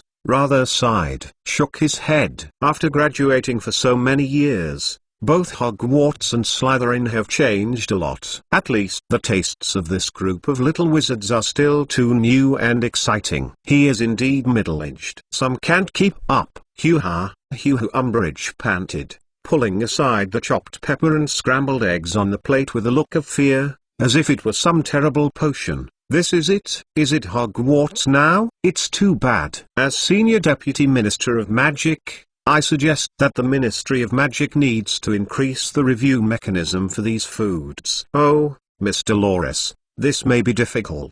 Dumbledore not far away grinned, his eyes gleaming. Everyone has foods that they like or hate. You know, I have always wanted to remove carrots from the Hogwarts kitchen, but for so many years, I have only managed to make the kitchen, not put it in my kitchen. That's it. To be honest, I don't like carrots either. Cornelius Fudge shrugged and nodded in agreement. But no way, my wife and children love it, so every time I eat, I have a headache. But speaking of it, the roasted durian on this menu is really good. If you can you leave it?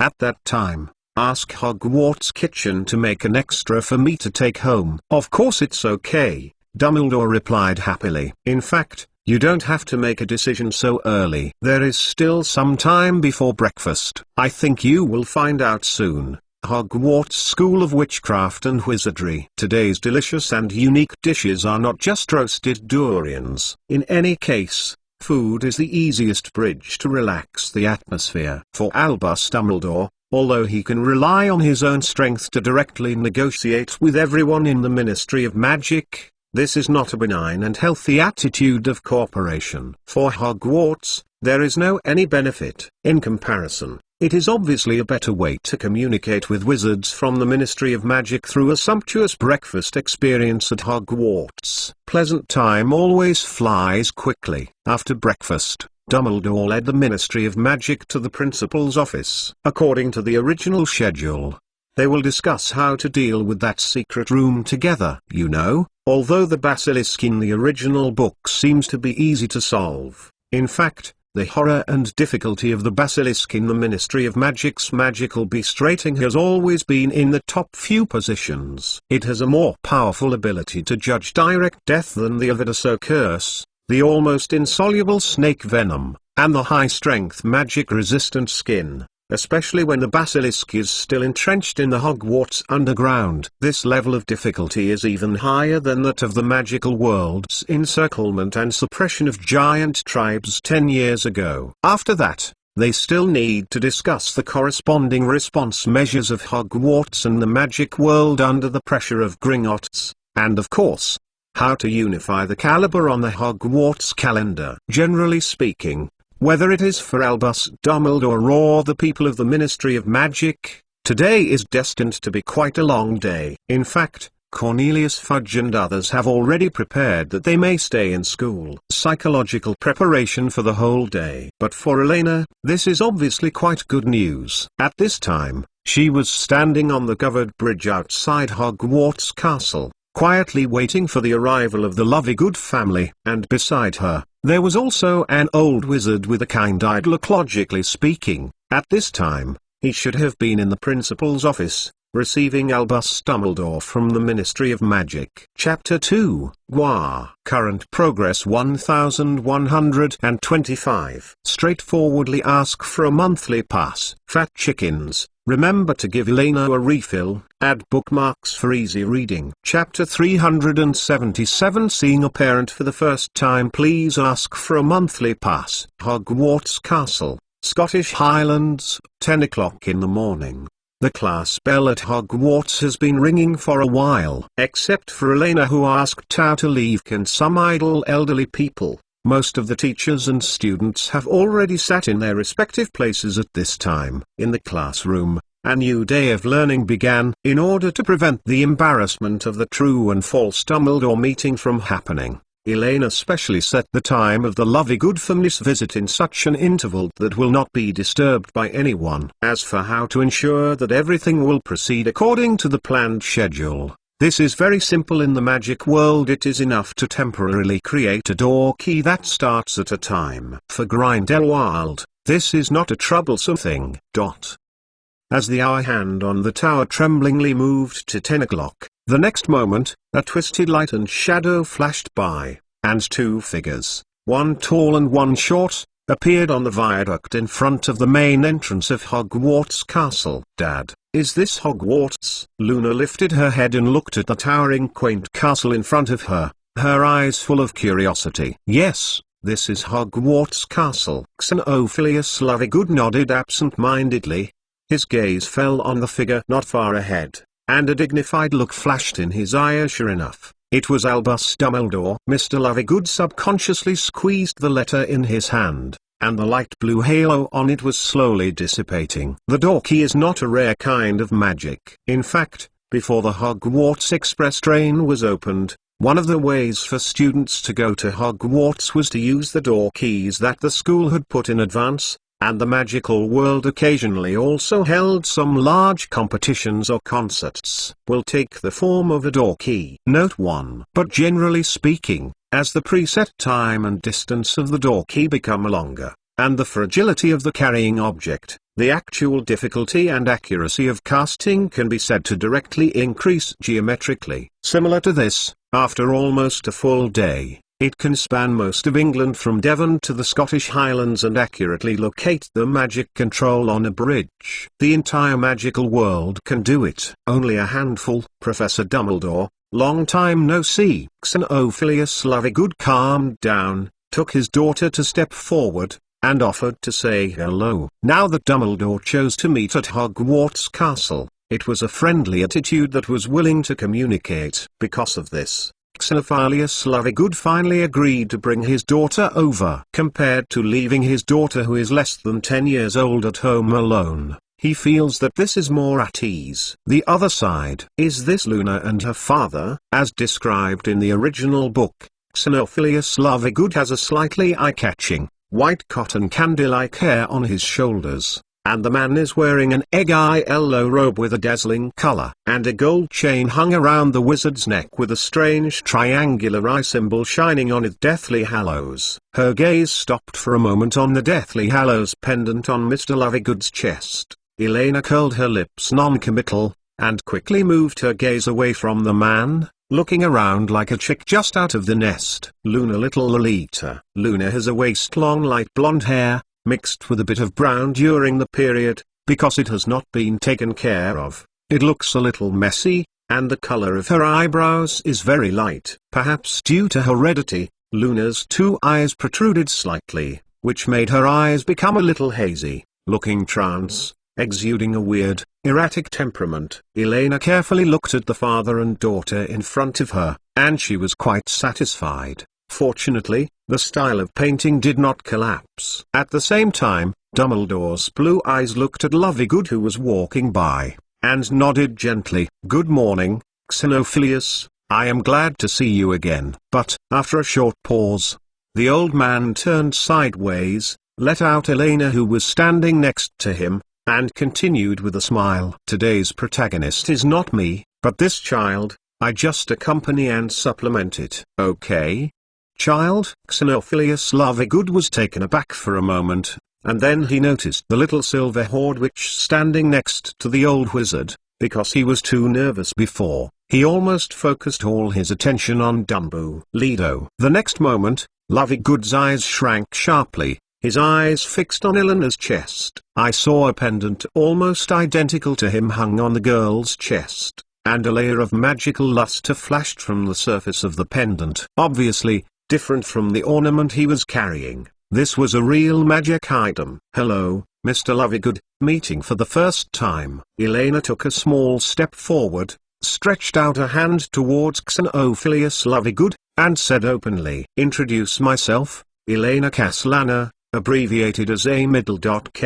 under the pen name Teresa Apolcalis, first grade at Hufflepuff College at Hogwarts School of Witchcraft and Wizardry, 10 years old this year. I think you should be familiar with these names, right? Wait. So speaking, it's you. Xenophilius Lovegood lowered his head and looked at the little guy who was about 1 meter 2 in front of him. His face was filled with astonishment. He opened his mouth and didn't know what to say for a while. 10 years old? Exclamation mark. Isn't that the same age as his little Luna? You know, before coming to Hogwarts, Lovegood imagined many scenarios and assumptions in advance. The only thing he didn't expect was that for so many days, the brutal, cruel, nasty, and shrewd Mr. A.K. kidnapper he had remembered was a little girl who jumped and barely hit his chest. I know, you may find it hard to accept for a while, but you have to admit that there are geniuses in this world. Elena spread her hands,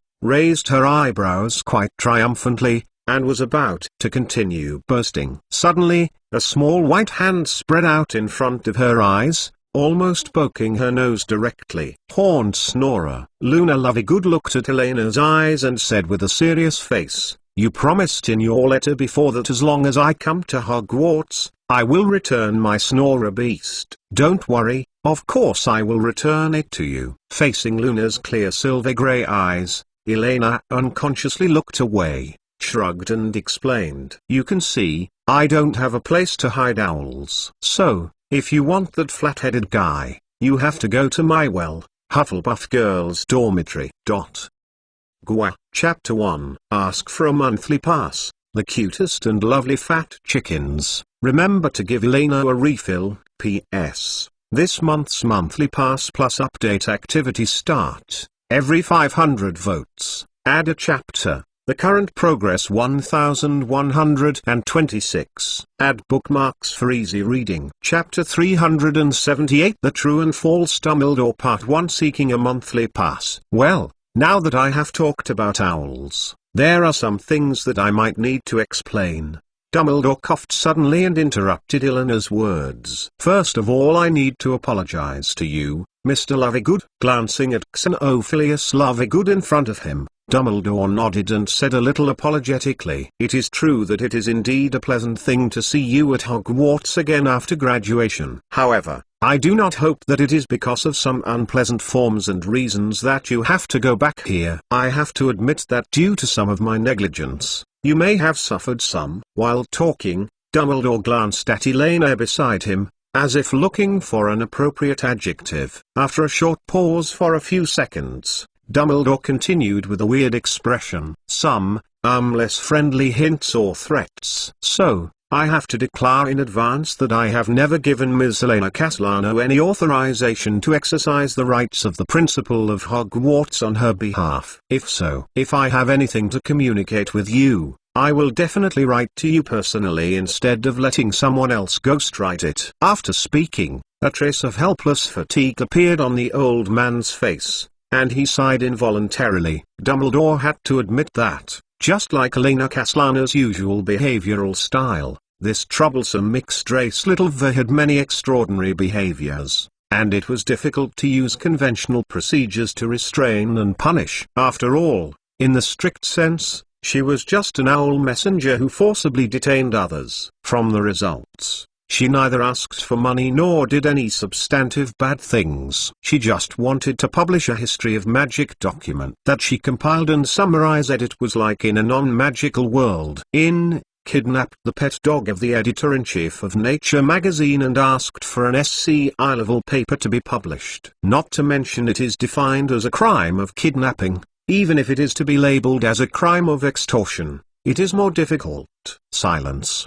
The expression on Xenophilius' face was a little dazed, and his eyes quickly wandered back and forth between Dumbledore and Elena. In the meantime, he had no idea that Albus Dumbledore would take the initiative to apologize to him. Especially from the current situation, this seems to be just a prank by a first-year Hogwarts girl, when Dumbledore can completely shirk the responsibility. "I have learned about Singing and Singing, a very interesting publication that you founded." Dumbledore smiled slightly and continued gently, with a particularly sincere tone, "Although I have certain reservations about some of the content. However, the unique perspective of the issue expressed by this publication is what I admire very much. It has been less than 10 years since its inception. I think this is an amazing achievement." He was really a deceitful old guy, and he could just open his mouth for such unconscionable remarks. Elena curled her lips. This old potato really deserves to be an old demon with full of talent points. With such a skillful tone and demeanor of chicken soup, if she hadn't paid the deposit in advance, she almost thought she was next to the real Dumbledore. If she remembers it correctly, not too long ago, Grindelwald unceremoniously defined Singing and Singing as a collection of funny stories full of nonsense, nothing other than cute and funny.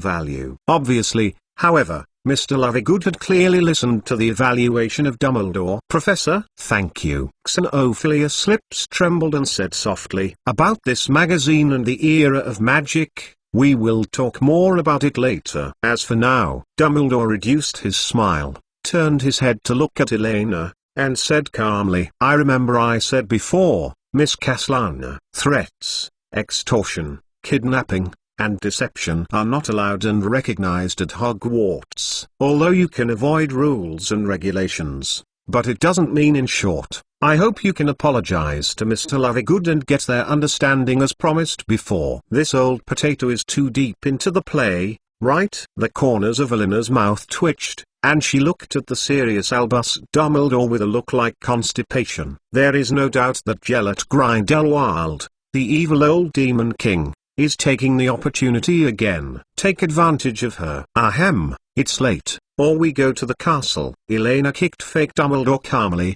and gave the old wizard a deep look with a warning look, with an awkward but polite smile on her face, and whispered to the actor, "Pay attention to the time flow." As the four people stayed at the gate of Hogwarts Castle for longer, the possibility of gangbanging and accidents will increase. Whether it's the student who just opened the window and looked down, or Filch who happened to be passing by, they are all uncertain factors that may lead to a planned miscarriage, and the most important thing is that the first class is about to arrive. "Apologize first, Miss Castellana." Dumbledore looked at Elena unmoved. There was no joke in his blue eyes. "I know, maybe it's not a big mistake for you, but in Hogwarts, mistakes are mistakes, regardless of size. And, don't forget, this is your previous promise." Elena frowned, glanced at Grindelwald, who was addicted to role-playing, and then at the Lovegood family who was looking at her in front of her,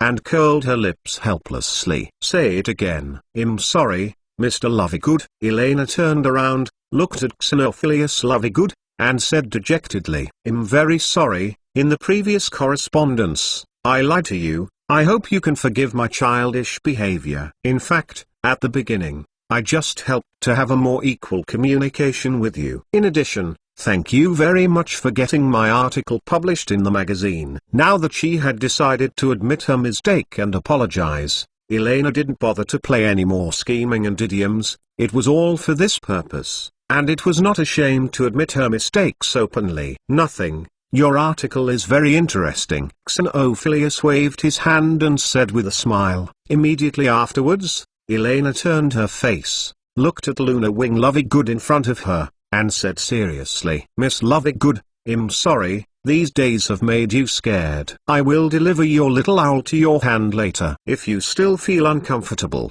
I can hand in my food reserve. Here you are, locked in your house for half a month as atonement and compensation." "Huh? No, no, it's so fierce." Luna was stunned for a while, recalling the little owl, subconsciously twisted her fingers, and stuck her tongue out and whispered, "Fierce?" Elena blinked and asked strangely, "Well, what happened before?" Chapter 2. I'm tired after working overtime, and finally I'm done coding, and I'm sleeping. Every September 25th is Elena's birthday. Everyone remember to give the world's most lovely third-generation demon refill. Mew. P.S. This month's monthly Pass Plus Change event starts. For every 500 tickets, one chapter will be added. Jang said that the 1,000 plus more activities continue. Current progress 1,226. PS2. I should have finished writing this story in one go, but unfortunately it is too late. The clever little fat chickens have probably guessed it. After all, there are still a lot of hints and buried lines. Grumpy! Exclamation mark. I really want to tear up the manuscript. Exclamation mark. Irritable! Exclamation mark. Cuckoo! Add bookmarks for easy reading. Chapter 379. True and False. Dumbledore Middle seeking monthly pass. At the same time, on the other side, office of the principal at Hogwarts. The basilisk is a very dangerous dark magic creature. Considering that the secret room is located at the bottom of Lake Hogwarts, I do not recommend a large-scale spell attack if you are not careful. It is likely to break through the barrier and enter wilderness area. Albus Dumbledore waved his magic wand, and a huge piece of parchment slowly stretched out. It listed various legends and introductions about the basilisk recorded in ancient books,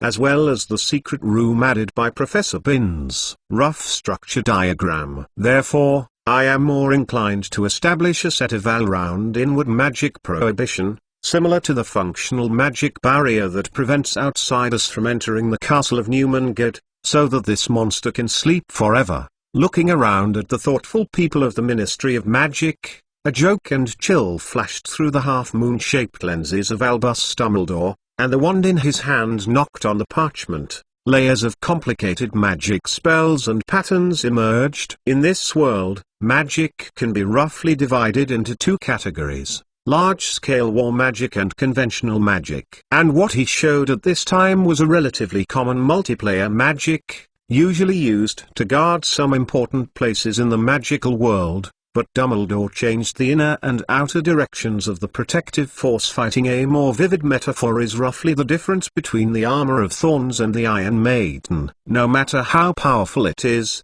the beast is just a beast after all. It may be able to withstand the killing magic trap by its flesh, but it will definitely not be able to lift the space-based magic prohibition. In addition, we can arrange an additional warning magic on the periphery. Maintenance and inspections are carried out weekly. What do you think? I don't think there is any problem. It's perfect. Cornelius Fudge exchanged glances with the other wizards around and nodded in agreement. Perhaps because of the Hogwarts school, he always felt that today's Albus Dumbledore was exceptionally capable and comfortable.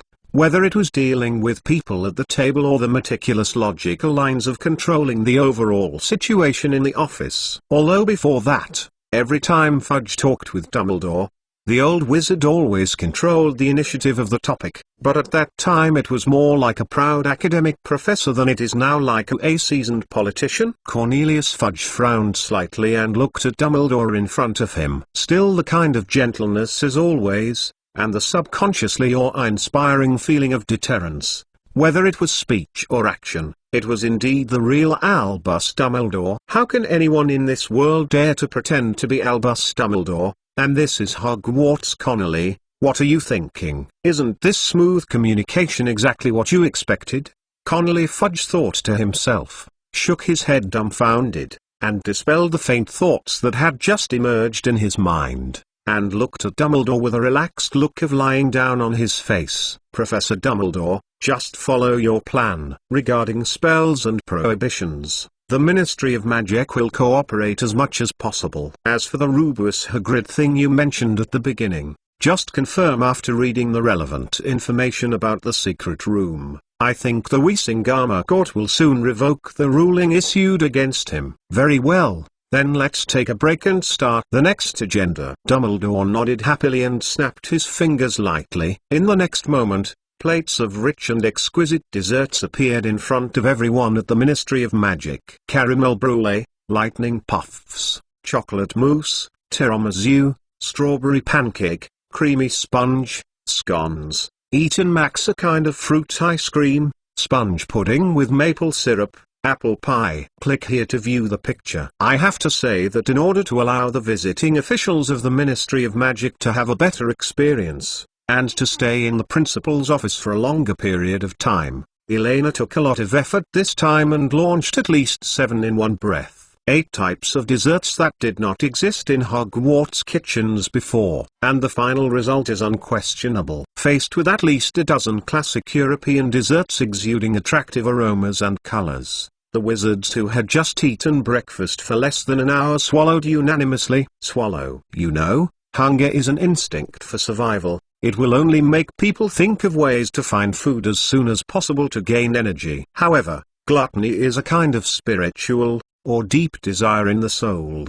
The more mature soul, the easier it is to succumb to this high-level desire drive. Even if the body has been filled, it will want more. Many kinds of hunger. Oh, Professor Dumbledore, you are so kind. Connolly Fudge picked up a piece of creamy sponge cake, a smile on his plump cheeks. Obviously, it wasn't just Hogwarts that changed. Dumbledore's attitude towards the ministry was also changing. Although a little surprised, Cornelius Fudge is quite happy to see this change in Dumbledore's body. Compared with the onslooking sense of distance, Albus Dumbledore is now obviously brings some human touch. At least, the small snacks Dumbledore used to entertain them this time were no longer the cockroach piles and mints like the last time. Don't be too restrictive. After all, We are all for the students and the magic world." Dumbledore's blue eyes were gleaming, and he took a cup of strawberry custard and said with a smile, "Everyone,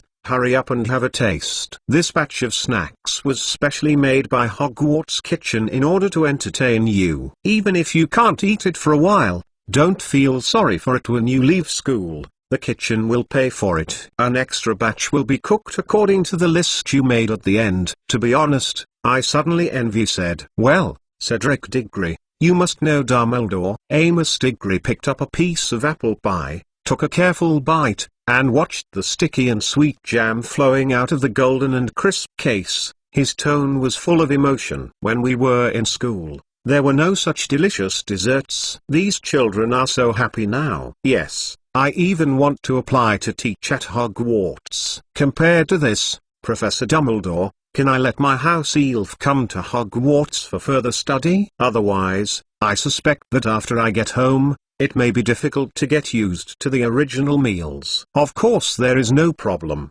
but regarding the Hogwarts kitchen, some details may need to be discussed. With the smell of food permeating the principal's office, coupled with the originally pleasant chatting atmosphere, this spacious and bright square room is full of happy air. However, compared with the relaxed atmosphere of the principal and guest in the principal's office upstairs, the discussions that took place on the other side of the castle at the same time have once again fallen into an embarrassing stalemate. Chapter 1. Ask for a monthly pass. Ask for a refill. Chapter 380. The True and False Dumbledore Part 2. Seeking a monthly pass. Those who deal with words can be roughly divided into several types. One is the scientific research type, no matter the field is social science or natural science. Of course, there is an extra piece of magic theory in the magic world. They carry the important responsibility of transmitting and producing knowledge, such as Bahida Bashat, Albus Dumbledore, Newt Scamander, are actually leaders in this area. One is profit-seeking media, such as Rita Skeeter of the Daily Prophet. What they do most daily is to move and explore various real-time hotspots. If necessary, they can also conduct some blogging, the artistic processing. However, the adaptation is not random. In order to ensure their own credibility, in most cases, the practitioners of these media and newspapers dare not do too much, and even a little bit of public sentiment will be much worse. The last one is a fantasy creator like Xenophilius Lovegood. In their eyes, the world is a completely different way of opening. For them who are completely immersed in their own world, the most common sentence in daily communication with people is, "I don't want you to think, I want me to think." Strictly speaking, Gidro Lockhart, a well-known best-selling author in the magical world, is in this category. It's just that Mr. Lovegood's stubbornness is more serious than Lockhart. This point can be seen from the persistent collection of various social myths in Singing and Singing. Even if the critics are persecuted, Xenophilius still only cares about chasing and searching for the truth in his eyes. Such people usually have a very iconic adjective: Edion. An empty classroom next to the Hufflepuff common room. Xenophilius Lovegood looked at Dumbledore and Elena and said, "Something very important must have happened in the magical world, right? I mean, you appeared in Diagon Alley. Hogwarts was mortgaged. There were signs of the Dark Lord's activities abroad. Hogwarts calendar, although I know exactly what kind of connection there was before, but all of them directly or indirectly have traces of your participation." According to the previous agreement, Elena returned the flat-headed little fat chicken detained in the female dormitory to Luna, and the next thing was to discuss the issue of funding for Singing the Devil and the publication of follow-up articles supporting the era of magic. However, compared to the era of magic, Xenophilius Lovegood obviously has other areas that he pays more attention to. Perhaps it was the friendly atmosphere at the gate of the castle that gave Mr. Lovegood some weird courage, and made him start such an embarrassing reporter interview link almost without thinking. Elena blinked, thinking hard about how to get this topic confused. You know, at this time, the old guy next to her is not the real Albus Dumbledore. When faced with unexpected questions outside of the script, there may be some piercing answers, especially in mortgages. Regarding Hogwarts, Elena is not sure if Grindelwald knows it. But the more embarrassing problem is that Xenophilius is now asking Dumbledore, and Elena can't find a more suitable insertion point to round out the field for a while. Before Elena could think of her words, Dumbledore's calm voice came in her ears. It's just a coincidence. As an elderly person who has been an old man and has been the headmaster of Hogwarts for so many years, I have to admit that it is too easy for me to become a commonplace in various events in the magical world. Clicked.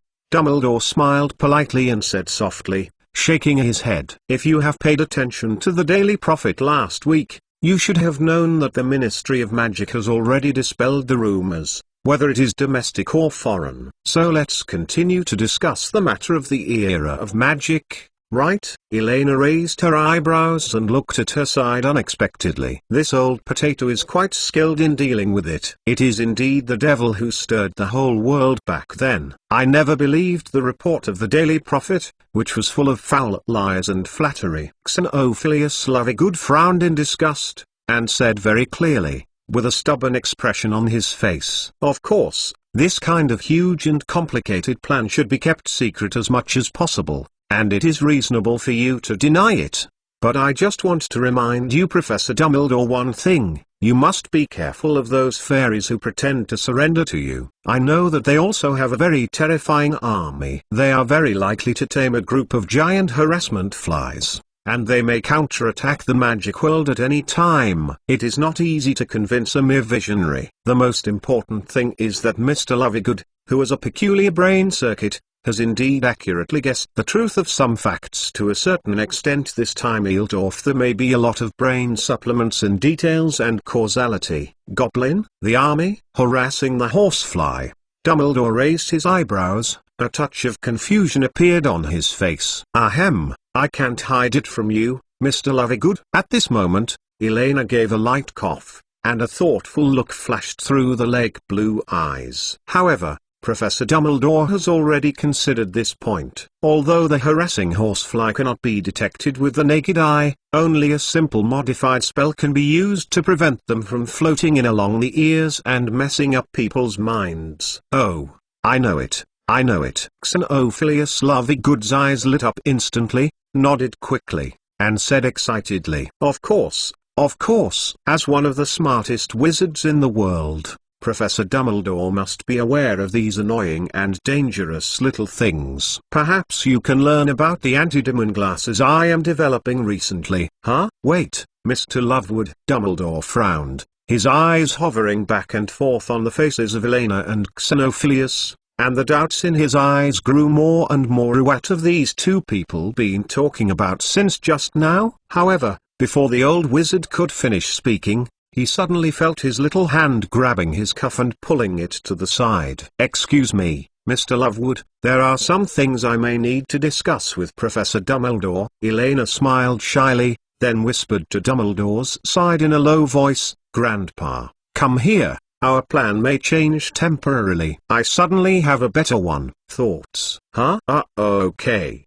The expression on Xenophilius Lovegood's face was slightly dazed. Looking strangely at Dumbledore, who was dragged to the door by Elena, he nodded, not knowing why suddenly. There was a subtle stagnation. On the other side, in the corner outside the classroom. This is an excellent opportunity. Lao Xinleoluo is temporarily incapable of interfering with our actions. Therefore, taking advantage of this precious time gap, we can do more. Elena spoke quickly, looking at the direction of the classroom. Her eyes shone like stars. We can take this opportunity to completely tie singing the devil to our future tank and have a propaganda position that is completely under our control. You should know what this means. Oh? Dumbledore raised his eyebrows and looked at the white-haired dumpling in front of him with interest. I don't understand very well. Say yes in advance. I won't help you cast an imperious or threaten. Don't be so troublesome. Just take them to the underground vault at Hogwarts. Elena shook her finger and showed a sly smile. Common dangerous secrets, unbearable costs, and foreseeable bright prospects. These things are much more useful than any spell. This is what you taught me before. Hogwarts underground vault to mean the gold from Gringotts. Dumbledore took a deep look at Elena, and the corners of his mouth twitched barely. Well, I can't find where that place is. Albus never told me the exact location. Facing the old wizard's question, the little dull hair on top of Elena's head, who had been prepared, shook triumphantly. It's okay, the house elves know it. Don't forget, you're Albus Dumbledore now. Just let Burley lead the way. If I remember correctly, they can phantom directly in the castle. Shifting. Well, that's true. It seems that what you said is indeed feasible. But Dumbledore nodded thoughtfully, looked at Elena with a faint smile, and said slowly, I am Albus Dumbledore now, and such a thing is still a bit wrong to think about it. And, if I remember correctly, the 3 chickens called Huaji yesterday didn't seem to include this agreement, right? Add one more. Two.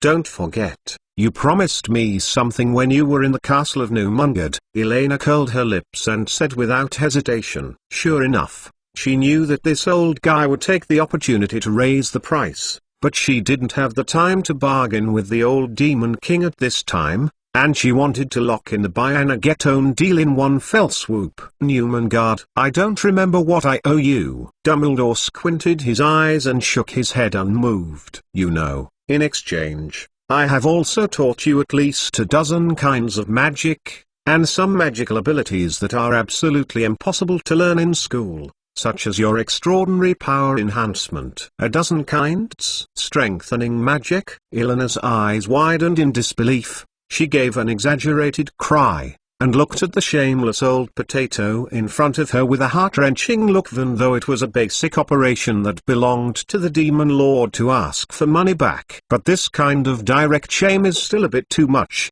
right? Exclamation mark. In addition to the explosion curse and the cleansing curse, what else did you teach? As for the magic text, there is only one healing effect in the strict sense. The follow-up rule of the barbaric power is still my own. Oh, I understand now. Dumbledore's eyes flashed with a flash of suspicion, and he nodded lightly. 2 chickens, right? I agreed. Elena looked at Dumbledore suspiciously, and suddenly she felt that something was wrong. Before the girl could even think about it, the old wizard took her hand directly and walked back to the classroom again, looking at Xenophilius Lovegood, who was waiting in the classroom with a kind face, and asked calmly, Tau, Mr. Lovegood, do you really want to know the truth about everything? While talking, the old man stretched out his other palm towards the middle-aged wizard. Then, follow me. Of course. Is it really possible? Xenophilius Lovegood nodded overjoyed, and subconsciously raised his hand to hold Dumbledore's right hand, and asked in confusion, well, but, what do you mean? The truth is not here. I think it would be more straightforward to see it with your own eyes. Dumbledore replied calmly. At this moment, I looked at the empty surroundings, and Dumbledore did not propose to find a house elf from the beginning to the end. Combined with some strange details before, Elena finally reacted. Come, wait. You are not an old potato. The smile on Elena's face gradually disappeared. However, before her words fell, a familiar magic light had already surged apparition, and no one at Hogwarts except the principal could complete this magic. The goddamn gelat traitor Grindelwald actually took a deposit and sold her backhand. Soul is pale. The time was too short for Rua to break free of Dumbledore's big hand. Elena quickly stretched out her free hand and grabbed Luna, who was watching the play with the flat-headed owl next to her. Snapped. The next moment, accompanied by a twist of light and shadow, the 4 figures disappeared into the classroom in an instant. On the other side of Hogwarts Castle, an old demon king who was enjoying the intermission suddenly sneezed. Okay, could it be that Albus was exposed there? However, the problem is not big. As a trustworthy devil, he didn't have any breach of contract, just promised Elena to help turn into Dumbledore and deceive people. But he didn't say which side he would appear on. Rather than dealing with that little devil and risking being nagged by Dumbledore, he is more willing to accompany these simple-minded ministry officials. This is his area of expertise. That little guy is still too immature. I hope that after this time, I can learn a little more experience. Albus Dumbledore rubbed his itchy nose, and proceeded to wipe out the biscuit in his hand with peace of mind. It's delicious. Goo. 4,000 words. Big chapter. Chapter 381 Layer 4,000 words. Ask for monthly pass. Xenophilius Lovegood never thought that there would be such a huge underground vault in Hogwarts Castle. He was standing on one side of a huge, wide cave, surrounded by many giant stone pillars engraved with intricate and gorgeous hollow magic glyphs, and the towering supports melted into the ceiling in the dark high above. The magic torch lingering around emits an orange halo, but in this huge space, this sporadic light is as small as fireflies, and it is impossible to dispel the darkness in the underground cave. Xenophilius Lovegood could only guess by his imagination how broad this place really is. But for Lovegood, it doesn't really matter how big this place is. In the center of the underground cave, there is a dazzling golden light, which is the light reflected by a golden mountain. Like a mountain. Unimaginable wealth in the magical world just lay there quietly, emitting its own light without any interruption. Looking around along the golden light, piles of silver and copper coins spreading to the distant darkness. Not only that, the entire underground cave is filled with all kinds of gold and silver jewels. Those silver silk and copper nut can only be pressed in the lowest position as embellishments or bedding. Like a cube, it is like countless colorful pieces of paper that have been cut into small pieces stacked together. And above and around these coins, there are countless uncast gold and gems, as well as finely crafted works of art, and on the surrounding walls, Xenophilius Lovegood can vaguely see the locks. Armor, helmet, axe, swords and halberds are hung on the wall. Farther away in the dim light, there seem to be many large urns with innumerable treasures. If Xenophilius Lovegood has forgotten to breathe, it is not too much. In his decades of life experience, there is no words to describe the scene in front of him. He had heard all the rumors boasting about wealth and the treasures of Gringotts, but the brilliance, the temptation,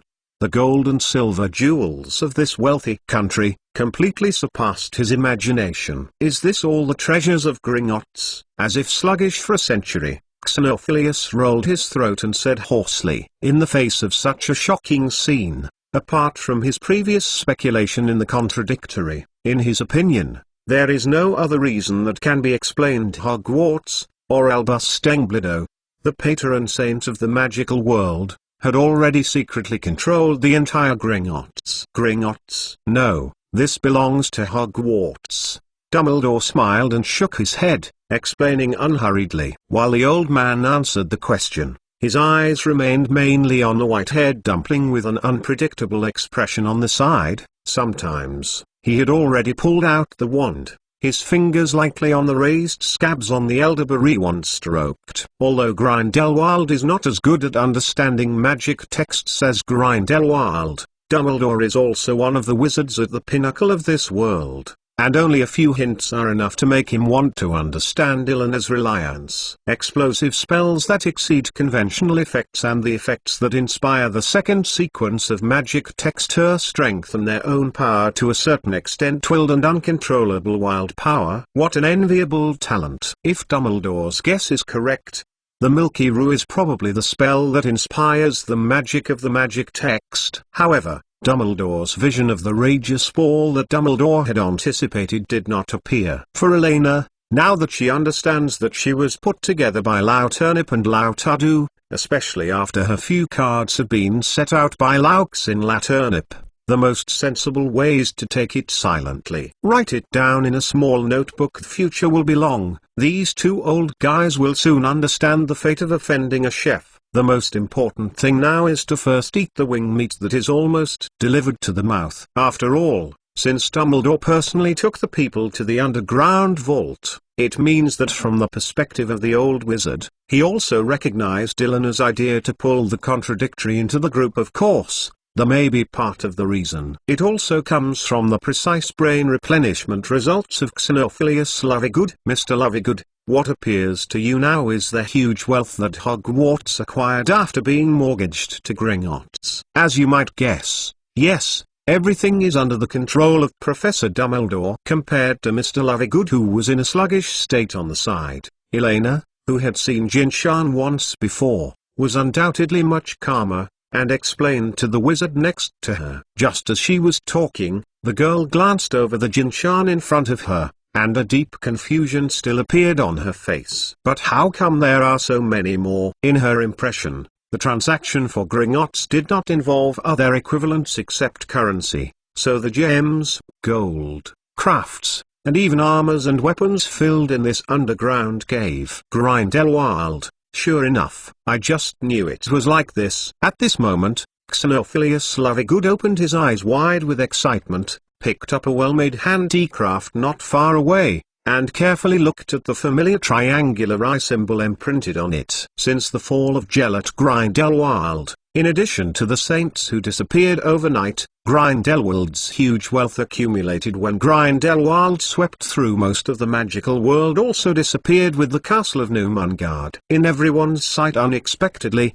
they were always at Hogwarts. There is indeed some connection with Gellert Grindelwald, but your statement is not entirely accurate. Dumbledore shrugged and looked at the two people in front of him, especially Elena blinked and explained calmly. In fact, these handicrafts, gems, and gold were only transferred to Hogwarts Castle in the last week. Before then, they were indeed sealed in the castle of Numungard. Of course, those chain mails, helmets, axes, swords, guns, swords and halberds are Hogwarts savings over the years. Hearing Dumbledore's explanation, Elena glanced at the gold and silver jewelry mountain, which seemed to be a circle larger than when she received it, and raised her eyebrows noncommittently. I was so downhearted. I co-authored it because of the domestic violence decades ago and turned over the family's property rights. However, since it had fallen into the underground vault at Hogwarts, it could be regarded as her future asset. After a short pause, Dumbledore turned his head, looked at Xenophilius Lovegood, and asked softly, "So, Mr. Lovegood, what do you think now?" For Albus Dumbledore, the biggest reason that prompted him to agree to Elena's plan was not the bright future portrayed by the girl. Rather, as the editor-in-chief of Singing and Singing, Xenophilius Lovegood has accurately insight into the movements of him and Elena almost every time in the past month. This familiar predictive ability reminds Dumbledore of Cassandra Trelawney, the famous fortune teller who was once famous in the magical world. Granddaughter Sybil Trelawney was still a professor of divination at Hogwarts School of Witchcraft and Wizardry. Especially before Hogwarts and the magical world are likely to undergo an earth-shaking change, Dumbledore will naturally pay special attention to special existences like Xenophilius Lovegood, and it is clear that although this young wizard looks idealistic, he also understands some normal ways of survival. Here, facing Dumbledore's azure blue sight, Lovegood, who was still immersed in shock before, woke up in an instant. The wizard looked around and his eyes fell on Luna, who was standing not far from the pile of gold coins, with a face for a moment. It was pale. Xenophilius Lovegood suddenly reacted to an extremely terrible thing. Sometimes knowing too many secrets is not a right thing, especially when his only little moon has been involved here. After the field incident, then, I won't interrupt the discussion between the two. Elena raised her eyebrows and glanced at Xenophilius Lovegood, who was in silence, showing a particularly satisfied devil smile, watching Dumbledore nod and lightly make the last shot. Professor Dumbledore, I'll leave it to you here. I'll go with Miss Lovegood. Looking at the somewhat dazed little owl holding the flat-headed little owl, and staring at Jinshan's dazed Luna little Lorry, Elena's mood suddenly improved a little bit again, even though the two old guys put one together, but they never imagined that, starting from the first letter, she has never been anything against singing the tune or Xenophilius Lovegood. Money is cold, and to this extent it is no different from sand and gravel, but the wings are different. Luna, when we first met, I didn't prepare any gifts. I saw Elena leaping forward in front of Luna briskly, bent down, grabbed a handful of gingy from the ground, stuffed it into little Lolita's arms, and waved her hand to the surrounding quite generously. Those gingy are good as gifts. You can take as much as you can. and buy something you like. As Elena was talking, the little dumb hair on her head dangling triumphantly. If you compare the entire underground cave to the treasure cave of the devil, then she is the devil entrenched her with this kind of overbearing president. The feeling is really great. At this moment,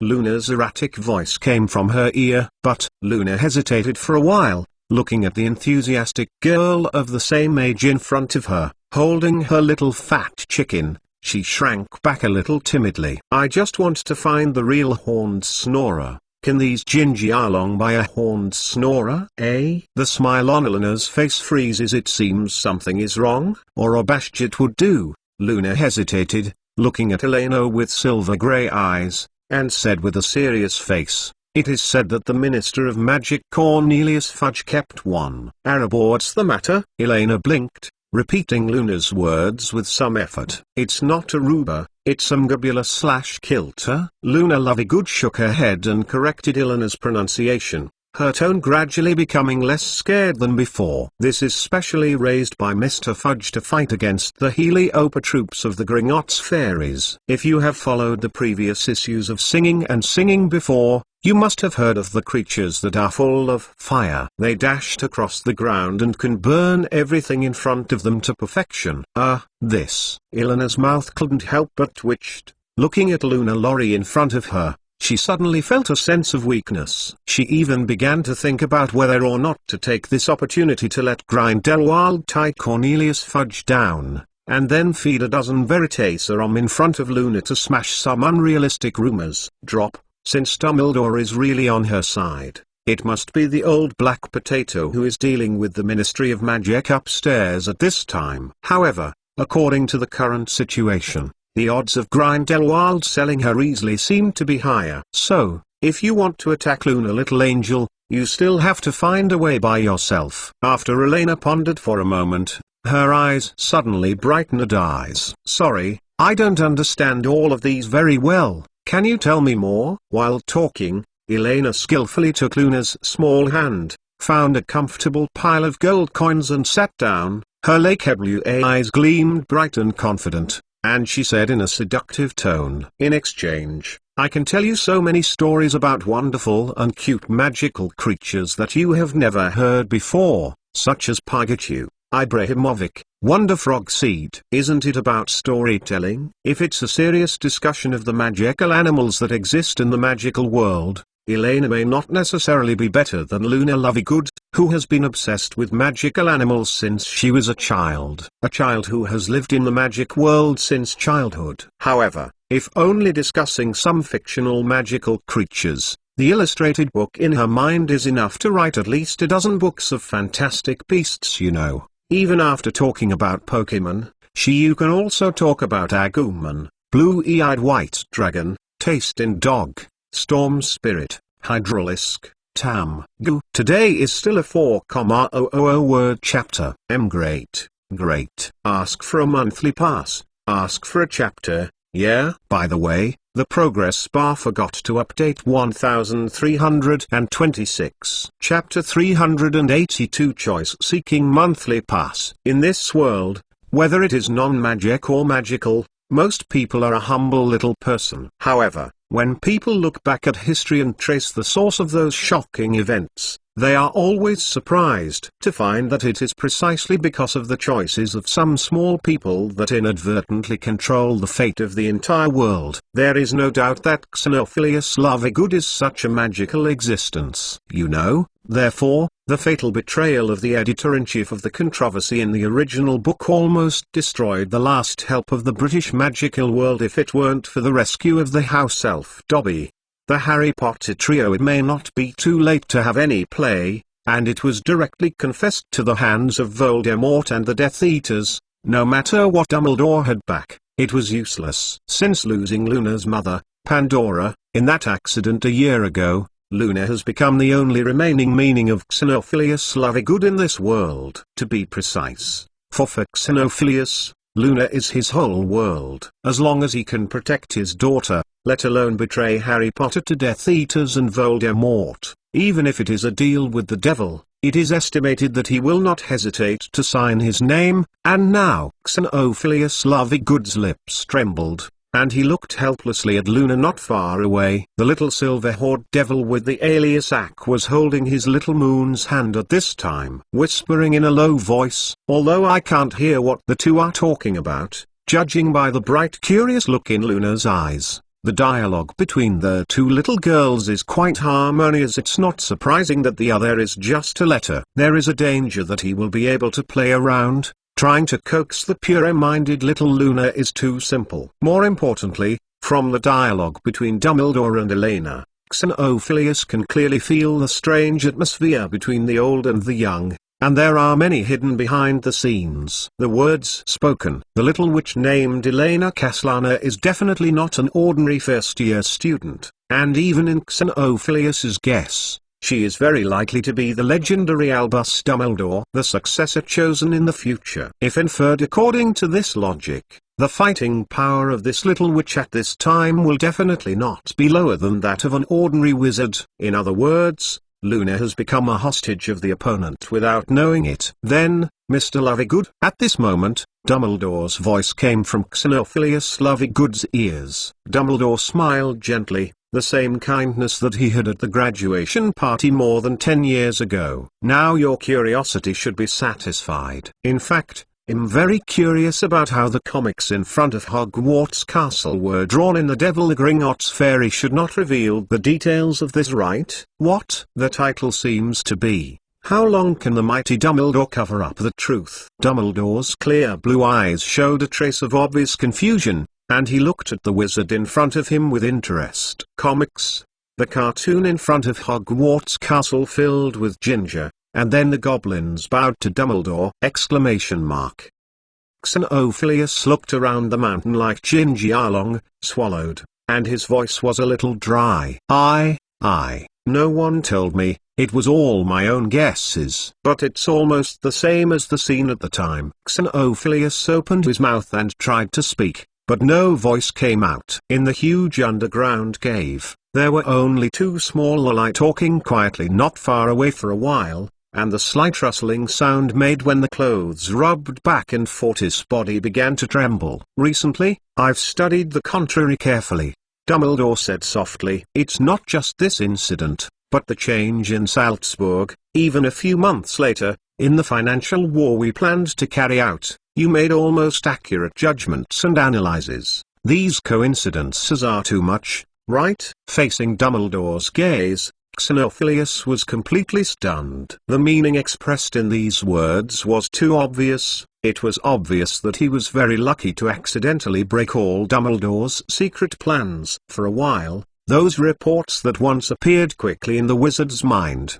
countless bites of Madman's lunatic words criticized as whimsical by people, slipped through Xenophilius' mind. A strong sense of fear instantly broke Xenophilius's psychological bottom line. He didn't even know which articles and what proportion of the space was the truth hidden behind the sun, as if it were all in, then this world. No, right? There is a problem with the story you just told. Since the magical animal called Pikachu is so powerful, why did it suddenly lose to a vine snake that was just born not long ago? At this moment, a familiar ethereal voice floated into Xenophilius Lovegood's ears, and pulled the middle-aged single father out of the increasingly terrifying fantasies. Xenophilius Lovegood raised her head, and saw Luna holding the flat-headed owl at home, looking at the silver-haired witch next to her seriously, and pointed out the story that Elena had told before. The huge loopholes that appeared. This. Elena blinked, and the little dumb hair on her head shook in embarrassment. I don't know the specific reason. Anyway, it is written like this in the records I have read. It may be due to other factors. Faced with the problem baby Luna with very different thinking, Elena finally realized the headache of being asked because the logic was not consistent with common sense when telling stories to children in the legend. Luna. Yes, now is not the time to be in a daze. Xenophilius Lovegood glanced at the wand in Dumbledore's hand, and quickly reached into his pocket with his right hand to hold the wand. Snapped. In Dumbledore's calm eyes, Xenophilius Lovegood dropped the wand in his hand on the ground without hesitation, licked his dry lips, and said in a faint voice of expectation, Professor Dumbledore, he whispered. "If it is because of what I wrote, it may cause you it may cause some trouble, including everything in this room. You can just use it." "Sora, I won't have any resistance." "But, my daughter, Luna, Miss Lovegood has seen all this, right, Luna?" Before Xenophilius Lovegood could finish her words, Elena, who had been paying attention to the movement here, raised her eyebrows, and smiled at the editor-in-chief of the Contrary in a lovely tone, said, "So, the situation now is different from before. It's not just your problem." In an instant, Xenophilius' face was as grey as death, and as old as 100 years old. "Oh, you can't do this. She is still a child and knows nothing. I don't allow you to shoot Luna." "Don't worry, it's actually not as difficult and dangerous as you think. After all, I am not the devil." Elena smiled and took Luna's little hand easily. "As long as you and Luna join us." There is only one chapter today. Chapter 383, the brand new Singing Devil. Please ask for a monthly pass. In a long career as the editor-in-chief of the Contradictory, Xenophilius Lovegood understood one of the simplest truths. The most absurd things in this world usually wear the most ordinary clothes. Even if the little girl in front of him is 10 times cute, he will not be blinded by this false appearance. Whether it is a veil or a shapeshifter, or even a siren and a siren, there are too many such terrifying creatures in the magical world that look beautiful but are full of murderousness. Elena's cute tone will only make the wizard's heart more vigilant. "Stand up to join you guys?" Xenophilius Lovegood asked cautiously. His eyes rested involuntarily on the left hand held by Elena and Luna. "Who are you referring to?" "I mean, except for Dumbledore, outside the professor and you will know, at the right time in the future." Aware of the vigilance in Xenophilius' heart, Elena put away the innocent smile on her face. Her tone suddenly became indifferent. The blue eyes quietly looked at the middle-aged wizard, and the corners of her mouth showed a touch of joking.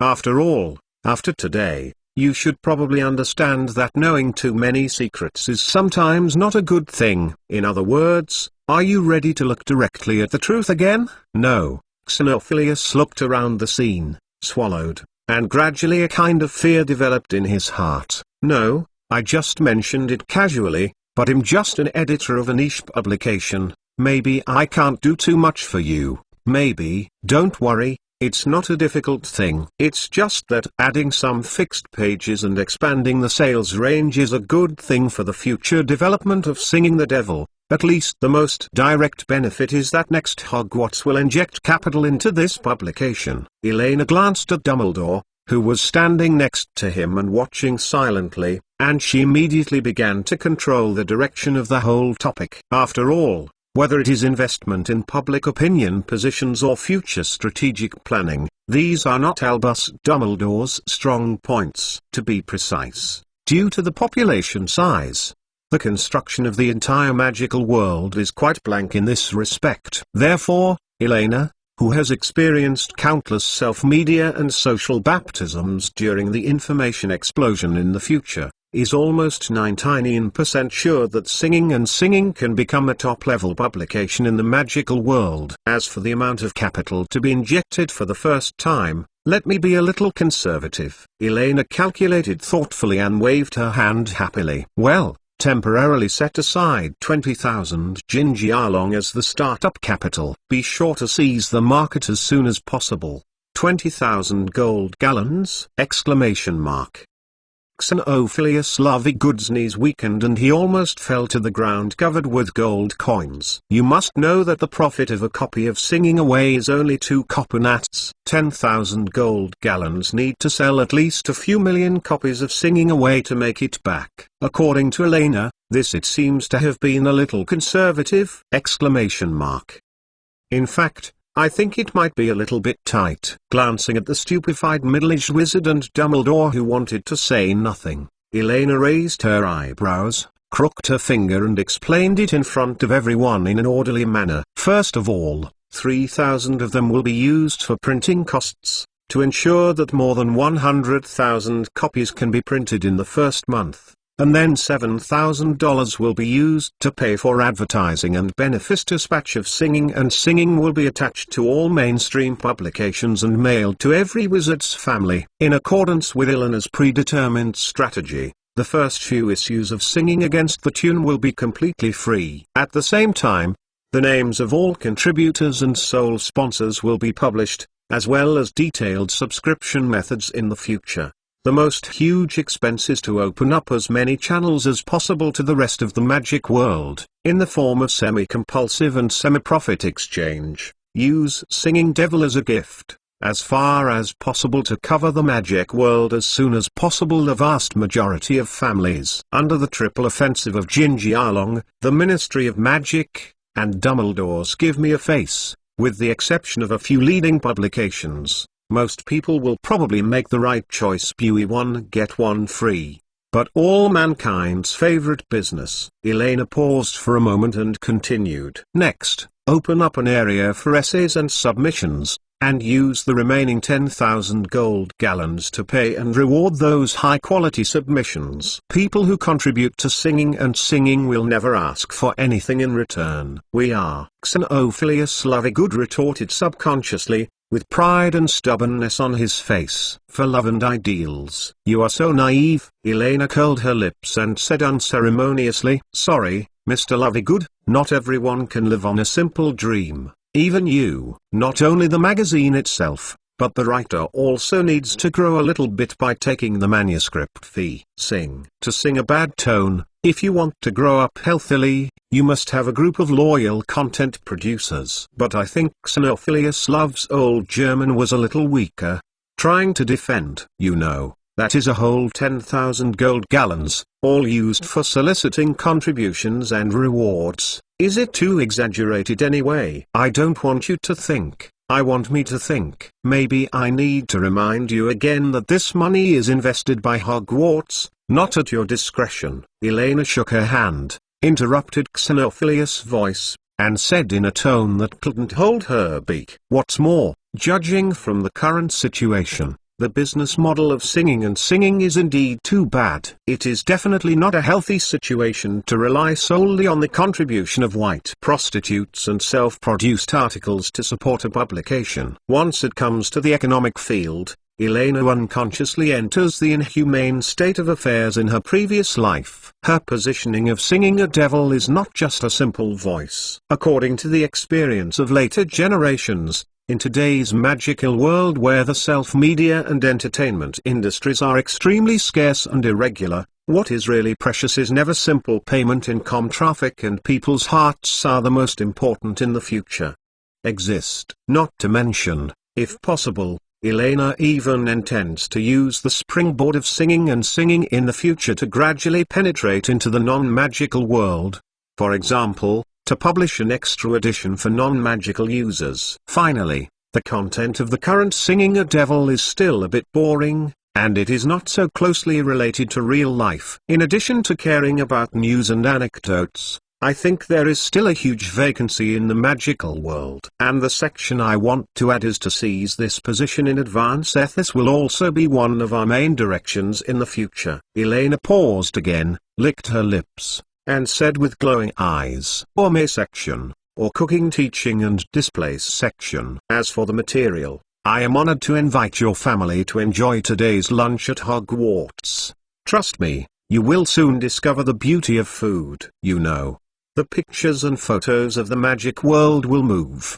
There is still only one chapter today. Because I went after it, I recommend a super good-looking book called Chapter 384, The New Recipe of Old Turnips and Old Potatoes Seeking Monthly Pass. A few minutes later, Elena and others left the underground vault and returned to the first floor of Hogwarts Castle. The only difference from the previous is that in addition to a flat-headed little owl, Luna's arms also have a large handful of golden Gingy Arlong. According to Elena, this is what she gave to her partner. A meeting gift for daughter and future schoolgirl. Although I don't understand why Elena is so caring about Luna, but considering Elena's age and gender, Xenophilius Lovegood, who has already joined the Hogwarts Consortium camp by default, is also not very worried. If he is a stinky boy, he may be a little nervous, and girls don't care. Of course, more importantly, compared to the unimaginable grand development goals in Elena's mouth, the rare excitement and smile on Luna's face prompted Xenophilius to finally decide to believe in Elena and Dumbledore's reason. He hasn't seen Luna look like this for a long time since his wife Pandora passed away. As a clumsy single father, Xenophilius actually knew very well that Luna needed more than just a father. She also needed the company and conversation of her peers. A famous friend, even if this friend doesn't seem so harmless. Xenophilius was satisfied. Then, please allow me to temporarily escape for a while. Dumbledore smiled and nodded politely to the Lovegoods and Elena. There is still some time before the lunch starts. During this time, Elena, you can bring Xenophilius, you can take your daughter to visit and walk around the school at will for a while. As if suddenly remembering something happy, Dumbledore glanced at a certain white-haired dumpling, a smile flashed quickly in his eyes, and looked at Elena earnestly and earnestly added another sentence. As for Elena, you can just accompany the Lovegood family on the sidelines for a while, you don't need to. Before Dumbledore could finish speaking, there was a noisy flapping of wings outside the castle. Dumbledore raised his eyebrows unexpectedly, and raised his head to look at the sky outside the door. Following Dumbledore's gaze, I saw an owl phalanx approaching Hogwarts Castle. Judging from the flight trajectory, it seemed that it was heading in the direction of Elena and the others, without any circling and flying straight over. 10 seconds later, the transportation brigade composed of dozens of strong round-faced fat chickens landed in front of everyone. As the owl landed, the floor trembled slightly, and several heavy packages fell on the floor. Oh, by the way, this is the new issue of Singing a Devil. Looking at Dumbledore, who was a little surprised, Xenophilius Lovegood patted his head and quickly explained, "It is what you mentioned in your letter before, purchasing for all the teachers and students of Hogwarts." That batch of publications, nearly 1,000 copies of Singing and Singing, are still quite impressive. In order to deliver this parcel on time, Xenophilius Lovegood specially spent expensive postage to hire many owl messengers. As for the recipient, he naturally wrote himself. After all, neither the mysterious A. nor Albus Dumbledore seems to be an option to receive the letter accurately, and if the package is not signed for 1 day later, then the letter is attached. The letter signed by Dumbledore will be automatically sent to the Daily Prophet, although Xenophilius is not sure how useful it will be. In the letter,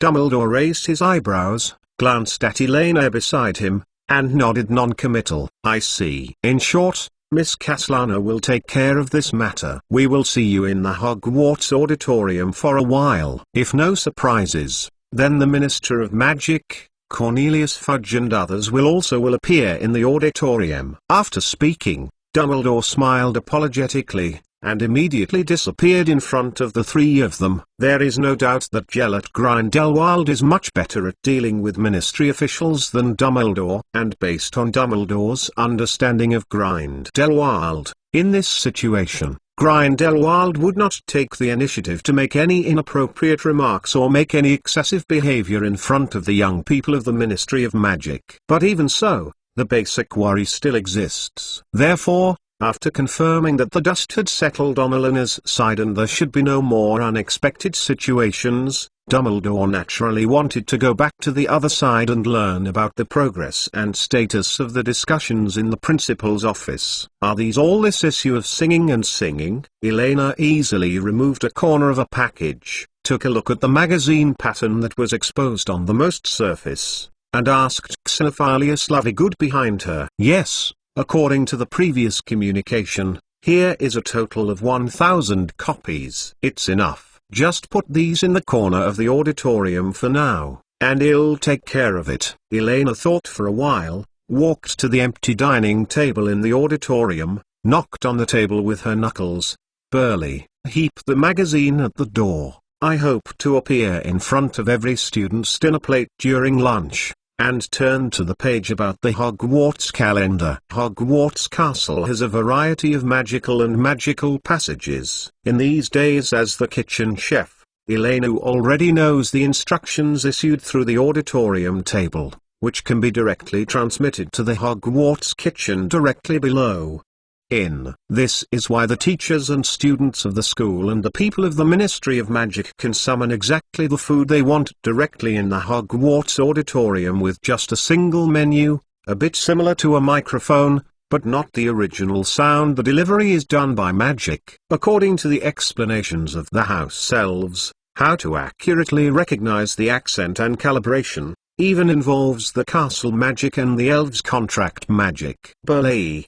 Dinner plate. Xenophilius looked at Elena a little strangely, and looked around the empty hall subconsciously. Snapped. Crackling. The next moment, only a few small explosions were heard in the auditorium. Several house elves wearing Hogwarts pattern napkins appeared beside Elena, bowing respectfully, with the humble expression Lovegood was familiar with, and a touch of respect. No problem, chef. Also, today's menu. Just follow what was laid down yesterday. Wait. Elena waved her hand, suddenly paused, tapped her finger on her lips thoughtfully, her eyes narrowed cutely, and she said slowly and softly with a hint of danger, I just thought about it, Professor Dumbledore and Mr. Apolclus. These two are not young anymore. For them, the menu of our young people is a bit too greasy and sugar content. Maybe not particularly suitable. What do you mean? Burley, the house elf, blinked his eyes wide, and a touch of confusion appeared on his face. Remember the sugar control healthy meal I said before? Don't add any oil. Just wash and cut the potatoes, boiled beef and cabbage in white water. As for the seasoning, a pile of coarse salt and a pile of devil's pepper sauce, that's it. Elena said bitterly, these two bad old guys don't think about getting anything delicious this week. I believe that it won't take long for them to understand why there is a saying, no matter who you offend, don't offend the person who cooks at home. As for whether this diet plan will be implemented, it is not difficult for Elena at all. It only needs to explain to Mrs. Pomfrey, who is in charge of the health management of the school's teachers and students. The stern school medical dean at Dumbledore will surely supervise Dumbledore's 3 meals carefully. After deciding the tragic meal arrangements for Old Tuddu and Old Turnip for the next week in a few words, Elena turned around and smiled shyly at Xenophilius Lovegood, who was stunned behind her. As you can see, I forgot to introduce just now. In addition to being a first-year freshman, I am now also the chef of Hogwarts Kitchen. Not surprisingly, from now on, for a long time, the entire school's kitchen will fully implement my will. At the same time, this is the source of the first batch of graphic materials for the future food section of Singing and Singing. While there is only one chapter, recommend a very good book. Chapter 385, The Unfamiliar Eagle Ring Seeking a Monthly Pass. Regarding the food section, Elena did not rush to explain. Some things, no matter how many words are described, it is intuitive that they have not been witnessed and experienced once. Therefore, after simply ordering the lunch process for today's noon, Elena, as Dumbledore had instructed, accompanied the Lovegood family on a tour of the campus. Of course, it was by Xenophilius Lovegood led the way. In the UK, almost all adult wizards graduated from Hogwarts. For most wizards, Hogwarts is equivalent to the second home in life, and there are beautiful memories everywhere. Therefore, even after bidding farewell to the school for more than 10 years, after returning to Hogwarts Castle again, Xenophilius Lovegood still clearly remembers the various passages of the castle and the way to various places. The way. This is the stairs leading to Ravenclaw Tower. Your mother and I are both in this academy. Standing by the gate at the top of a long and curved staircase, Xenophilius Lovegood gently stroked the eagle-shaped bronze door knocker exactly as he remembered, and continued with nostalgia. Ravenclaw is the smartest and most open academy. We have not set any hidden measures. No matter who it is, when you knock on the door, Eagle Ring will ask you questions. If you can answer correctly, you will be allowed to enter. Then what if the answer is wrong? Luna asked curiously. Then I have to wait for someone to answer. It is not uncommon for more than a dozen people to stand at the door of the common room and try to answer the questions of the day. But then you can at least learn knowledge. This is Ravenclaw, understand? Xenophilius Lovegood shrugged. His eyes filled with memories of past campus times. But don't worry, the problem is very simple. At least your mother and I have never been stopped outside the lounge. Well, I see, Luna said seriously, with eager excitement on her face. It's just like the guessing we usually play, right, Dad? Hogwarts is such an interesting place. Yes. Let us compare and see who can answer Eagle Ring's question faster. Xenophilius Lovegood nodded happily and looked at Luna and said gently, as for the little silver-haired wizard standing behind the two of them, he was directly ignored. After all, it was a matter of brainstorming. Hufflepuff Academy has never been good at it. There is no doubt that Ravenclaw's common room is the first choice of Xenophilius Lovegood. As an eagle, he can stay in Hogwarts Castle even with his eyes closed. Find the way back to Ravenclaw. The only thing that made him a little concerned was that, for some reason, there was a row of light blue velvet sleeping bags hanging on the wall of the corridor below the stairs, and it seemed that each one was also marked with a small note.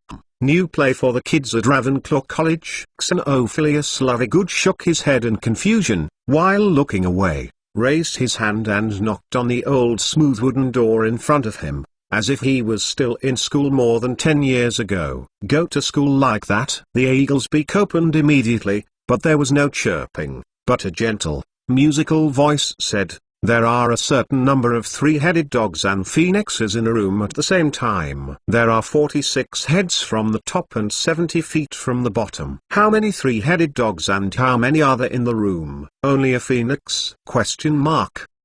Xenophilius Lovegood's expression froze, and blinked slightly funny. What is the strange problem? In his impression, this type of topic seems to be the first time I have seen it. Well, although the problem of eagle rings has always been weird, usually eagle rings will ask some more poetic questions, such as where did the disappearing things go, which one is the phoenix or the fire? It appears first, when brewing an unknown strong corrosive potion, what material should be used for stirring? And I don't know why, this question always gives Xenophilius a nasty feeling full of malice. Xenophilius Lovegood seemed to vaguely understand the meaning of those light blue sleeping bags in the corridor downstairs. It is not easy for these little Ravenclaw wizards now. Facing the eagle ring that suddenly became stranger, Xenophilius Lovegood frowned and began to try to imagine the scene described by the eagle ring. Head and feet. Well, there is a phoenix and a three-headed dog in a big room. Phoenix,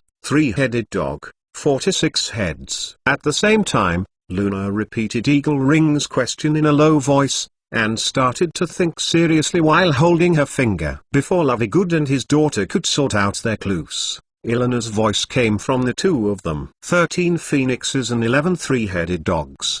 The answer is correct. Yingwen finished softly, and the wooden door turned back and opened. Since it is time for classes, the Ravenclaw common room is empty, and the entire college dormitory environment is filled with an ethereal atmosphere. There are elegant arched windows on the walls, hanging in blue and bronze-colored silk. The ceiling is domed with stars painted on it, and the dark blue carpet below is also covered with stars. There are tables, chairs and bookshelves in the room, and a white marble statue of Miss Ravenclaw stands in the niche opposite the door. Next to the statue was a door, and Xenophilius Lovegood knew that it was the passage leading to the dormitory at the top of the tower. However, he is not in the mood to continue introducing the common room at Ravenclaw College. Just like all Ravenclaws, their curiosity about unknown new knowledge requires far more. Even if Elena gave the correct answer, he still did not understand the knowledge of the question itself. The feeling is undoubtedly quite bad. Why? I mean, this is just an answer, right? Xenophilius Lovegood turned his head and looked at Elena standing behind the two. If you can you tell us, how did you answer this question so quickly? It's very simple, because I wrote this question. Elena shrugged her shoulders and explained quietly, There are many detailed solutions. If I have time, I might open up a separate section in The Devil to explain some of the problems in this regard. Now, because of time, it may not be a more appropriate occasion. Because, after a short pause, Elena glanced thoughtfully at the bronze eagle ring in front of her. Thinking about it carefully, the simple number problem is still a bit too boring, and with the passage of time, it is not conducive to the campus experience of the Ravenclaw wizards. Maybe she should find a way to help Eagle Ring enrich the question bank. By the way, Mr. Lovegood, I have a more interesting idea. Are you interested in hearing it? Elena glanced at Xenophilius Lovegood,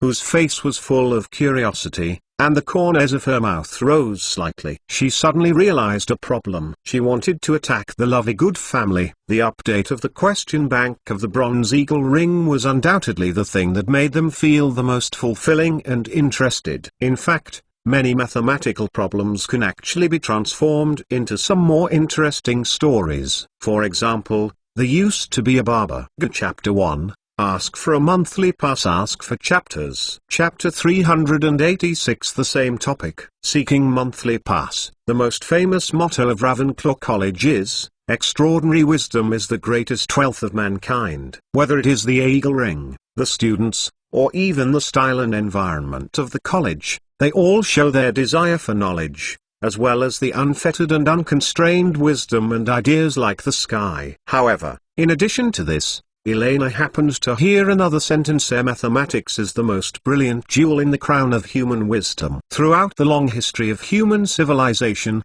at least half of the philosophical thinking and questions have a wonderful connection with certain mathematical logic. In fact, hundreds of years ago, people still called mathematics natural philosophy. We are not embarrassing the students, we are just passing on knowledge and letting the glory of philosophical thinking re-shroud in the Ravenclaw common room. Elena looked at Xenophilius Lovegood with straight A's, shook her head, and said with a chuckle. Just now, she slightly updated the question bank of the Bronze Eagle Ring, telling a few interesting logical stories. After these several communications with the Bronze Eagle Ring, Elena preliminarily determined that Ravenclaw's Eagle Ring is actually more similar to a relatively primitive primary A with certain thinking skills, as well as information entry and judgment output function. This also means that it is not competent for autonomous deduction of complex mathematical tasks. In other words, if you want Eagle Ring to put forward the barber's paradox, which is Russell's paradox,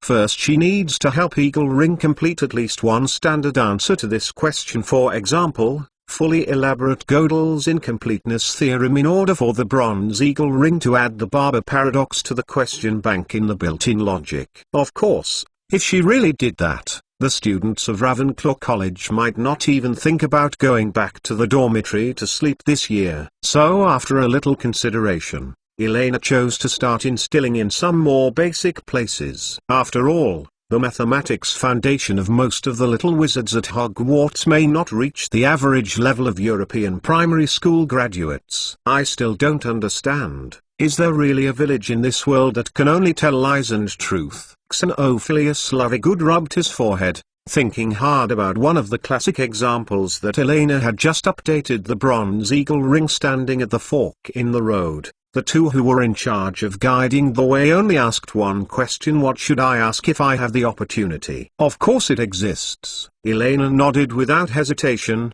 In other words, you understand that the daily drinking water of the people in one village is all veritaserum, while the daily drinking water of the people in the other village is all the medicine of lies. That's it. Lies potion? What is that? Why didn't I know there is such a thing? Xenophilius raised his eyebrows in confusion. Oh, you understand it as a potion that is the opposite of veritaserum. Elena waved her hand and casually fooled the potion she had temporarily ridiculed. Anyway, there are no wonders in the world, and it is always much more difficult to prove that a thing does not exist than to prove that a thing exists. Just like the famous saying that Einstein said, science can only prove that it exists, it can't prove that it doesn't exist, and it can't prove that something doesn't exist, and you can't prove that it doesn't exist. And when all this happened in the magical world, The Lovegood family and the devil is undoubtedly the most appropriate case, whether it is curved snorer,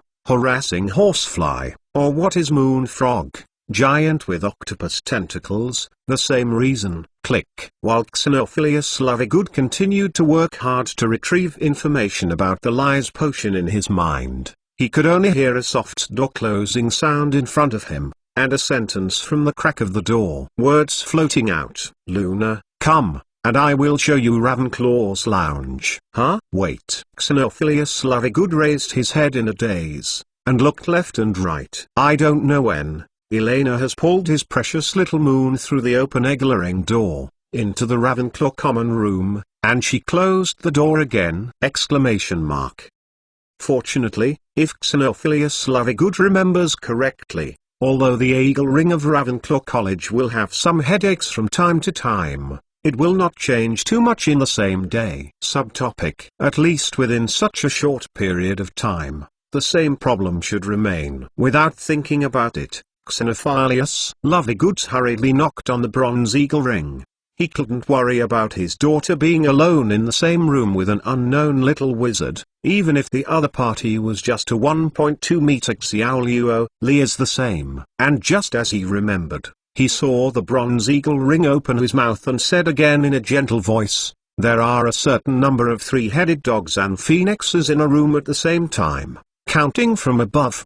The answer is 13 phoenixes and 11 three-headed dogs." Before the bronze eagle ring could finish reading the question, Xenophilius Lovegood frowned and quickly interrupted. Even if he didn't know how this answer came out, it didn't prevent him from remembering Elena's correct answer just now. In fact, this is what Ravenclaw College has always done. As long as a smart person solves the puzzle, everyone can successfully enter the lounge. However, to his surprise, this time, the door of the common room did not open as he remembered. 64 heads from the top, and 182 feet from the bottom. How many three-headed dogs and how many phoenixes are there in the room?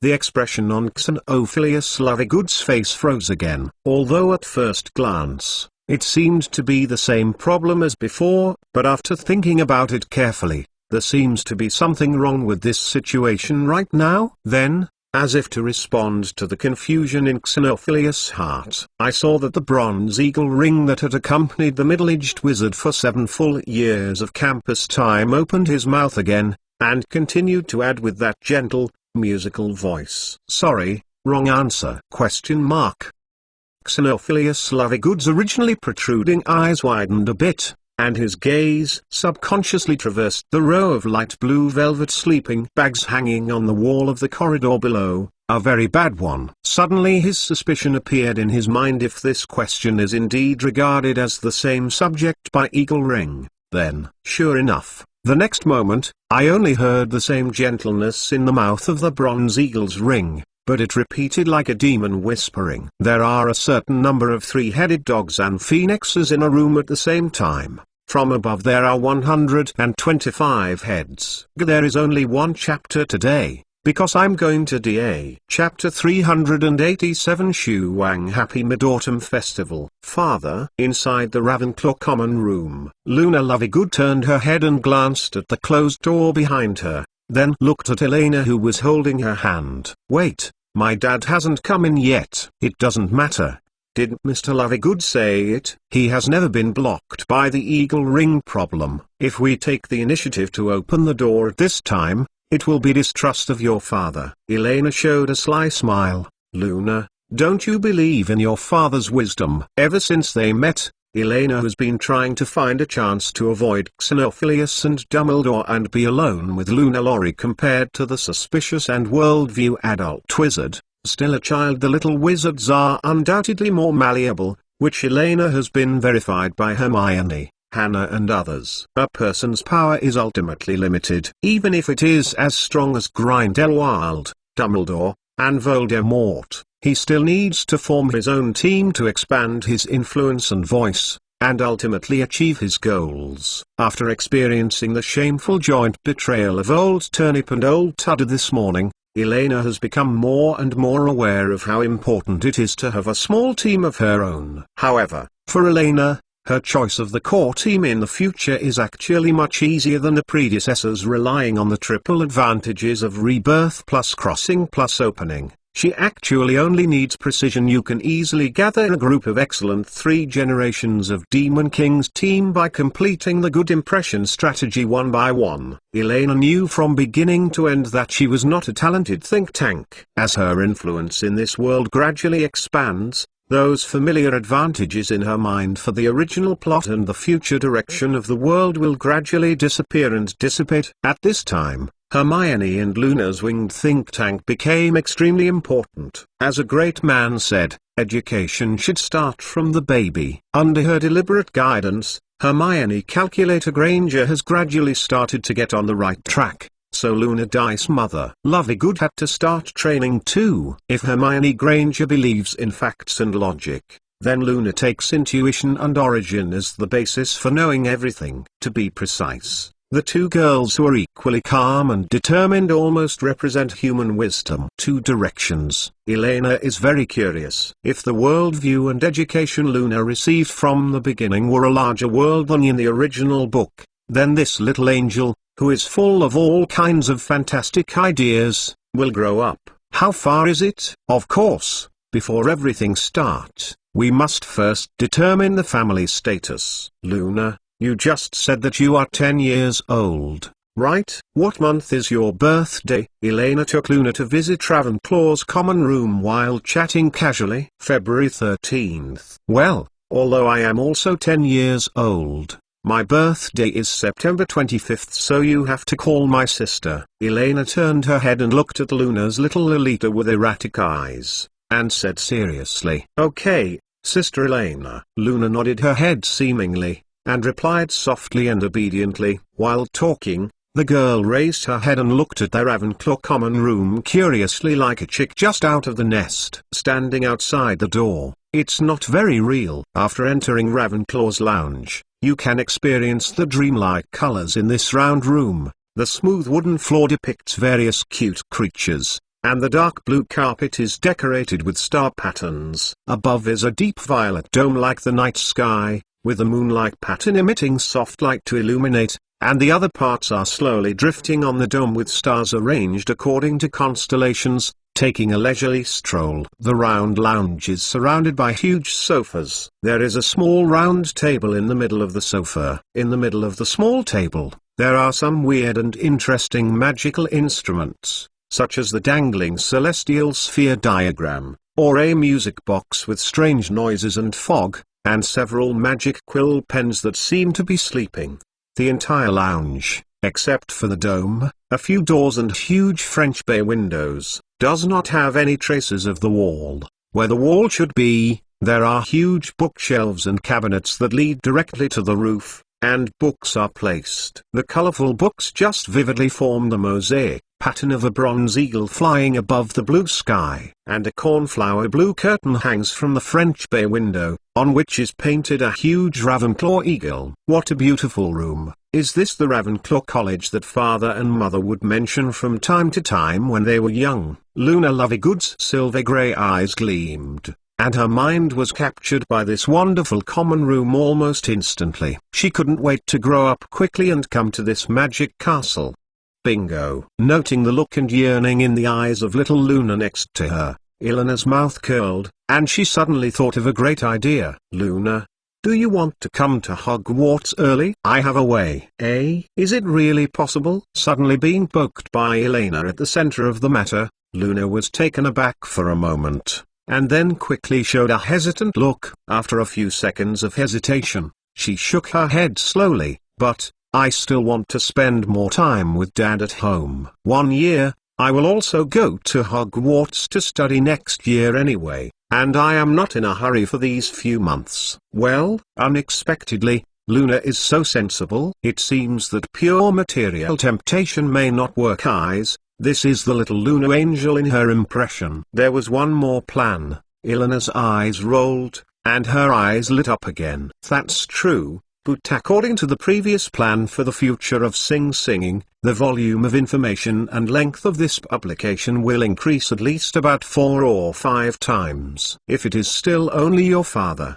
then the workload may be expanded 5 to 10 times more than now. Elena sighed lightly, the little dull hair on her head dangling quietly, with a look of pity on her face. Oh, it's a pity. I guess Mr. Lovegoods' character should not choose to recruit new magazine editors in a short time. If not unexpected, he may have to spend more than 10 hours a day in the next days. Now, but there is no way. Who can let him have no extra manpower to support him? Will Dad work hard in the coming days? Seeing the expression on Elena's face, Luna asked nervously, and subconsciously hugged the flat-headed little owl in her arms. It's not a question of hard work. It's a kind of exhaustion that accumulates from quantitative changes. Ah, yes, I almost forgot. He has to take care of your 3 meals a day and daily life. GT. While talking, Elena glanced at the nervous little Luna, and whispered intentionally, it's a pity.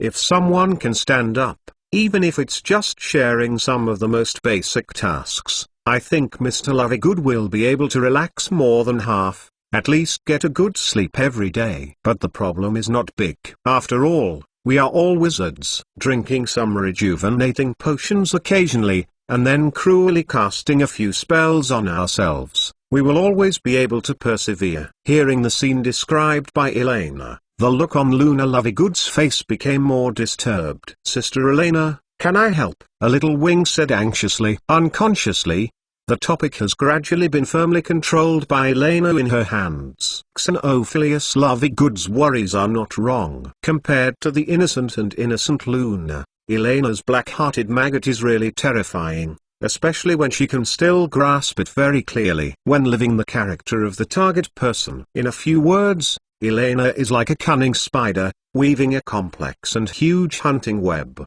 And the center of the web is the little wing that she has planned for nearly half a month. There is a way, but Elena played with the tips of her ears.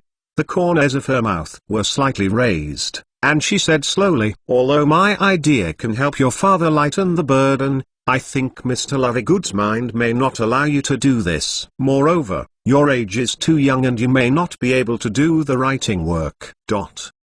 Grindelwald once said that true wise men will never use violence to force others. Stupidly guiding others to choose their own path is the safest and correct way. It's okay. If I can really make my father less tired, I can. Luna Lovegood shook her head quickly. Her silver-grey eyes looked at Elena and said seriously, usually when Dad is writing, singing and singing, I will also help to provide advice on the side. If it is just some basic work, I will be fine. And even if I can't, I can study. Dad always says I am very smart. What if your father disagrees? No, as long as it is something I insist on, Dad will definitely agree to it in the end. If you really can't do anything about it, then he'll tell you the method. But you have to be sure that this is something you came up with. Elena pretended to sigh helplessly, tried her best to suppress the upturned corners of her mouth, and said softly, Luna, think about it,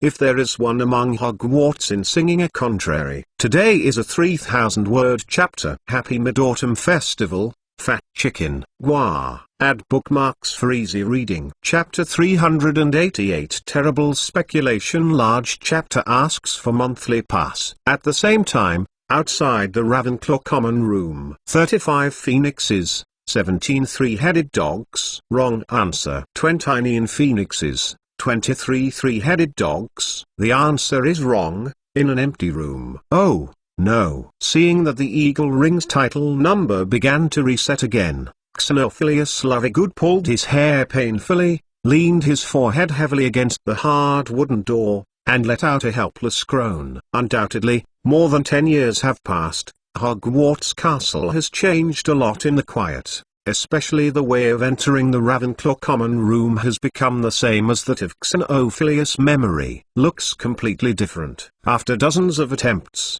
Xenophilius finally figured out some rules. Perhaps it is to prevent students from using cleverness to pass the test. Today's Ravenclaw Eagle Ring asks a phoenix and the three-headed dog question. If it answers twice in a row, it will automatically update the value in the question. After discovering this terrible law, the imaginative Xenophilius Lovegood subconsciously brought it into his own back then. and a variety of desolate images could not help but appear in his mind. Suppose a group of Ravenclaw's little eagles are thinking hard at the door, and only one answer is left. At this time, a passing Gryffindor student said a wrong answer, or, facing such a devilish one for the question, several people answered the question aloud at the same time, but the correct answer happened to be the third one. Luna, Luna, can you hear me? Xenophilius Lovegood patted the door vigorously, his face full of anxiety. Although the Elena Castellana was just a little girl under 11 years old. But I don't know why, whenever he thinks of his little Luna and that child being alone, Mr. Lovegood will have an unreasonable irritability in his heart, as if he saw the airship he grew similar to the anger of being stolen by a wild boar. No, it is a much stronger emotion to be precise. For the first time in his life, Xenophilius felt a little regret for not choosing the course of arithmetic divination. If he had chosen that course, at least he would not be so helpless with the problem of eagle ring. Ahem, gentlemen, what are you doing? At this moment, an old gentle voice suddenly came from behind Xenophilius. Ha, Professor Dumbledore. Xenophilius Lovegood turned around and looked at the old wizard who appeared at the bottom of the stairs. He stopped halfway through his words and frowned and looked at the strange old man carefully. Since the old wizard wore a wizard's robe that looked exactly like the principal of Hogwarts, Xenophilius almost mistakenly thought it was Albus Dumbledore who had just said to receive the Ministry of Magic and was back again. However, in the next second, Xenophilius reacted immediately. Compared to Dumbledore, who had a long silver beard and white hair, this wrinkled face, but his chin and hair were bald. The old man is so unique. Xenophilius Lovegood, the editor-in-chief of the Anti-Singing, and I also graduated from this academy before. Noting the old man's gaze, Xenophilius Lovegood wistfully withdrew his right hand that was tapping the wooden door, briefly introduced himself, and then looked at the old man with some confusion. Excuse me, you are. If he remembers correctly, at least when he was in school, there was absolutely no such professor in Hogwarts Castle, but logically speaking, an old wizard of this age is unlikely to be hired to serve as a school professor. Oh, Mr. Lovegood, the devil. Yes, Albus told me about it before. I'm the Hogwarts Castle administrator and part-time therapist in the school infirmary. Well, I just came to Hogwarts this semester, so it's normal for you not to know me. After all, I have been living in seclusion abroad before. The old wizard touched his chin and nodded, glanced at the wizard standing in front of the Ravenclaw common room with a strange look, and continued with a smile. By the way, I have always subscribed to this magazine you founded, and my favorite is the 39th issue. In that issue of Singing Against the Tune, for the Dark Lord Gellert grind, the analysis and speculation of Wozixiang and the backhands that may remain in the magical world are really wonderful. Are you the castle keeper and the healer? That's how it is. Xenophilius Lovegood nodded clearly. As a Ravenclaw eagle, he naturally knew that the original Mr. Filch was not good at magic. Coupled with the intensity of Madame Pomfrey's work, Dumbledore would hire an old wizard as a supplement, but it was reasonable. Of course, the most important reason for truly letting him put his guard down is, the old wizard accurately stated the content of the issue of The Contradictory a long time ago. As the editor-in-chief of the magazine, Xenophilius Lovegood only needs to listen to know that this old wizard is definitely from his magazine. Loyal old readers. In Xenophilius Lovegood, whoever it is, as long as it is a reader who has subscribed to the genuine Devil's Tune, he is definitely one of the few wise, knowledgeable, and unique vision-friendly wizards in the world. So, is there anything I can help? Logically speaking, you shouldn't be alone. The old wizard looked at the lone wizard curiously, his eyes hovering around him, as if looking for something. That's it. I was invited by Professor Dumbledore to come to the castle to discuss some things about the magazine. However, because Professor Dumbledore has something to deal with temporarily, so let me take my daughter to visit the castle. Of course, there is also a first-year girl as an escort. named Elena Caslana. I don't know if you know it. Xenophilius Lovegoods spread his hands and explained very naturally in his understanding.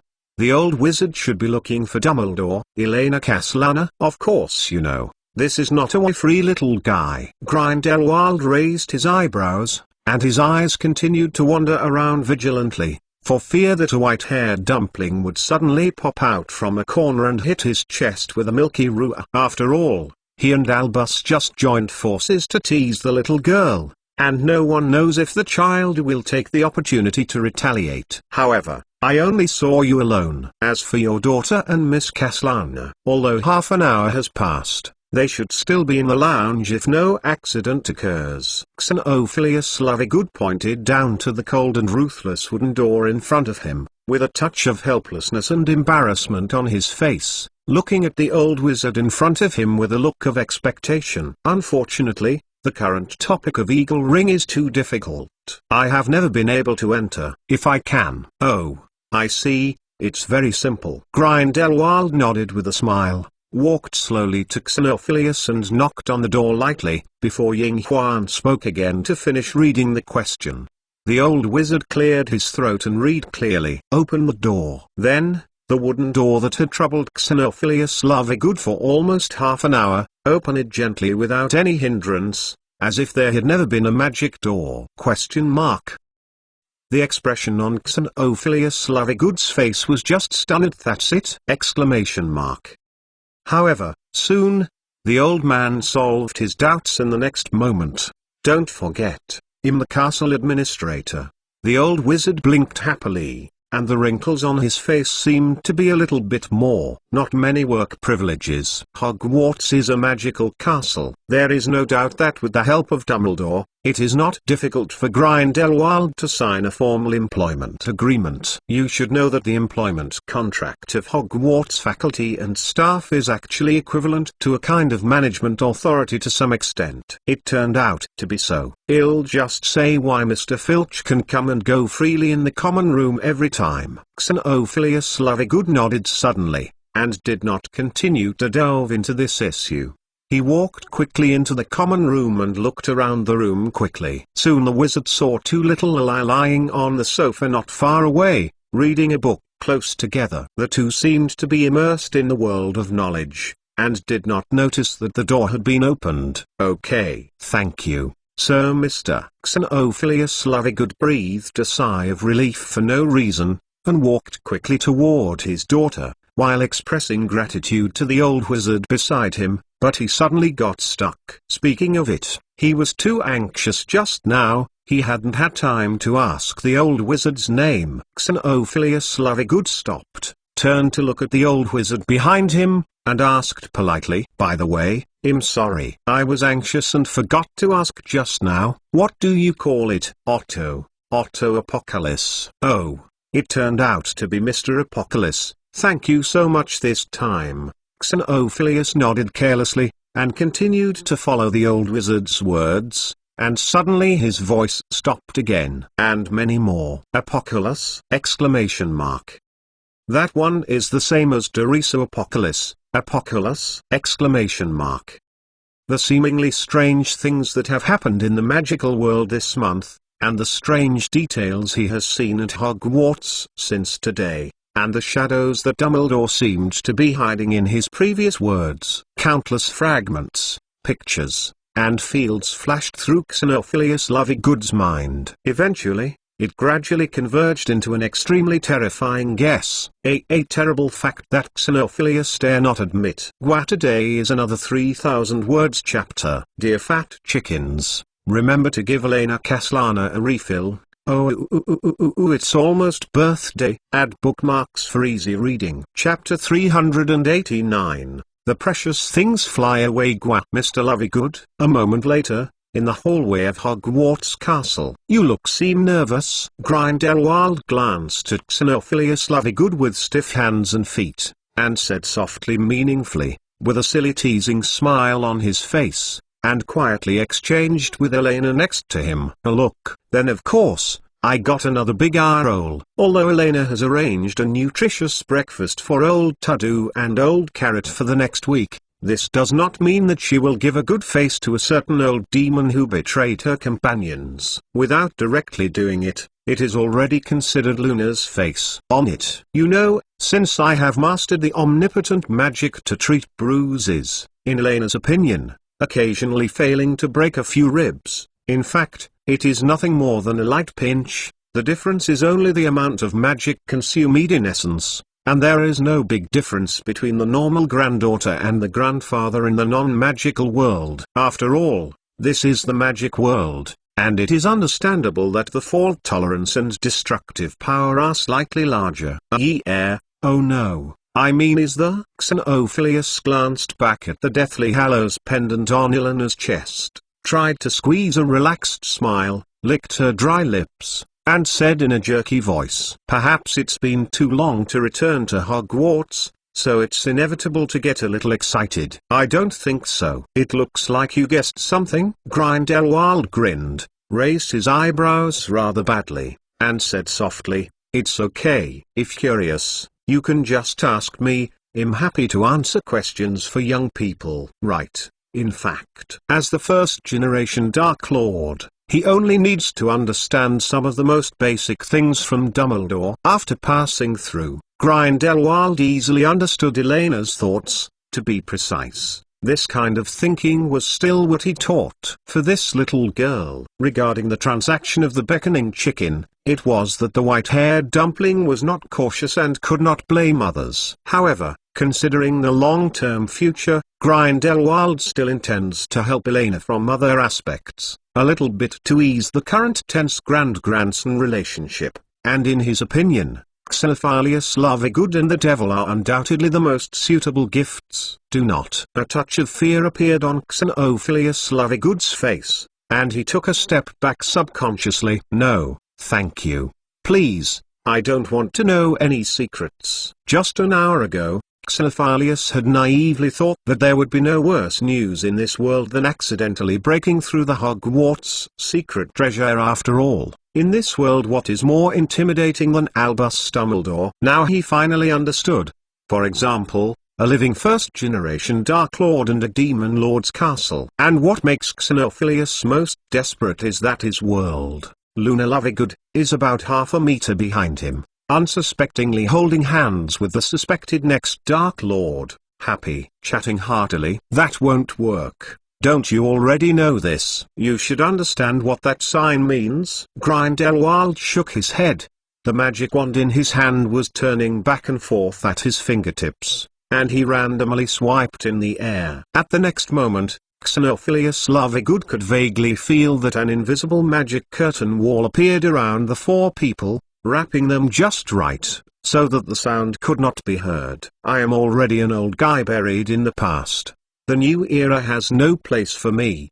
But the future I am looking forward to does not allow any difference, so some things need to be clarified in advance." In Xenophilius Lovegood's increasingly desperate gaze, Grindelwald grinned and said softly, "Yes, I am." When? At this moment, a melodious bell suddenly echoed in the castle. The morning class time was over, and almost the next moment, the whole castle instantly became lively. The classroom doors on the corridor of the castle opened one after another. The little wizards who had studied for a morning said brazenly and laughed, and appeared in twos and threes on the empty corridor with their textbooks in their arms. In less than 2 or 3 seconds, the Lovegood family and the big and small Demon Kings were crowded with students who had just finished class, and the exquisite soundproof magic before Grindelwald naturally had no value. Ethos seemed to be out of order. The Huskies chased the little wizards in the hallway, and at best, they were just a little bit careful not to hit anyone. "Let's stop here, Mr. Otto." Elena glanced at Grindelwald, who was hesitant to speak, then looked at Xenophilius, who was ashamed, shook her head helplessly, and took the initiative to end the persecution of the editor-in-chief of a poor magazine. Sometimes, too much inspiration is not a good thing. "It's lunch time. Let's go to the auditorium for dinner first. There is still a long time to get to know each other. Take Mr. Lovegood to Professor Dumbledore, and Luna and I will go to Hufflepuff."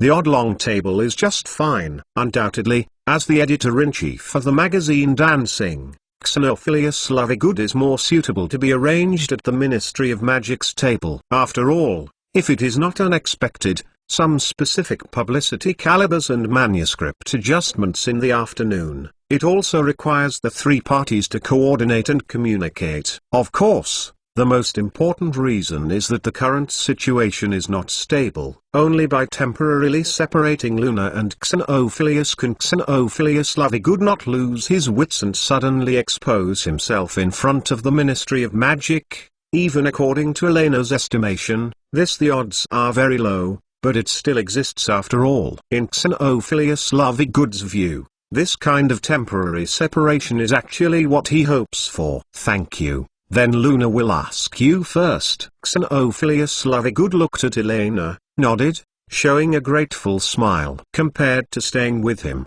he may hear some extremely dangerous news at any time. And there is also a murderous first-generation black demon and an ambitionist white demon who is suspected of making big moves are watching, no matter what. Judging from this, Elena, who is only 10 years old, is already the most harmless choice. At least in this way, no matter what happens, it is at most being carried on him and the devil, and has nothing to do with his daughter, and it can be regarded as the maximum protection for Luna. Well, don't worry. Luna is my friend, I will treat her well. And Elena nodded seriously, skillfully raised Luna's little hand, and followed the crowd to the direction of the auditorium downstairs. However, before the smile on Xenophilius Lovegood's face fell completely, he could only hear the word that faintly floated behind the girl in the noisy crowd not far away. Anyway, Luna will come to Hogwarts every week from now on, and I happen to take her to learn more about her future work. Wait, what did you say? Xenophilius' eyes widened in an instant. Mr. Lovegood, let's go. Dumbledore and Minister Fudge are still waiting for us in the principal's office. Grindelwald smiled slightly, and pulled Xenophilius to the opposite directional door if he didn't know the way. So what? Gwa. Add bookmarks for easy reading. Gwa asking for a day off. Gwa. Degrees A degrees. Gu. Chapter 390 Careful Eyes and Freedom. Gwa. In the UK, lunch has always been the least valued link. For most British people, the main meal of each day is actually only one dinner. In addition, whether it is lunch or afternoon tea, it is just like snacks and snack time. As for breakfast, it is often simply mixed with lunch, which is often referred to as brunch. As a full-time boarding school, due to the schedule of courses, although Hogwarts is strictly speaking, it is closer to the traditional Eurasian provision of breakfast, lunch and dinner. But before that, the teachers and students were the understanding of lunch is actually a temporary hunger whether it is baked potatoes or sandwiches. It is enough to be full. Of course, lunch at Hogwarts is not a rich and delicious feast. If Elena remembers it correctly, it was nothing more than cold meats and cold dishes made with potatoes, cucumbers, tomatoes, carrots, lettuce, beetroot, etc., plus fish and chips, and various meat fillings. It's just a sandwich. However, since Elena started taking over the Hogwarts kitchen, everything began to be different. This is called Wellington steak. You have never eaten it. Elena cut off a slice of juicy and fragrant beef and put it on the golden plate in front of Luna with a smile. The edge of the beef is wrapped in mushroom sauce, and ham slices, dry. And this baked snail with butter, it's very fragrant. Hannah nodded, scooped a baked snail in Luna's dish, and said hesitantly, I don't know if you are used to it. Anyway, I like it very much.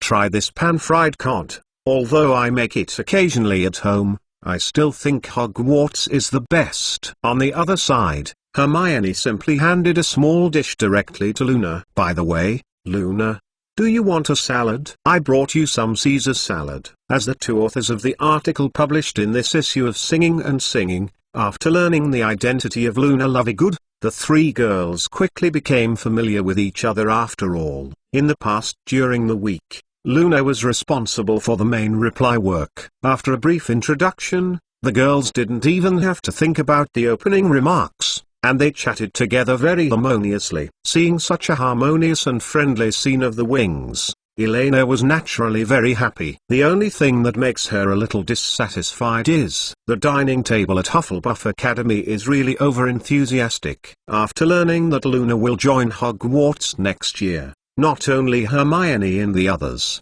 but almost all the little wizards expressed to Luna extraordinary interest. Among them, the most exciting is the first-year freshman in the same class as Elena. After all, if under normal circumstances, she would have to wait at least a year to experience the feeling of a senior sister. It is really a pleasant thing to have a future senior at the table in advance. In this way, the most intuitive result is that in less than half a minute, the plate in front of Luna was filled with various foods, and the whole little girl was surrounded by the students like a rare treasure. Okay, it's almost done. All spread out a bit. Elena raised her eyebrows, with an unhappy look on her face, stood up and opened her arms like a mother chicken to drive more and more little wizards around, mainly the little fat chickens in the first grade, said in a bad tone. Anyway, Luna will come to Hogwarts every week from now on, and now I feel relieved to go back to my seat to eat. Also, if I see anyone who dares to put food on Luna's plate, then the food on this plate will be all. Who is it? Obviously it is her wings. Why has it suddenly become everyone's favorite? Such signs must be put out in advance. Facing Elena's threat, the little wizards gathered around Luna looked at each other, and they all dispersed. Since serving as the potions class representative and Hogwarts chef for a week, Elena's prestige in the school has gradually been established, at least in the school auditorium table. Elena there is no less deterrent than the professors. If she wants to, she can even stop the supply of dishes in a certain table area. Of course, the most obvious feeling for this point is definitely not a certain Hufflepuff's strength who is stunned. After all, occasionally enjoying the perverted spicy of Slytherin College is actually a rare life experience. This kind of house elves accidentally mistaken ketchup will not happen often. You know, the greatest misery in life is not how much suffering you have endured, but what you have lost. That girl is too careful. Grindelwald glanced at the boiled potatoes in front of him and the soulless pale cabbage leaves. Turning over his knife and fork, it was just beef cooked in water, and a smile appeared on his face. Not far away, Dumbledore also showed the same bitter smile. There is no doubt that Elena, as the chef of Hogwarts, wants to take revenge on 3 meals a day. It is really easy. The most important thing is to look at Mrs. Pomfrey's raised eyebrows. Obviously this is a combo technique. Even without hearing the conversation between Madame Pomfrey and Dumbledore, Grindelwald could imagine what kind of excuse Elena used to force Dumbledore to accept this list of tasteless and nutritious meals. Grindelwald sighed and glanced at the pale young professor of defense against the dark arts next to him. It's so pitiful. Fortunately, the therapist in the school infirmary is not sitting next to me. Regarding Elena's method, Grindelwald had already expected it in his heart. This was only the most gentle way. In the eyes of the old wizard, it was not so much a revenge as it was childish coquetry and complaining. Well, it deserves to be the little granddaughter and the second-generation Dark Lord seed who cherishes his sympathy. After all, he was just a child. Even the way he was angry was so cute and full of mistakes. Grindelwald smiled and shook his head, pushing the food in front of him aside. Then I saw the old wizard stretched out his hand very naturally, and from the front of Professor Quirrell, who was sitting next door, the hearty plate of Hungarian ham and potatoes was placed in front of him. Professor Quirrell, let's change, Grindelwald said calmly, as if he was asking the help to pass a saucepan. Quirrell blinked and looked at the replaced dish in confusion. Chapter 391, Grindelwald's request seeking monthly pass. Change? Professor Quirrell blinked, and looked at the dish being replaced in front of him in confusion. If he remembered correctly, just a few seconds ago, it should still exude the tempting aroma of ham, with the color of cheese and spices, like half of the art of Hungarian organ ham, not the shriveled boiled potatoes. Professor Quirrell turned his head and looked at the old wizard who had begun to enjoy his dishes comfortably. An annoyance flashed through his eyes, and he quickly returned to the previous tense appearance, and he stammered and asked, "Oh, Mr. Otto, you are young people. It is suitable to eat some light food occasionally to improve physical fitness." Grindelwald grinned and moved the young professor's fruit salad to him in Quirrell's unbelievable gaze. Before the anger in Professor Quirrell's eyes rose, the old demon seemed to be self-conscious. Said softly as if talking to himself, "I've been living for a long time. This time I come to Hogwarts just to relax. So I don't care what secrets are hidden in the big scarf you wrap around your head, provided that you two don't take the initiative to provoke me, understand? The secret in the scarf! Exclamation mark. The most important thing is, you two! Exclamation mark. Quirrell Quirrell's eyes shrank suddenly. The expression on his face quickly changed, and his fingers fumbled on the edge of his pocket, as if he almost subconsciously wanted to take out his wand, as if he was planning to stand up and escape. A few months ago, he met Voldemort when he was traveling to Albania. At that time, Voldemort was undoubtedly inhabited by some small rodent animals. This was indeed unexpected, but after some unknown conversation, Quirrell was persuaded to become Voldemort's servant. Obviously, bewitching people's hearts has always been a masterpiece of the devil, and Voldemort is no exception. Afterwards, Voldemort settled on Quirrell's body, which was precisely attached to the back of his head, and secretly sneaked into Hogwarts Castle, intending to steal the Philosopher's Stone belonging to Nicola May. Voldemort and Quirrell naturally paid considerable attention to the Otto Apocalypse, who suddenly appeared in Hogwarts, collecting news among the professors through various channels. According to the guess of the great being behind Quirrell, this old man is likely to be the von Hohenheim Paracelsus who has disappeared for almost half a century in Oath legend. The owner of the Philosopher's Stone, and the creator of the healing magic system, one of the greatest alchemists. Undoubtedly, in the eyes of Voldemort and Quirrell, this should be one of the methods Dumbledore used to guard the Philosopher's Stone. It's just that Quirrell never thought that less than 3 weeks after school started, the existence of him and his master seemed to be discovered by this old wizard, and it was actually in such a public setting! Exclamation mark.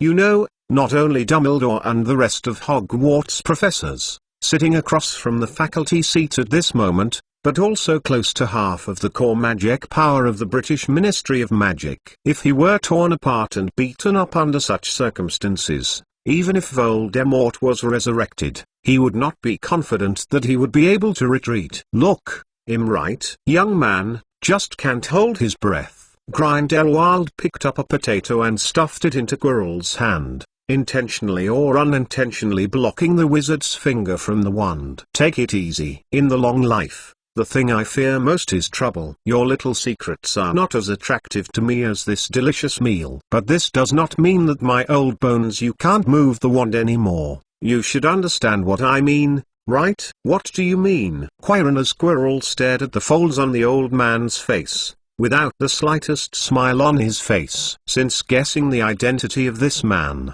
he and Voldemort have been very nervous. After all, no one knows what strange magic knowledge and skills such an immortal will master after a long time. Although judging from some past data, alchemists are usually not good at fighting, but this does not mean that the magical power of these old wizards will decline much, especially when the opponent is still a healer. Please order this for me. Well, Yang Ziganlu. Grindelwald glanced over at the menu on Quirrell's desktop, as if he were a harmless ordinary old man, shrugged helplessly, grinned and said, "No way, I'll order the menu here." "Not anymore." "Is it just that?" Quirrell narrowed his eyes, breathing heavily. He didn't believe that the old wizard in front of him was picking things out at this time, just to order a small drink. "What else?" "I'm not interested in taking care of your bad things. Besides, LeMay has a bad relationship with me." Grindelwald raised his eyebrows, as if recalling something unpleasant. He paused for a while, glanced at Professor Quirrell, who was not moving, and sighed slightly. Young people nowadays have to be threatened to be relieved. Okay, there's one more thing. Grindelwald glanced at Elena, who was chatting with the wings, reluctantly made a nuisance, and her tone sank slightly. That boy, Elena Castellana. I don't care what you want to do, but if you dare to move her hair, I will definitely kill you by myself. In exchange, I won't be on Albus's side. Of course, don't expect he'll help you. I see, you can rest assured. Quirin as Quirrell turned his head and glanced at the little silver hoard witch sitting at the long table in Hufflepuff. Although he and Voldemort were indeed a little curious about this outstanding little wizard, they didn't pay much attention to it. Although genius was rare, it was not so important to Voldemort. Tom Riddle knew very well that, as long as the old wizards were very old, they valued the spirit of the contract very much. Even if it was just a casual agreement, as long as he kept his promise, there would probably be no backlash. Quirrell showed a relaxed look on his face, and was about to smile and chat for a few more words. Mr. Otto, okay, stop talking nonsense. Yangziganlu, I'm almost dying of thirst. Grindelwald tapped the wall of the cup with a spoon and snorted dissatisfiedly. Oh, good. On the other side, the little wizards surrounding Luna had also dispersed. Elena and her little wings finally had the opportunity to sit down, eat delicious food at ease, and start the magical world version of the netizen below the line activity, or the Xianlicheng torture session. Of course, the main object of torture, in addition to Luna, there is also the white-haired dumpling who has not told the truth before. Gua Chapter 2! Add bookmarks for easy reading. Chapter 392 is better than big and small. Sure enough, Elena, you knew Luna was the one who answered the letter from the beginning, right? Hannah Abbott stretched out her hand to fiddle with the little dull hair on the white hair dumpling's head, and said in a very short tone, since seeing the reply from Mr. Lovegood last week, she has been wondering why the handwriting of a middle-aged wizard in his 30s looks so delicate and cute, like a little girl. The handwriting is the same. Today, after seeing the ignorant and naive Luna Lovegood at Hufflepuff's table, all the doubts in Hannah's heart are instantly resolved anyway. Xiaodu can't lie. Luna Will coming to Hogwarts was definitely not an accident, but the result that Elena had already calculated. Bubu, unprepared to be molested by the wings. The little dull hair on Elena's head trembled in shock. I don't know, don't guess. I saw Beimautu. Anzi shook her head quickly, and while proficiently performing the negation 3 consecutive times, she stretched out her hand to cover her head, and looked at Hannah Abbott next to her with a vigilant face, lest she be fooled by her poor little Mao. Stretch out the claws. That's it, so it makes sense. Hermione nodded lightly thoughtfully. Her eyes fell on the flat-headed little owl that Luna was holding in her arms. There was a faint flash in her bright brown eyes. Her fingers poked curiously and quietly like a chicken. The little fat chicken said softly, "That's why you have to keep holding this little guy to threaten Luna to communicate with you, cause simplified Chinese is not only the owl messenger of Lovegood, but also Luna's pet owl, right?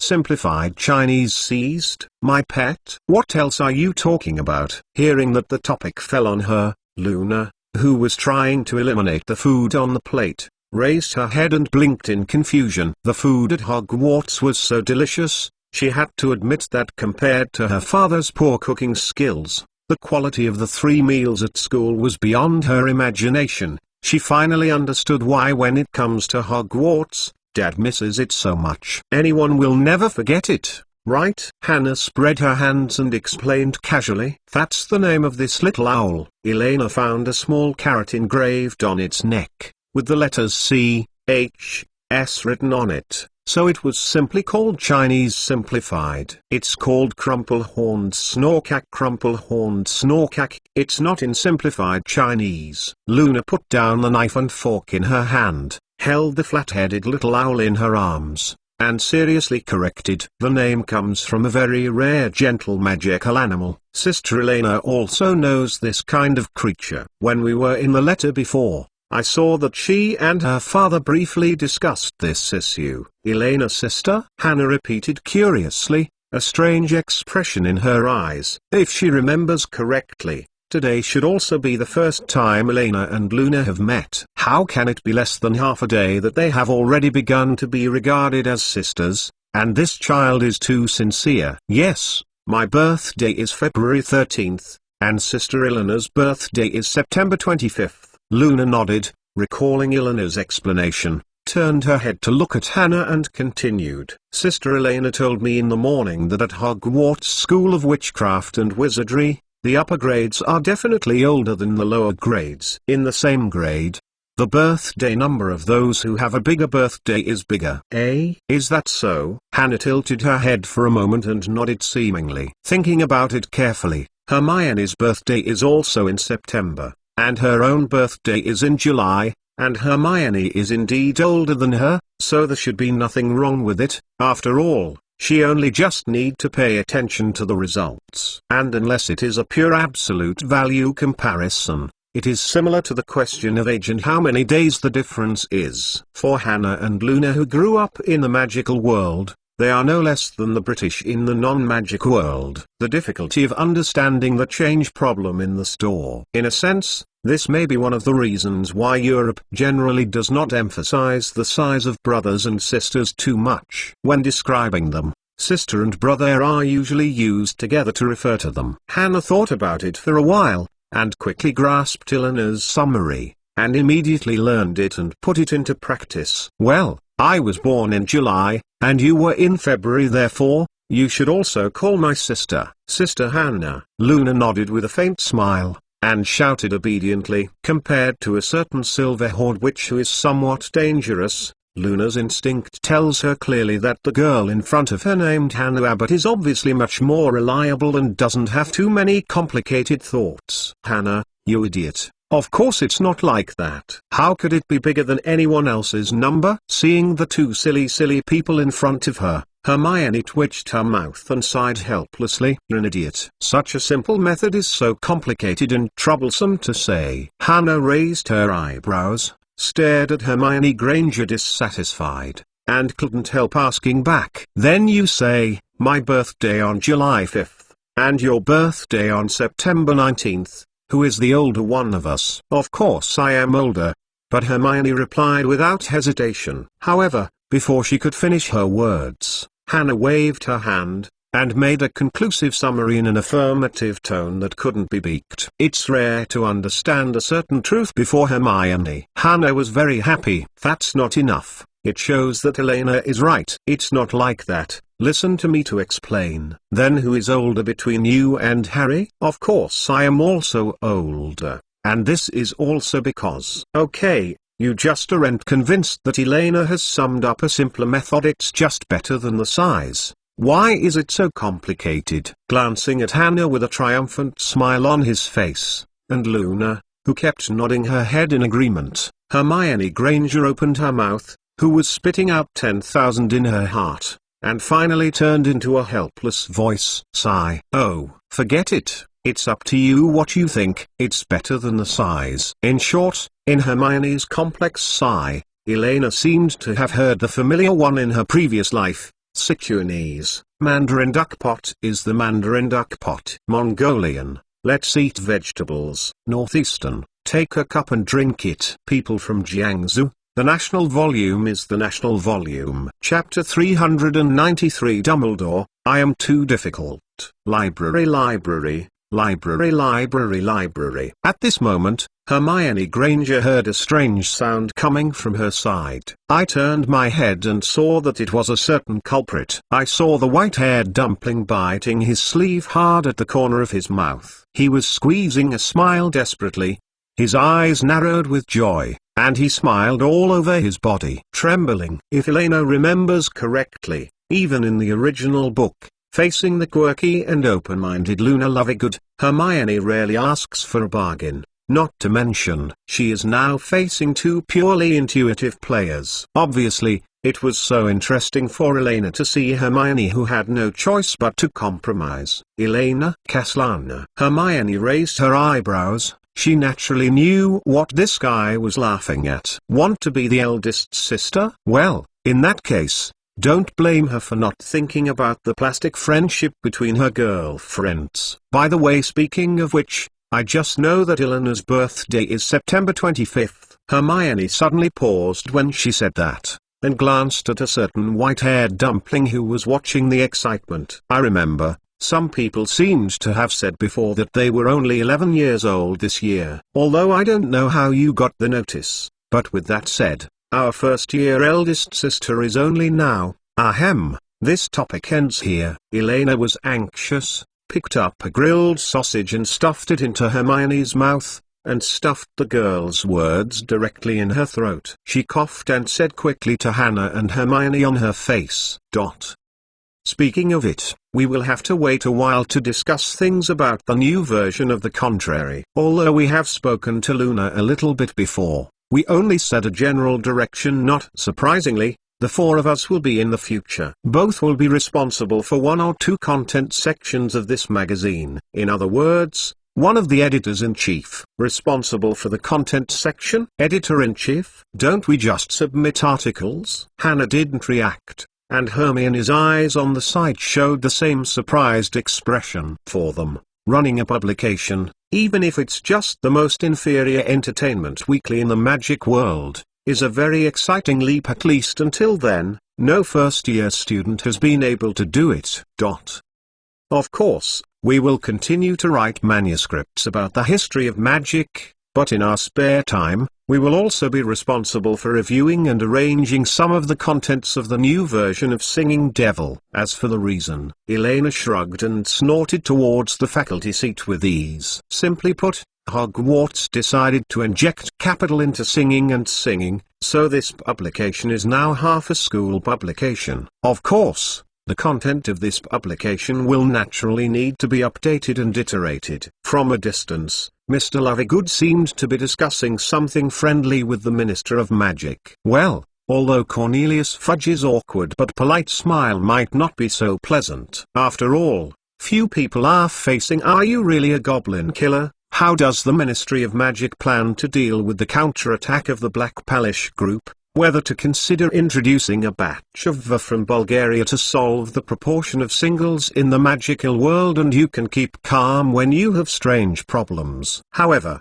Albus sitting not far away from the two of them, Dumbledore did not come out to complete the game. Instead, under the gaze of Madame Pomfrey, he silently poked the boiled old potatoes in his plate, with a special expression on his face. Melancholy. It is foreseeable that in the next 1 or 2 weeks, his recipes should not be too great, especially when Hogwarts is facing a comprehensive update of the dishes. As the principal of Hogwarts, he is in Albus Dumbledore, surrounded by all kinds of tempting gourmet aromas, couldn't even leave the table early. The only thing that gave Dumbledore a little bit of comfort is that since Elena, the little girl, chooses to retaliate, then Gellert Grindelwald as the mastermind is probably not much better, and he has a companion. Dumbledore thought this way, and looked towards the end of the long table of faculty and staff subconsciously. He just happened to see a certain evil first-generation Dark Lord taking Professor Quirrell's food as his own, and his poor black magic. The defense class professor can only eat those dull white water potatoes. No, even the teacher's seat is not allowed to be wasted. This! Exclamation mark. The bitterness in Dumbledore's heart was a little bit more. It was so difficult, ignoring the sorrow of a certain centenarian's life, and the daring to speak in the heart of a poor demon. Elena attracted her gaze, turned to look at Hannah and Hermione, and continued. I have investigated before, and there is no professional journal dedicated to gourmet food in the magical world for the time being. The devil wants to seize business opportunities in the market where the purchase intention is solidified. This field that has never been involved is undoubtedly the most. It's not suitable. So I'm honored to inform the three of you that you will be the first batch of special food commentators for the devil. Together with the photos of the dishes that may appear in the future journals, We can bring joy to countless people. Huh? Commentator Hannah blinked, raised her hand weakly, and said hesitantly, "Can I understand that in addition to the taste, I will write about the after-eating afterwards?" "Yes, just write 1 or 2,000 words every day, and it doesn't take too much. Don't worry, from now on, Singing and Singing will pay you the manuscript fee, based on the price of the top reporter of the Prophet Daily." Elena nodded happily, showing a devilish smile. "If the daily serving of cuisine is not enough to write, I will also make some test dishes to help you complete the task." "Test dishes?" Exclamation mark. The smile on Hannah's face completely solidified, and she suddenly remembered the portion she had just eaten the day before yesterday, stewed herring with Marmite sauce. The terrible taste still lingers in her body today, as if it was food from the devil.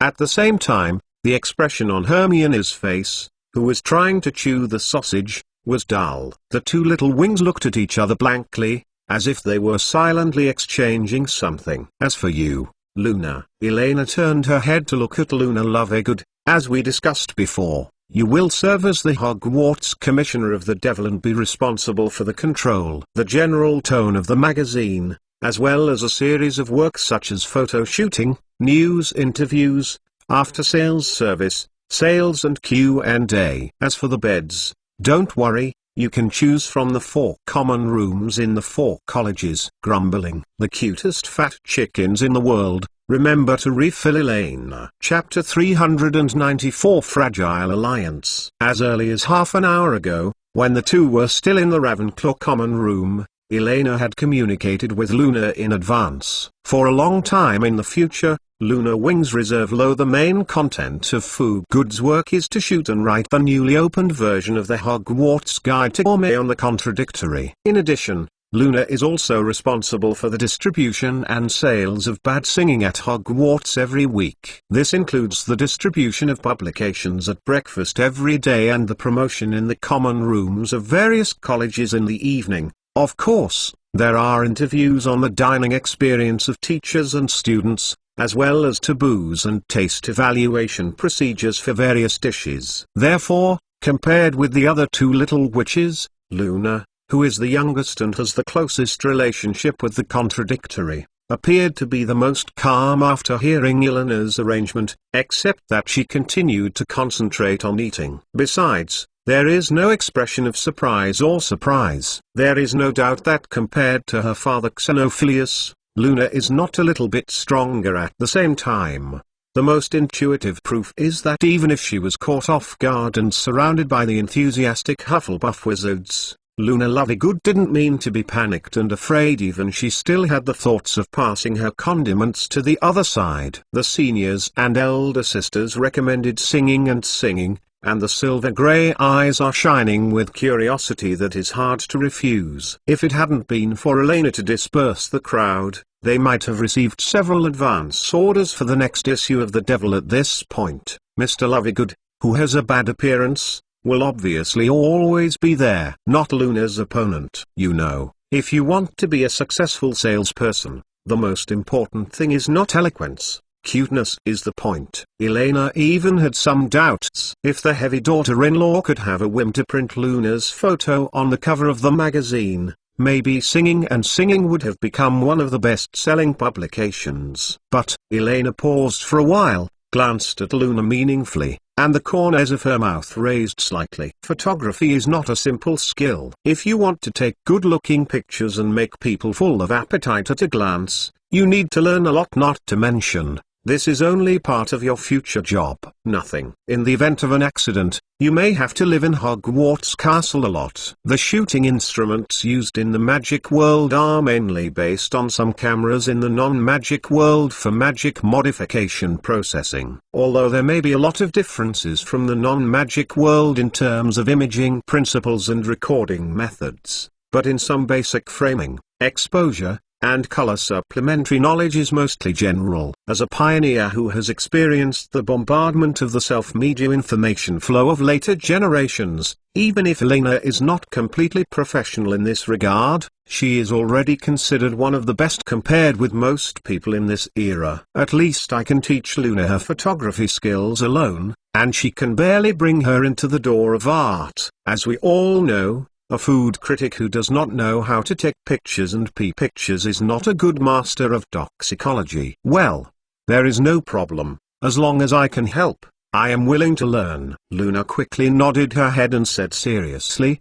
as for my father, I will tell him that, as long as I insist on things for so many years, he will definitely give in. Very well. Then I'll leave it to you. Elena nodded with satisfaction. Although she does not have a fixed bed at Ravenclaw College, she only needs to update the question bank occasionally. Presumably, there will be a lot more empty beds in the Ravenclaw common room. It is not possible. You can also consider part-time math tuition teacher. Anyway, she already has the title of a potions teaching assistant, not too much. After simply assigning Luna's work, Elena turned her head back to the two small wings in a petrified state. It seems that the few dark dishes she made on a whim the other day have not faded away from the lethality of these two little loli. The combination of Marmite sauce and canned herring really can't fight poison with poison. So, Hermione, Hannah, do you think there is a problem with increasing 2,000 words a day? Elena asked with a smile. 2,000 words? This is the normal qualification standard for a part-time internet writer, and for Hermione and Hannah who only have 3 classes a day, it is not too much pressure at all. In fact, after the two gradually adapt to the rhythm, Elena plans to raise this standard to 4,000 words a day, and let Luna also join the creation. If you want to be the core think tank member of the Hogwarts Consortium in the future, you do not necessarily need to be proficient in writing, but at least you have to be above the qualified line. After all, according to Elena's vision, they will face more than just groups in the future. Only this small group of people in the magic world, the entire human society, is the real stage for wizards to shine. Therefore, in order to ensure that all wings are not left behind for those little guys who try to delay the draft more, Elena has never been merciless. Even her closest little wings are not allowed to slack in the review update on food. Well, I have a suggestion. Unexpectedly, this time it was Hannah who took the initiative to raise her hand to question. You know, as a complete Taihanhan, it is very rare to take the initiative to ask such things, unless, Elena raised her eyebrows curiously. If I didn't write enough 2,000 words, can Hermione help me? Hannah spoke quickly, with an extremely serious expression on her face, as if she was facing some terrible enemy. Really? The corners of Elena's mouth raised, and a trace of her eyes flashed as expected. As a student scum who is not good at learning compared to her and Hermione, only this heavy academic pressure not will make Hannah have to stand up. But, of course no. Elena happily shook the little Jumiao. Doing your own things, copying homework and getting others to help with homework, is not the right ideas. The daily food feeling is one of your homework, So, or so. The expression on Hannah's face was dumbfounded, and immediately continued to think about the way to turn around. I mean, since the two of us are in charge of the content section at the same time, from the results, the total number of manuscripts adds up to 4,000 words. Of course, I am happy to record my feelings and will work hard to write after the meal. But, while talking, Hannah blinked expectantly at Hermione Granger in front of her, implying the tacit understanding of the resistance to the White Hairball League. At this time, all forces should be unified. As long as she and Hermione worked together, they would still have a fight against Elena. I don't think it will work. It's wrong. However, before Elena could answer, Hermione shook her head and refused. Exclamation mark. Granger! Exclamation mark. Hannah opened her eyes wide and looked at the little beaver in front of her pleadingly. Just as Elena said, I have to do my homework by myself. Hermione said solemnly, with a hint of mischief and pride flashing in her eyes, but don't worry, At least I will send you back to the Hufflepuff Lounge after you have eaten those novel dishes and fall down. Granger, how can you be like this? Hannah puffed her cheeks, and the fragile white-haired ball against the front instantly fell apart. Trust me, Hannah, I think you can. Hermione spread her hands openly, and analyzed very calmly, not to mention that this is not a very difficult job, and the things to try dishes always need people to complete. Sooner or later, those terrible dark dishes will appear. If you think from an optimistic direction, the next one is better than annihilation. Gwa. The computer is broken. I will post it tomorrow after I fix it. The manuscripts are all in the computer. Oh, I wanted to get the time to send it out. But it was blacked out. Chapter 395 Hogwarts on the Bite of the Tongue. Due to Hermione's temporary defection, the first Tangtune member symposium went very smoothly. Even Hannah, who was melancholy because of the daily update of the number of words, did not take a long time to release the petrochemical state again, and she was excited to join in the reform of the next issue of Singing and Singing Devil as to whether to abandon herself or try to ensure that 2,000 words are updated every day, so only she knows. After the lunchtime, Xenophilius Lovegood naturally followed Dumbledore really and Cornelius Fudge to the principal's office to continue discussing the overall qualitative tone of the follow-up news. Of course, for Albus Dumbledore, the principal's office may be the only safe house where his only remaining snacks may remain. House elves are not allowed to enter the principal's office. So even if the kitchen won't offer new desserts, at least in the morning when Grindelwald was performing role-playing, how many snacks platter would be left for the people of the Ministry of Magic, right? On the other hand, the four of Elena did not return to the dormitory to rest. Instead, under the leadership of Hermione and Hannah, they gathered in front of the fire in the Hogwarts kitchen, enjoying snacks and discussing the future work planning and operation method of Singing and Singing Devil. Considering the large changes this time around, and because everyone is new to the game,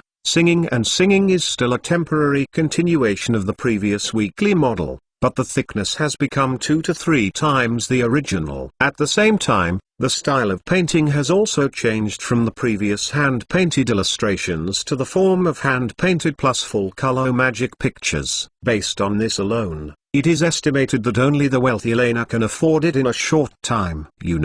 Even the best-selling Daily Prophet in the magic world, the news pictures above are all in black and white style, and not to mention, the previous issues of Singing and Singing are completely free. Subscribe and get it. Send without subscription. In terms of content, the new version of Singing and Singing is mainly divided into sections. The original antiphonal section was split into 2 areas, a news section and a current affairs comment section. The news section is used to publish the Ministry of Magic's first-hand rules and regulations, laws and regulations, and government notices. Of course, it also includes some major accidents and disasters that have occurred in the magical world, or international affairs. The requirements in this regard are accuracy. Just like Professor Bin's History of Magic class as an objective document of indescribable emotions. The current affairs comment section continues the original style of Singing and Singing, and is free to speak freely in any situation. In this regard,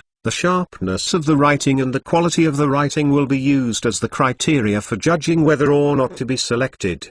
Xenophilius Lovegood was responsible for screening and editing. The only change is that in the submission options this time, the option of anonymous submission has been added. Singing and Singing magazine will use Hogwarts credibility as a guarantee, and will not reveal the contributor's real name under any circumstances, and will uniformly use foreign aliases similar to Liming, Hanmimi, and so on. In Elena's expectation, the anonymous function will appear as a value-added payment link after the free period. Of course, the official navy of the Ministry of Magic has to pay from the very beginning. 5 gallons per review article only includes the sending fee, and the monetization fee is extra. In this way, if Elena is not mistaken, under such a weird social system in the United Kingdom, it will be possible to inspire and collect colorful manuscripts, and this will help her and Grindelwald to screen and establish the magical world in the future. When the wizard big data portrait,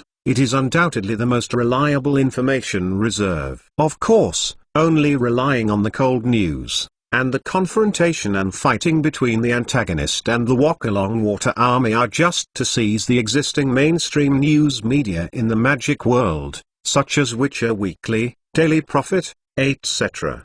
The inherent position of Elena is still far from enough. In order to maximize the advantages of singing, and striving to knock down all competitors at once after the first revision, and reach a height that they cannot catch up in a short time, Singing has increased the magic world. The secret past area. In this aspect alone, it is divided into how to not get lost in my own home Hogwarts Castle section, today in History Magic Era section, Exploration and Discovery other hidden areas of the magical world. This even if the three are taken out individually, they can be made into the content of a popular publication. Among them, the first Hogwarts section is mainly completed by Elena, Filch, Fred and George. It mainly introduces the various magical rooms and fast passages in Hogwarts Castle, as well as the distribution areas and interesting little secrets of important ghosts and portraits. The twin brothers Fred and George are the easiest to persuade. Interesting, exciting, and a lot of gingy along as a reward. For the Weasleys who are not well off, it is really an irresistible temptation.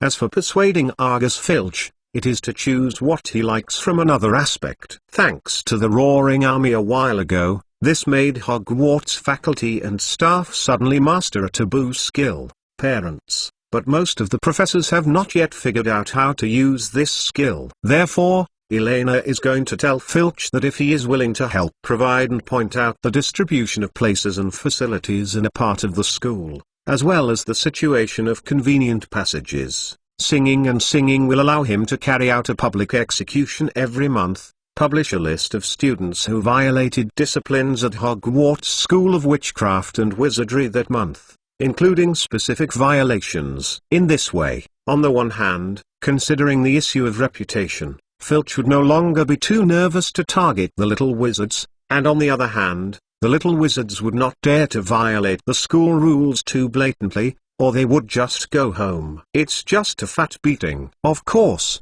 except for some orphans. In addition, the section used to introduce the amazing creatures that live in the Hogwarts Forbidden Forest and the stories of those wonderful and amazing creatures outside the school is mainly dictated by Hager and honored by Mr. Newt Scamander. Edit on this point, perhaps Professor Dumbledore will need to come forward. Today in History the Magic Age section, of course, is still organized by Elena, Hermione and Hannah, but the content review is mainly done by Professor Binns. And the first draft revision is by the enthusiastic author of A History of Magic. I did it myself. Exploration and Discovery other hidden areas of the magic world, in fact, mainly tells about some high-risk and high-density magic areas. The main person in charge is Mr. Otto, and the titles of several issues are called The Lost Castle of Newmangard. The remaining Quidditch section and the Magic Academic Exchange section are for soliciting papers for wizards from all over the magic world. According to Elena's initial plan,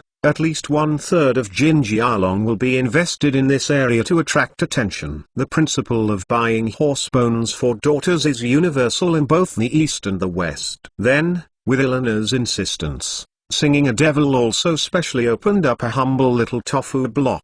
Both the name and the space occupied are very compact. Explanation of elementary mathematics study questions. Perhaps in the near future, Ravenclaw students and those little guys who want to mix in with the Ravenclaw bubble girl will buy a regular one every week. As for the last one, and the most important one, in Elena's long-term plan, as long as the Flu network is opened up and a virtual currency settlement mechanism is established, this will be a platform that can simultaneously carry eBay, Taobao.com. Are you hungry? These future giants of the internet era, the prototype of the magic world. It is the Hogwarts on the tip of the tongue section, which occupies at least 1/3 of the space of Singing. Wah! Don't ask about the computer, just ask that it is no longer saved, because it hasn't been turned off, and the game simulator has been hung up for a long time. So recently I can only use the phone code. Gahahaha. Chapter 396. Sorry,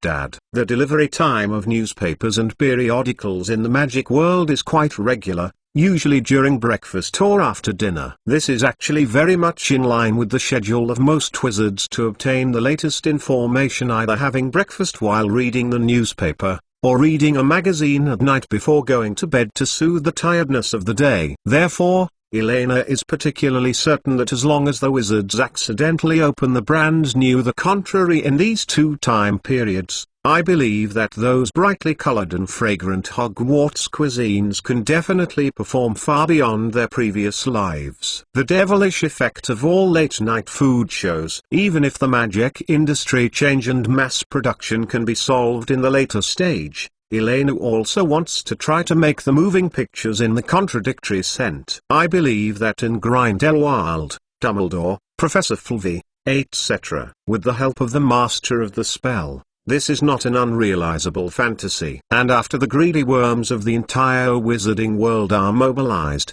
there will be unimpeded round-face fat chicken missions, flood powder buffet picking, door key table call, luxury version of the magic animal special line. The magic world with so many convenient transportation methods can build a complete logistics kingdom in just 1 month. However, before that, the first step is to ensure the popularity and smooth operation of singing a dirty tune in the initial stage. Mr. Lovegoods still serves as the editor-in-chief and chief illustrator of Singing and Singing, responsible for the layout review of the manuscript and the corresponding comics. Luna is responsible for photography, sales, and interview support. The rest of the time is mainly for mine. A personal secretary exists. Hermione is solely responsible for all content review, manuscript review, and output, as for the communication work in and outside the school, as well as transcription and graphic master reminders. They will all be handed over to Han in the future. Now,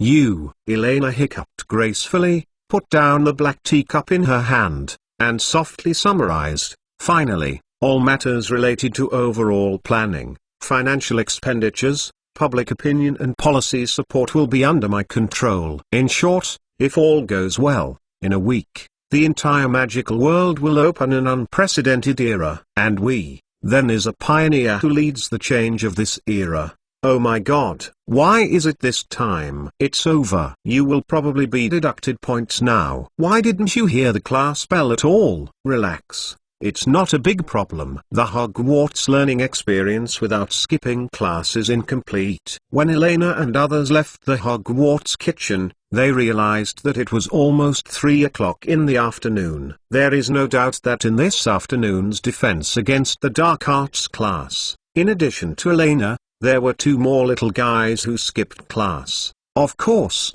a certain white-haired ball would never admit it. She quietly ordered the house elf Burley to cut off the castle's school bell, or used magic to slow down the time indicated by the pointer on the wall. Fortunately, after the intimidation from Mr. Otto during lunch, Professor Quirrell is now in a daze, and he is not concerned about whether there are students skipping classes. As for whether to go back to the classroom or not, it is impossible to be late. Since you have missed it, then simply ignore the stuttering drama professor and happily play with your own wings just fine. The truth that Elena has always believed in is that being a lively and daring little pigeon is definitely better than being a round-faced fat chicken delivered to the door to be cooked. As the saying goes, being late is a dove behavior, and not arriving is also a dove behavior. Since it's all cooing, it is better not to do 2 things. Cooing with confidence and coping freely. And another reason is because, according to the news from the house elves, the discussion in the principal's office upstairs is almost coming to an end. It is estimated that at most there will be about half an hour. The Ministry of Magic and Xenophilius Lovegoods should leave Hogwarts. Therefore, Elena and others simply took Luna around the castle, and introduced the Hogwarts School of Witchcraft and Wizardry to Luna, who is a curious baby, like a tour guide, and some of the things that have happened in the school since this semester. Interesting story. This is the Happy Farm at Ravenclaw College, but I prefer to call it Hogwarts Orchard. Strolling among the greenery next to the Ravenclaw Tower, Elena noticed the curious look in Luna's eyes, smiled, and handily plucked a bunch of grapes from the nearby vines and handed them to Luna. At the same time, Maudanzi turned his head to look at Hermione and Hannah standing beside him, and said softly in a seductive tone, "Come here, you can pick and taste what you see is delicious." But Hermione turned around and glanced at the warning sign standing at the entrance of the vegetable garden, with a hesitant expression on her face. It's okay, not to mention that the Ravenclaw students are still in class, and there is no monitoring and magic protection mechanism in the vegetable garden. Even if it is discovered, what can be done? I am the master of Hogwarts. Chef, you are the designated jury for all the dishes on the table. It's not a matter of course to eat a few fruits and check the quality of the fruits and vegetables. While talking, Elena peeled a big banana and got to Hannah's mouth. The power of magic in agricultural production is really amazing. It gives birth to magic spells, magic fertilizers, magic planting techniques. Temperature control not only easily solves the difficulty of planting, but also greatly shortens the time for plants to mature, and all it is non-toxic,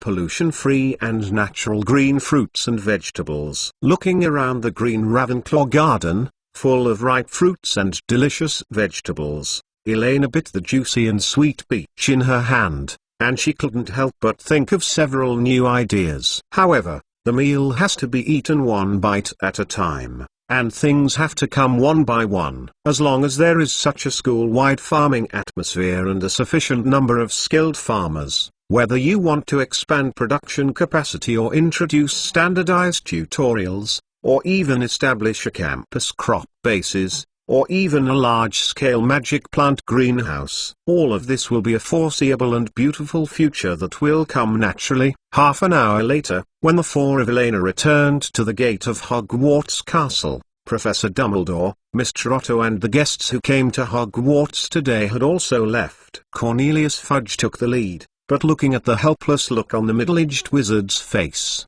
it seemed to be to avoid the excitement and curiosity of Xenuo, who had been chasing not far behind him. Phileas Lovegood. For Xenophilius Lovegood, as long as he adjusts his mentality and takes the initiative to change his shape into the Hogwarts Consortium, he will soon discover that these are indescribable privileges. For example, before the change, he couldn't help the Minister of Magic to keep asking questions like this. On the long bridge in front of the gate of Hogwarts Castle, Dumbledore stopped, smiled and nodded towards Lena, who was walking forward, and then turned to look at Fudge and Mr. Lovegood. "Man," said briskly. "Then, I will send you all here. If you have any questions in the follow-up, we can contact Owl at any time." "No problem. Goodbye, Professor Dumbledore." "Thank you for the hospitality. Hogwarts is great, and we are relieved to leave these children to you, Professor Dumbledore. Then I beg you." After the Ministry of Magic thanked and said goodbye one by one,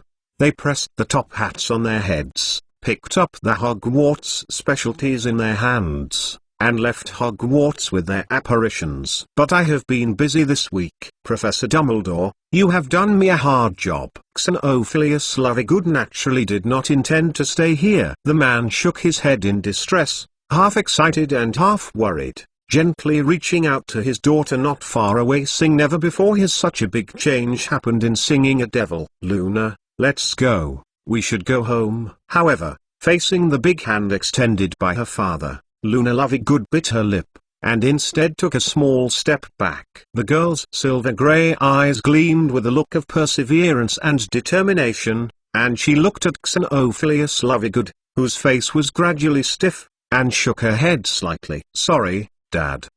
Chapter 397. Choose the Wand. "If you insist, I'll take care of." Xenophilius Lovegood finally left alone. The desperate back of this single father is like being abandoned by the whole world. Although Xenophilius knows very well in his heart, Luna will enter Hogwarts one day and start her own life. But the arrival of this day was a whole year earlier than he had imagined. There is no doubt that Luna Lovegood was not eligible for admission this year. In fact, Luna was not considered an official student at Hogwarts School of Witchcraft and Wizardry until the opening of the new school year next year. To be precise, her identity at this time should be called the director of the Hogwarts Office of Singing or Elena Caslana's exclusive personal assistant. Therefore, according to common sense, Luna is temporarily unable to obtain her own academy robe and her own magic wand. But the reason why it is common sense, then there must be a special case in contrast to it. As we all know, when the first exception appears, the next imitator will be much easier. As far as Elena is concerned, she is undoubtedly the most powerful evidence that she was enrolled at the age of 10, so it is not difficult for Luna Lovegood to obtain an auditing permission. College matters are also very easy to solve. As the first auditor at Hogwarts, Luna has been wearing a plain wizard robe that has not been separated for the whole year, and the course arrangement is to follow Elena's side. It's okay. As for the accommodation problem, the eagle ring, which has almost become the Elena shape, naturally does not hinder Luna in any way. It is just an intra-level mathematics knowledge in elementary school. As long as you have mastered a few simple skills and methods, coupled with the love of the Lovegood firmness, brain and wisdom, the common room in Ravenclaw is the best for Luna. Select. As for the wand, Luna, choose a magic wand. In the Hufflepuff common room, Elena took Luna to sit on the four-poster bed decorated with yellow and black velvet, and waved her hand in front of her quite generously, her face full of the legendary domineering president temperament. Dozens of magic wands lined up in front of Luna Lovegood, all the trophies that Elena brought back from remote Salzburg half a month ago. Of course, a large part of it was raided from Grindelwald. So many. Looking at the row of wands in front of him, Luna's small mouth opened into an O shape in surprise. She had never thought that she could see so many wands in one person's hand. You must know that a new wand is not cheap in the magic world. If this scenario were to be placed in the non-magical world, it would be roughly equivalent to a person carrying a dozen mobile phones, not a cell phone vendor, then a local tyrant who has nothing to do. However, Luna recalled the scene that she had seen in the underground vault before, which was not so incredible. So, how do I choose the right wand for me? Luna asked curiously. It's very simple. Elena shrugged, recalled her experience at the Ollivander wand shop, and replied in imitation of the old craftsman's words, pick up one and wave it. If there is a reaction, it is fate. A few minutes later, the batch of wands was lying on the bed again. None of them showed any obvious reaction. However, it turns out that Ollivander is still a professional after all. In the eyes of the Ollivander family who studies the knowledge of wands, it is obvious that the wand chooses wizards. The combination of the right wand and the right wizard can always produce amazing gains and magic. At least most of the wands that the old wizard brought out for the little guys to experiment with will still have some effects. In other words, if you use the match rate to describe it, then they are at least qualified to the range of good. However, this does not mean that a person cannot use those wands that did not choose her. In fact, as long as you are a qualified wizard, you should be able to use almost any tool to show your magic, just like those wizards who used swords, tree-breaking branches, maces, shields, bones, etc. to perform magic in ancient times. We are the same. However, according to the exploration of modern magical circles, the best effect of universal magic amplification at present still comes from the close combination between wizards and wands. This is a complex and precise craft and connection, not just wooden magic. Stack between biological tissues. This is like saying that a magic wand with a phoenix feather wand core is not necessarily stronger than a magic wand with a magic pippy shrimp wand core. Therefore, before Luna gets her own exclusive wand, it is not a big problem to pick a decent wand that will for a year. After all, in the lower grades of Hogwarts, the use of other people's old wands is not rare.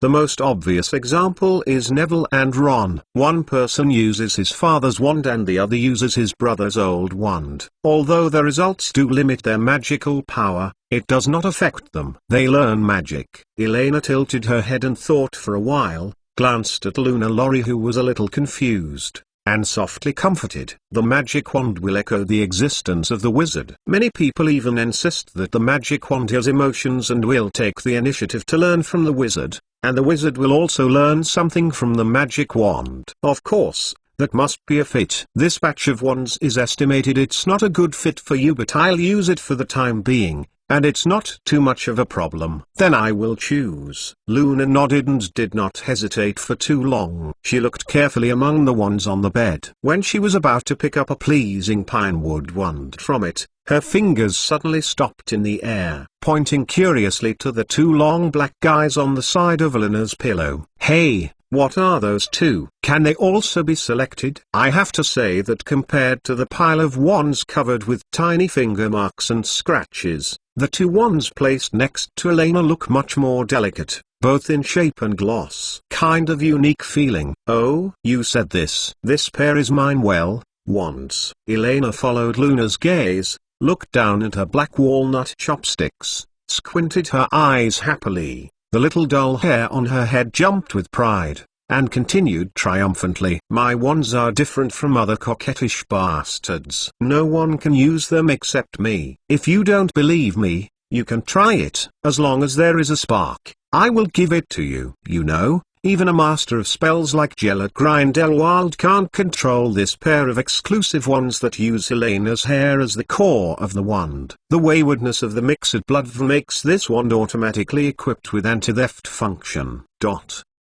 According to the evaluation of the original Dark Lord, this pair of wands is not even as effective as a broken branch in the hands of other wizards. Is it so amazing? Luna blinked her eyes seemingly, and stretched out her fingers to point at Elena's wands curiously. The next moment, a cloud of white halo came out directly from the tip of the magic wand, shrouding the four-poster bed where the two were in a layer of soft light, but it disappeared quickly in just a moment. Oh, Luna turned her head and glanced at Elena a little helplessly. Although she didn't understand Elena's many previous theories about wands, she didn't understand it, but at least one thing is clear. That is, when she touched other wands, she didn't have similar strange magic phenomenon. Compared to Luna, who was temporarily in a daze, Elena's inner condition was not much better at this time. Can this be understood as the wand with her hair as the core of the wand, betrayed in front of her?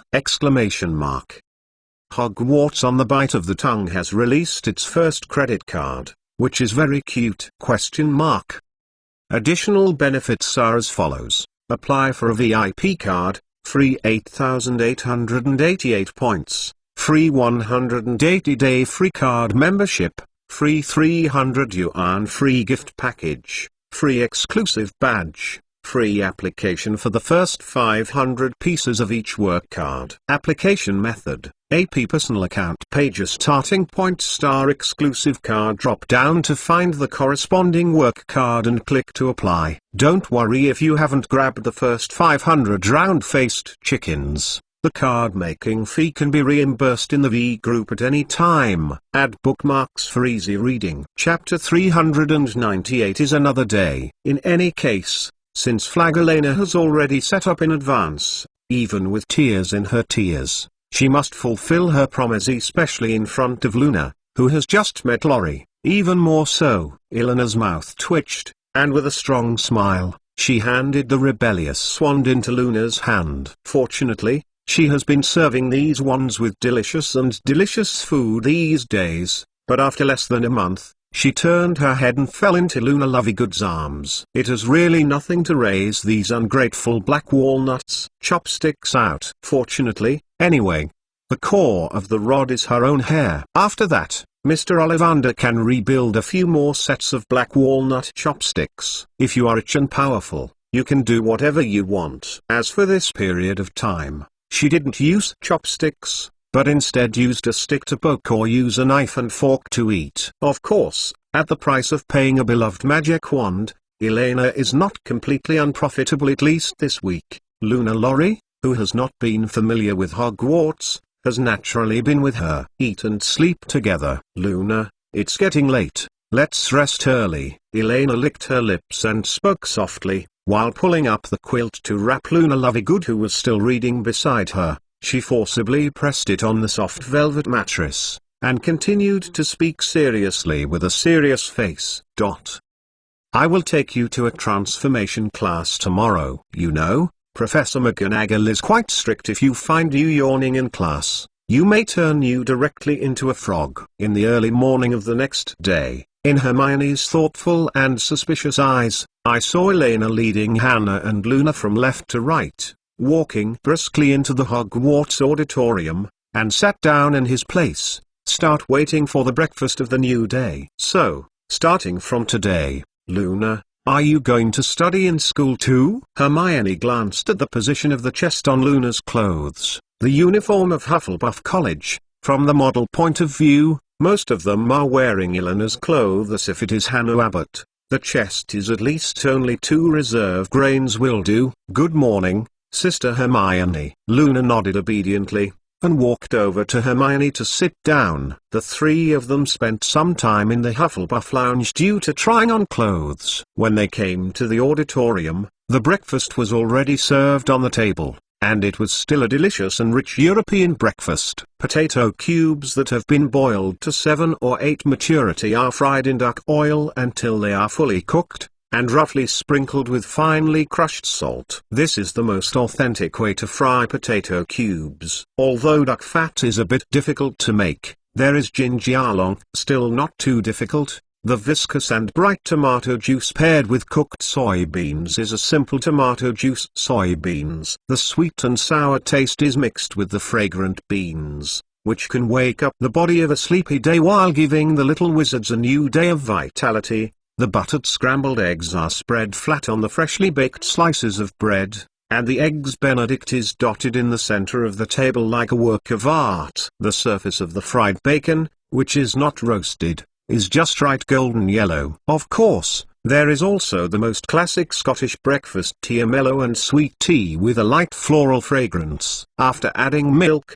the pleasant fragrance is a bit like hot toast with honey. Guru. Luna glanced at the tempting breakfast on the table and swallowed softly. I have to say that no matter how smart Luna is, she is still just a little girl under the age of 11. When faced with so many delicious foods, it is quite remarkable to be able to resist not doing it directly. Morning, Hermione. Elena smiled and waved at Hermione, and sat down with Hannah. Since Luna has come to Hogwarts, it would be a waste of time to simply be busy with the contrary. As we said before, she will serve as an auditor and study with us. What about the academy and the schedule? It seems that you have already decided. Hermione curled her lips in dissatisfaction, and her eyes glided over Luna's yellow-black school uniform, with a hint of surrealism in her tone. Everyone is unhappy. How do you know Luna is not a Gryffindor before she has passed through the branch? Actually it's not. Elena shrugged and said casually as she scooped a large spoonful of soybeans in tomato sauce onto her plate. Luna doesn't belong to that college. When her father purchases daily clothes and plain gowns next week,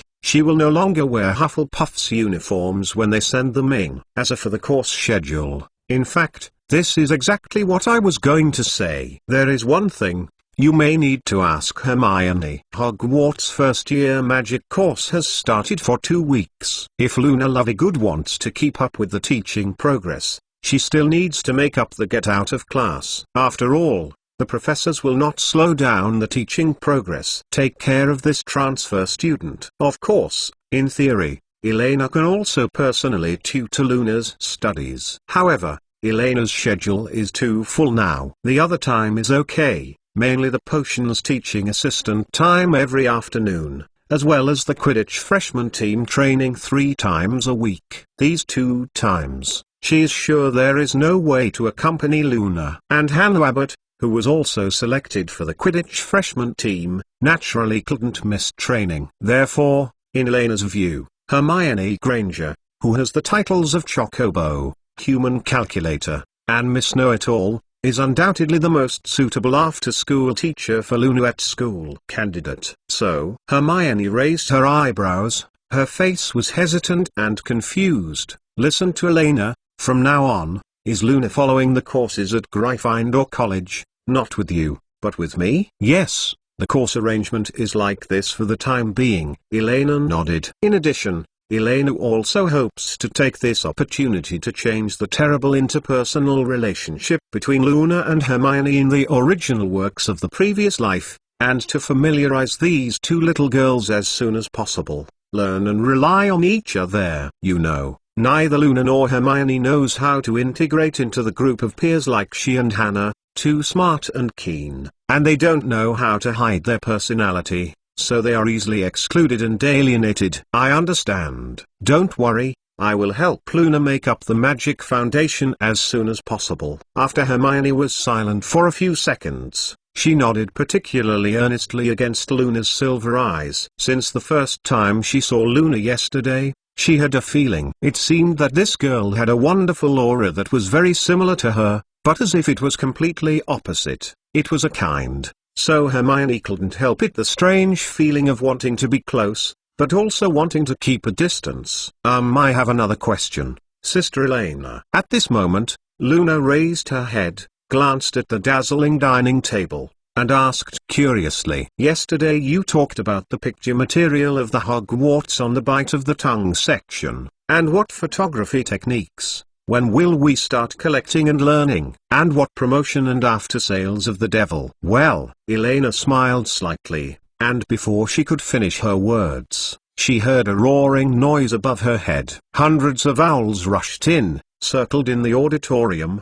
and dropped letters and packages among the people who were talking, and it was the owl messenger time every day. And among the birds, there was a joyous cry from the reserve food. Amidst the surprised eyes of a group of round-faced fat chickens, they flew into the hollow cylindrical area above Elena's head, and then slammed the fan from midair. She fell down gently with her wings, and placed a tight package between Elena's knees. Afterwards, the little owl crouched on Elena's shoulders obediently, and rubbed his little master's face with his little head fondly. Elena fondly scratched the small beak of the reserve grain, then tore off a piece of bacon to feed the reserve grain, lowered her head and touched the package in her arms, with a happy smile on her face, turned her head and looked at Luna happily. "Now," said Luna, "your magic camera is here. We can start shooting the first batch of photos this morning." Gwah! The first chapter of the birthday. Thank you to all the round-faced fat chickens for being able to accompany me and Hogwarts on the bite of the tongue till now. This book has already far exceeded Fat Chicken's original expectations,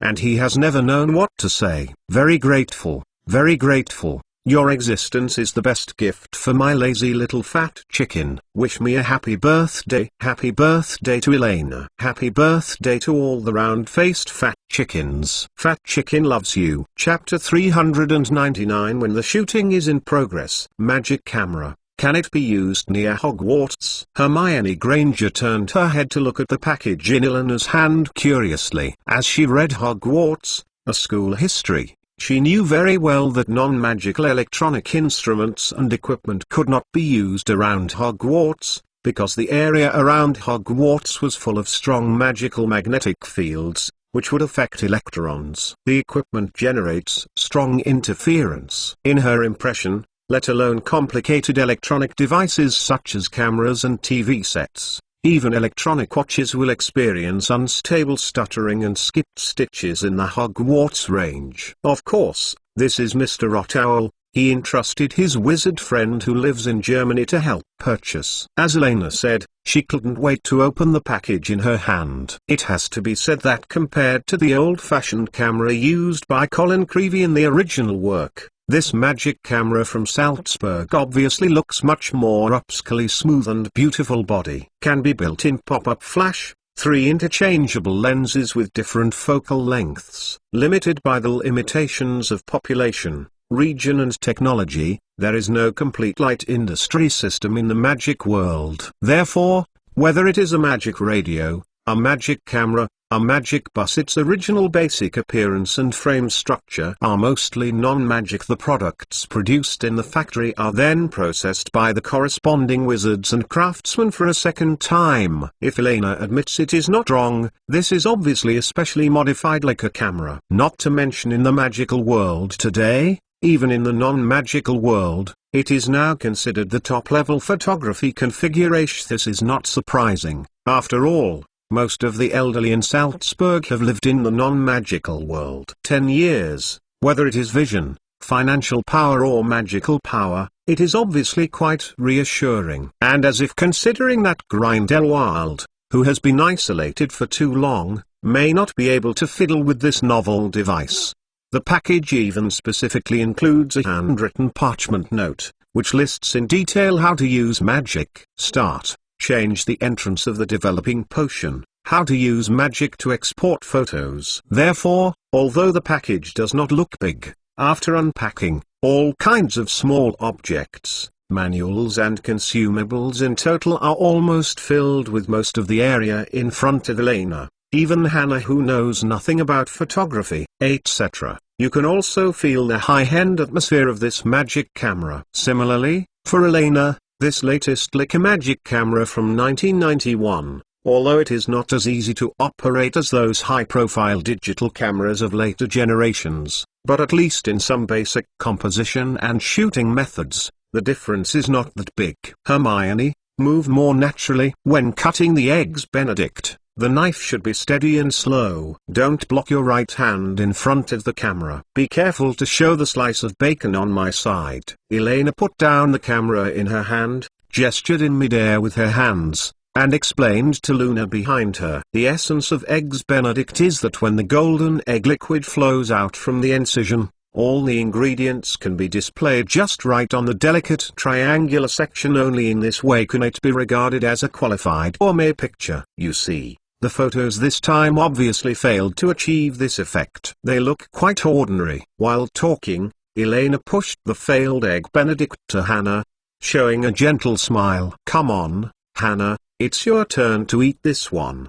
Don't forget, before going to bed tonight, you have to give me a meal testimonial and comment of more than 2,000 words, otherwise, you know what will happen. There is no doubt that photography is a thing that needs talent very much. Luna Lovegood obviously has an amazing talent in capturing the beauty of a moment. Generally speaking, Elena only needs to demonstrate once or twice, and after pointing out some precautions, Luna can master the essentials of shooting a tempting gourmet GIF. And even occasionally can use Lena's foundation. Improve some. It's just that any learning comes at a price. In order for Luna to practice her hands a few more times and have enough animated scenes to shoot, all morning, Elena and the three had to take turns to cut the eggs Benedict, scoop up mashed potatoes, and fry them separately. A series of actions such as potato nuggets. If it's just a simple pose, it's okay. But the big deal is that it's a little tired. But more importantly, all food that is taken and cut must be eaten. This is a rule set by the chef of Hogwarts kitchen, Elena herself. She naturally must lead by example. Of course, the two little girls, Hermione and Hannah, couldn't escape either. Fortunately, thanks to Luna Laurie's excellent comprehension, after this breakfast, there are not too many cut shots. Most of the simple shots are taken once or twice. It went smoothly. Otherwise, Hermione and Hannah may become Kai every when and Huey Nuna. Who him saved, hiccup. Woo, next time, I will say nothing to agree with Elena's proposal. That's right, that guy definitely has 4 stomachs. Half an hour later, Hermione and Hannah supported each other and moved with difficulty in the direction of the classroom. And not far in front of the two of them, they obviously ate more white-haired dumplings than the combined weight of the two of them, but at this time, she was holding Luna little Lolita as if there was nothing wrong, and whispering in a low voice. This morning's filming work went extremely smoothly. After unexpectedly discovering another talent of Luna, Elena is ready to speed up the original master photographer development plan. In addition to pure food shooting, in her spare time, Luna arranged some portrait photography and school scene shooting work, which happened to fill in the difficulty of the extremely scarce picture material library in the early stage of Singing a Devil. Gwa. The second chapter of the birthday. Thank you to all the round-faced fat chickens for being able to accompany me and Hogwarts on the bite of the tongue till now. This book has already far exceeded Fat Chicken's original expectations, and he has never known what to say. Very grateful, Your existence is the best gift for my lazy little fat chicken. Wish me a happy birthday. Happy birthday to Elena. Happy birthday to all the round-faced fat chickens. Fat chicken loves you. Chapter 400 The Fateful Opponent. Then, let's separate here. See you in the second class. Standing at the corner of the stairs on the second floor of the castle, Hermione held standard spell, level 1 inch, and stopped to look at Elena and the others. In the first class on Thursday morning, the first-year Gryffindor Academy is a spell class, with students from Ravenclaw. According to the previously negotiated arrangement, Luna's class time in school is the same as Hermione. So she will separate from Elena here, and follow Hermione to the spell classroom on the 4th floor to start her first magic lesson, and Hufflepuff College's Professor McGonagall's Transfiguration. They will not get together again until the second quarter of the morning in the history of magic, although it may not be for Professor Binns. What to look forward to? Well, then Luna will ask you, Hermione, if there is anything she doesn't understand. You don't need to say that. I will help Luna too. Hermione said grimly. Luna, don't be nervous, the spell lesson is not difficult.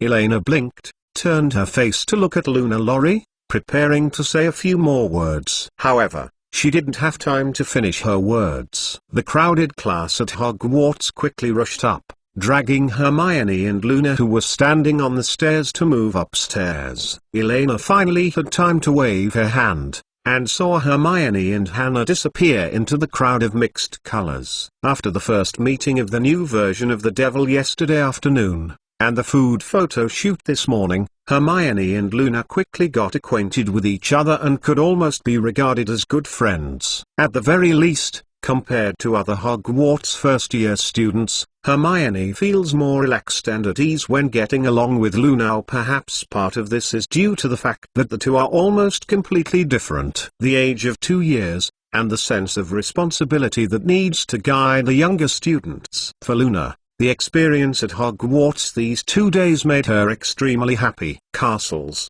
portraits, ghosts, magic, Jinshan, Elena. Everything is so fresh and interesting for Luna Lovegood. Regardless of Elena's starting point and purpose, at least she has done one good thing. Luna no longer has to wait alone for a year, except for her father. There is no other person who can communicate and talk, and now there are many friendly and enthusiastic peers around her. Luna carefully guarded the liquor camera hung around her neck, held Hermione's hand tightly, and followed Hermione nervously, so as not to be accidentally dissipated by the crowd. Don't worry, Luna. The stairs of Hogwarts Castle are not complicated. Just remember the regularity of the main roads every week. Hermione turned her head to look at Luna, and said with a smile, generally speaking, as long as it is not the hopeless road idiots like Elena, most people can find the classroom after a week, and even if occasionally go wrong, they can quickly identify the direction. Huh? Elena is Lukai? Luna raised her head curiously, and replied with a little hesitation, but she knows so many things, whether it's a bubble slug, Pikachu, Ibrahimovic, or the little unknown magical secrets, and knows so much. Many spells. But Lukai is Lukai, Luna. Hermione blinked her eyes playfully. If you have seen a helpless scene of her turning around on the basement floor, you will understand. No matter how good people are, they just can't find where they want to go. It's hard to imagine. Luna had a strange look on her face. Following Hermione's description, it seemed to her mind that Elena was constantly spinning around in Hogwarts Castle, but she just couldn't reach her destination. This was the same as the dangerous and powerful she had in mind. The contrast between the unfathomable wisdom and the experienced Sister Elena's image is too great. You know, whether in the previous correspondence, or the various tactics from yesterday to today, in Luna's eyes, Elena seems to be a protagonist with no dead ends at 360 degrees. You will know this later. In fact, although Elena is very powerful in many aspects, there are still many weaknesses. Hermione shrugged. As long as we find the right way, the three of us can definitely eat her to death. Compared with Hannah Abbott, who can only rely on intuition to analyze the situation, from Elena's words and deeds in the past 2 days, Hermione can easily judge that their small group has expanded again. Luna will definitely be one of them. At this time, the most important thing is obviously to establish the division of the camp in advance. Before Luna, little Lori has turned into Elena's shape. Draw her to the fragile anti-white hair dumpling camp. For example, have you noticed the little dull hair on top of her head, as long as...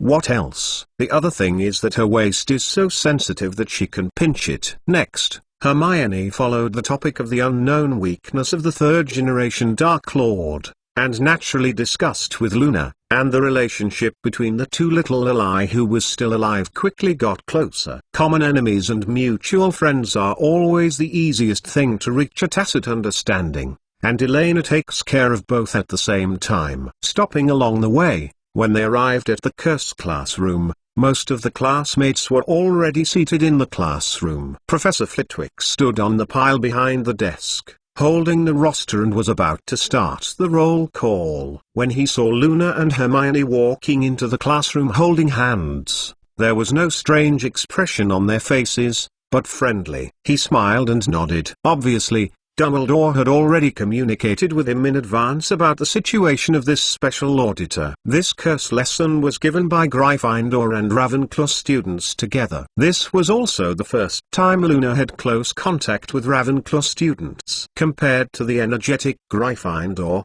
or the extremely enthusiastic Hufflepuffs, most of the Ravenclaw students look a little tired, and it seems that they generally don't have a good rest at night. Since Hogwarts experienced a week of extraordinary military training activities at the beginning of the semester, the course progress was naturally delayed by a week compared with the normal situation. Therefore, although the school has started for 3 weeks, the current teaching content of the spell class is still relatively basic spellcasting gestures, as well as light spells, fluorescent flashing, cleansing spells, cleaning up a new one, lock opening spells, hole opening training, and familiarity with simple spells. For Hermione, of course, there is no difficulty in these contents. Some of these spells she had quietly tried even before school started, and now she just has the energy to focus on Luna Lovegood and patiently teach her how to release these basic spells. A spell adds some attributes to an item or creature. The attention must be highly concentrated when casting a spell. For a schoolmaster, mastering knowledge is only one part of happiness, and the other part of the source of happiness comes from the learners who are still seriously waving their wands around them, trying to maintain their magic. However, Hermione's little unknown happiness did not last long. This magic wand won't be. Hermione's eyebrows trembled slightly, and her eyes fell on the familiar black walnut wand in Luna's hand. Well, this is Sister Elena's wand. She gave it to me. Luna nodded and replied quickly, "Oh, Elena is very good to you." Hermione nodded blankly. No, when she tried to move Elena's chopsticks before, the white hair dumpling that protects the food didn't act. It's so generous. However, Hermione is not going to be angry with the innocent Luna Lori. What's more, it's Elena's own business that Elena's wand wants to give to her. What does it have to do with her? Hermione is not angry. Granger said that she is actually one, all, no, at, meaning. Hermione quickly cleared up her little emotions and turned her face calmly to Luna and smiled. Remember the explanation and demonstration I just gave? Although the fluorescent flicker is simple, for beginners, it is acceptable to make a light spot. Don't be too frustrated anyway, try it first. Okay. Luna nodded, and as Hermione demonstrated and explained just now, she raised her wand very seriously and drew a circle in the air, then swiped it down, and read it softly. Fluorescence flickers. At the next moment, a white and soft halo burst out from the tip of the magic wand. The entire classroom seemed to suddenly brighten for several minutes, causing the other students in the classroom and Professor Flitwick to stop their movements involuntarily and turn their heads to look here. Miss Lovegood, beautifully done. Professor Filvey applauded excitedly, and did not hesitate to praise himself. Look, everyone, Miss Lovegood has succeeded. You have to work harder and focus a little bit. Now, even Professor Flitwick could not pretend that he couldn't see this special auditor. If he remembers correctly, This little witch should be only 10 years old this year, and like the Hufflepuff's Elena, both belong to early school. Professor Flitwick is most satisfied with the fact that, judging from the little witch's family origins, when the hospital is sorted next year, she will most likely belong to the little angel of Ravenclaw College. After all, as far as he knows, the Lovegood family had always come from Ravenclaw College, just like the Weasley family in Gryffindor next door. The only pity is that since there is no branch, he can't even give this child extra points now. Hermione's pupils shrank slightly, and suddenly remembered the scene of Elena in the spell class that Hannah described earlier. It seems that Miss Luna Lovegood's magical talents and abilities are not below her. I don't know why. Looking at the immature golden retriever in front of her, she suddenly developed a kind of the subtle sense of crisis of an old enemy. Wah! This is another 3,000 word chapter, and it's a chapter 1.5, right? So now am I more and less to come here. P.S. Yesterday was my birthday. Fat Chicken has a little birthday wish. The wish is, after this birthday, all the debts will be cancelled. Vote A. Of course you can Acridine. B. Fat Chicken, you are right. C. I think it's okay. Finally, the final result is obtained according to the options.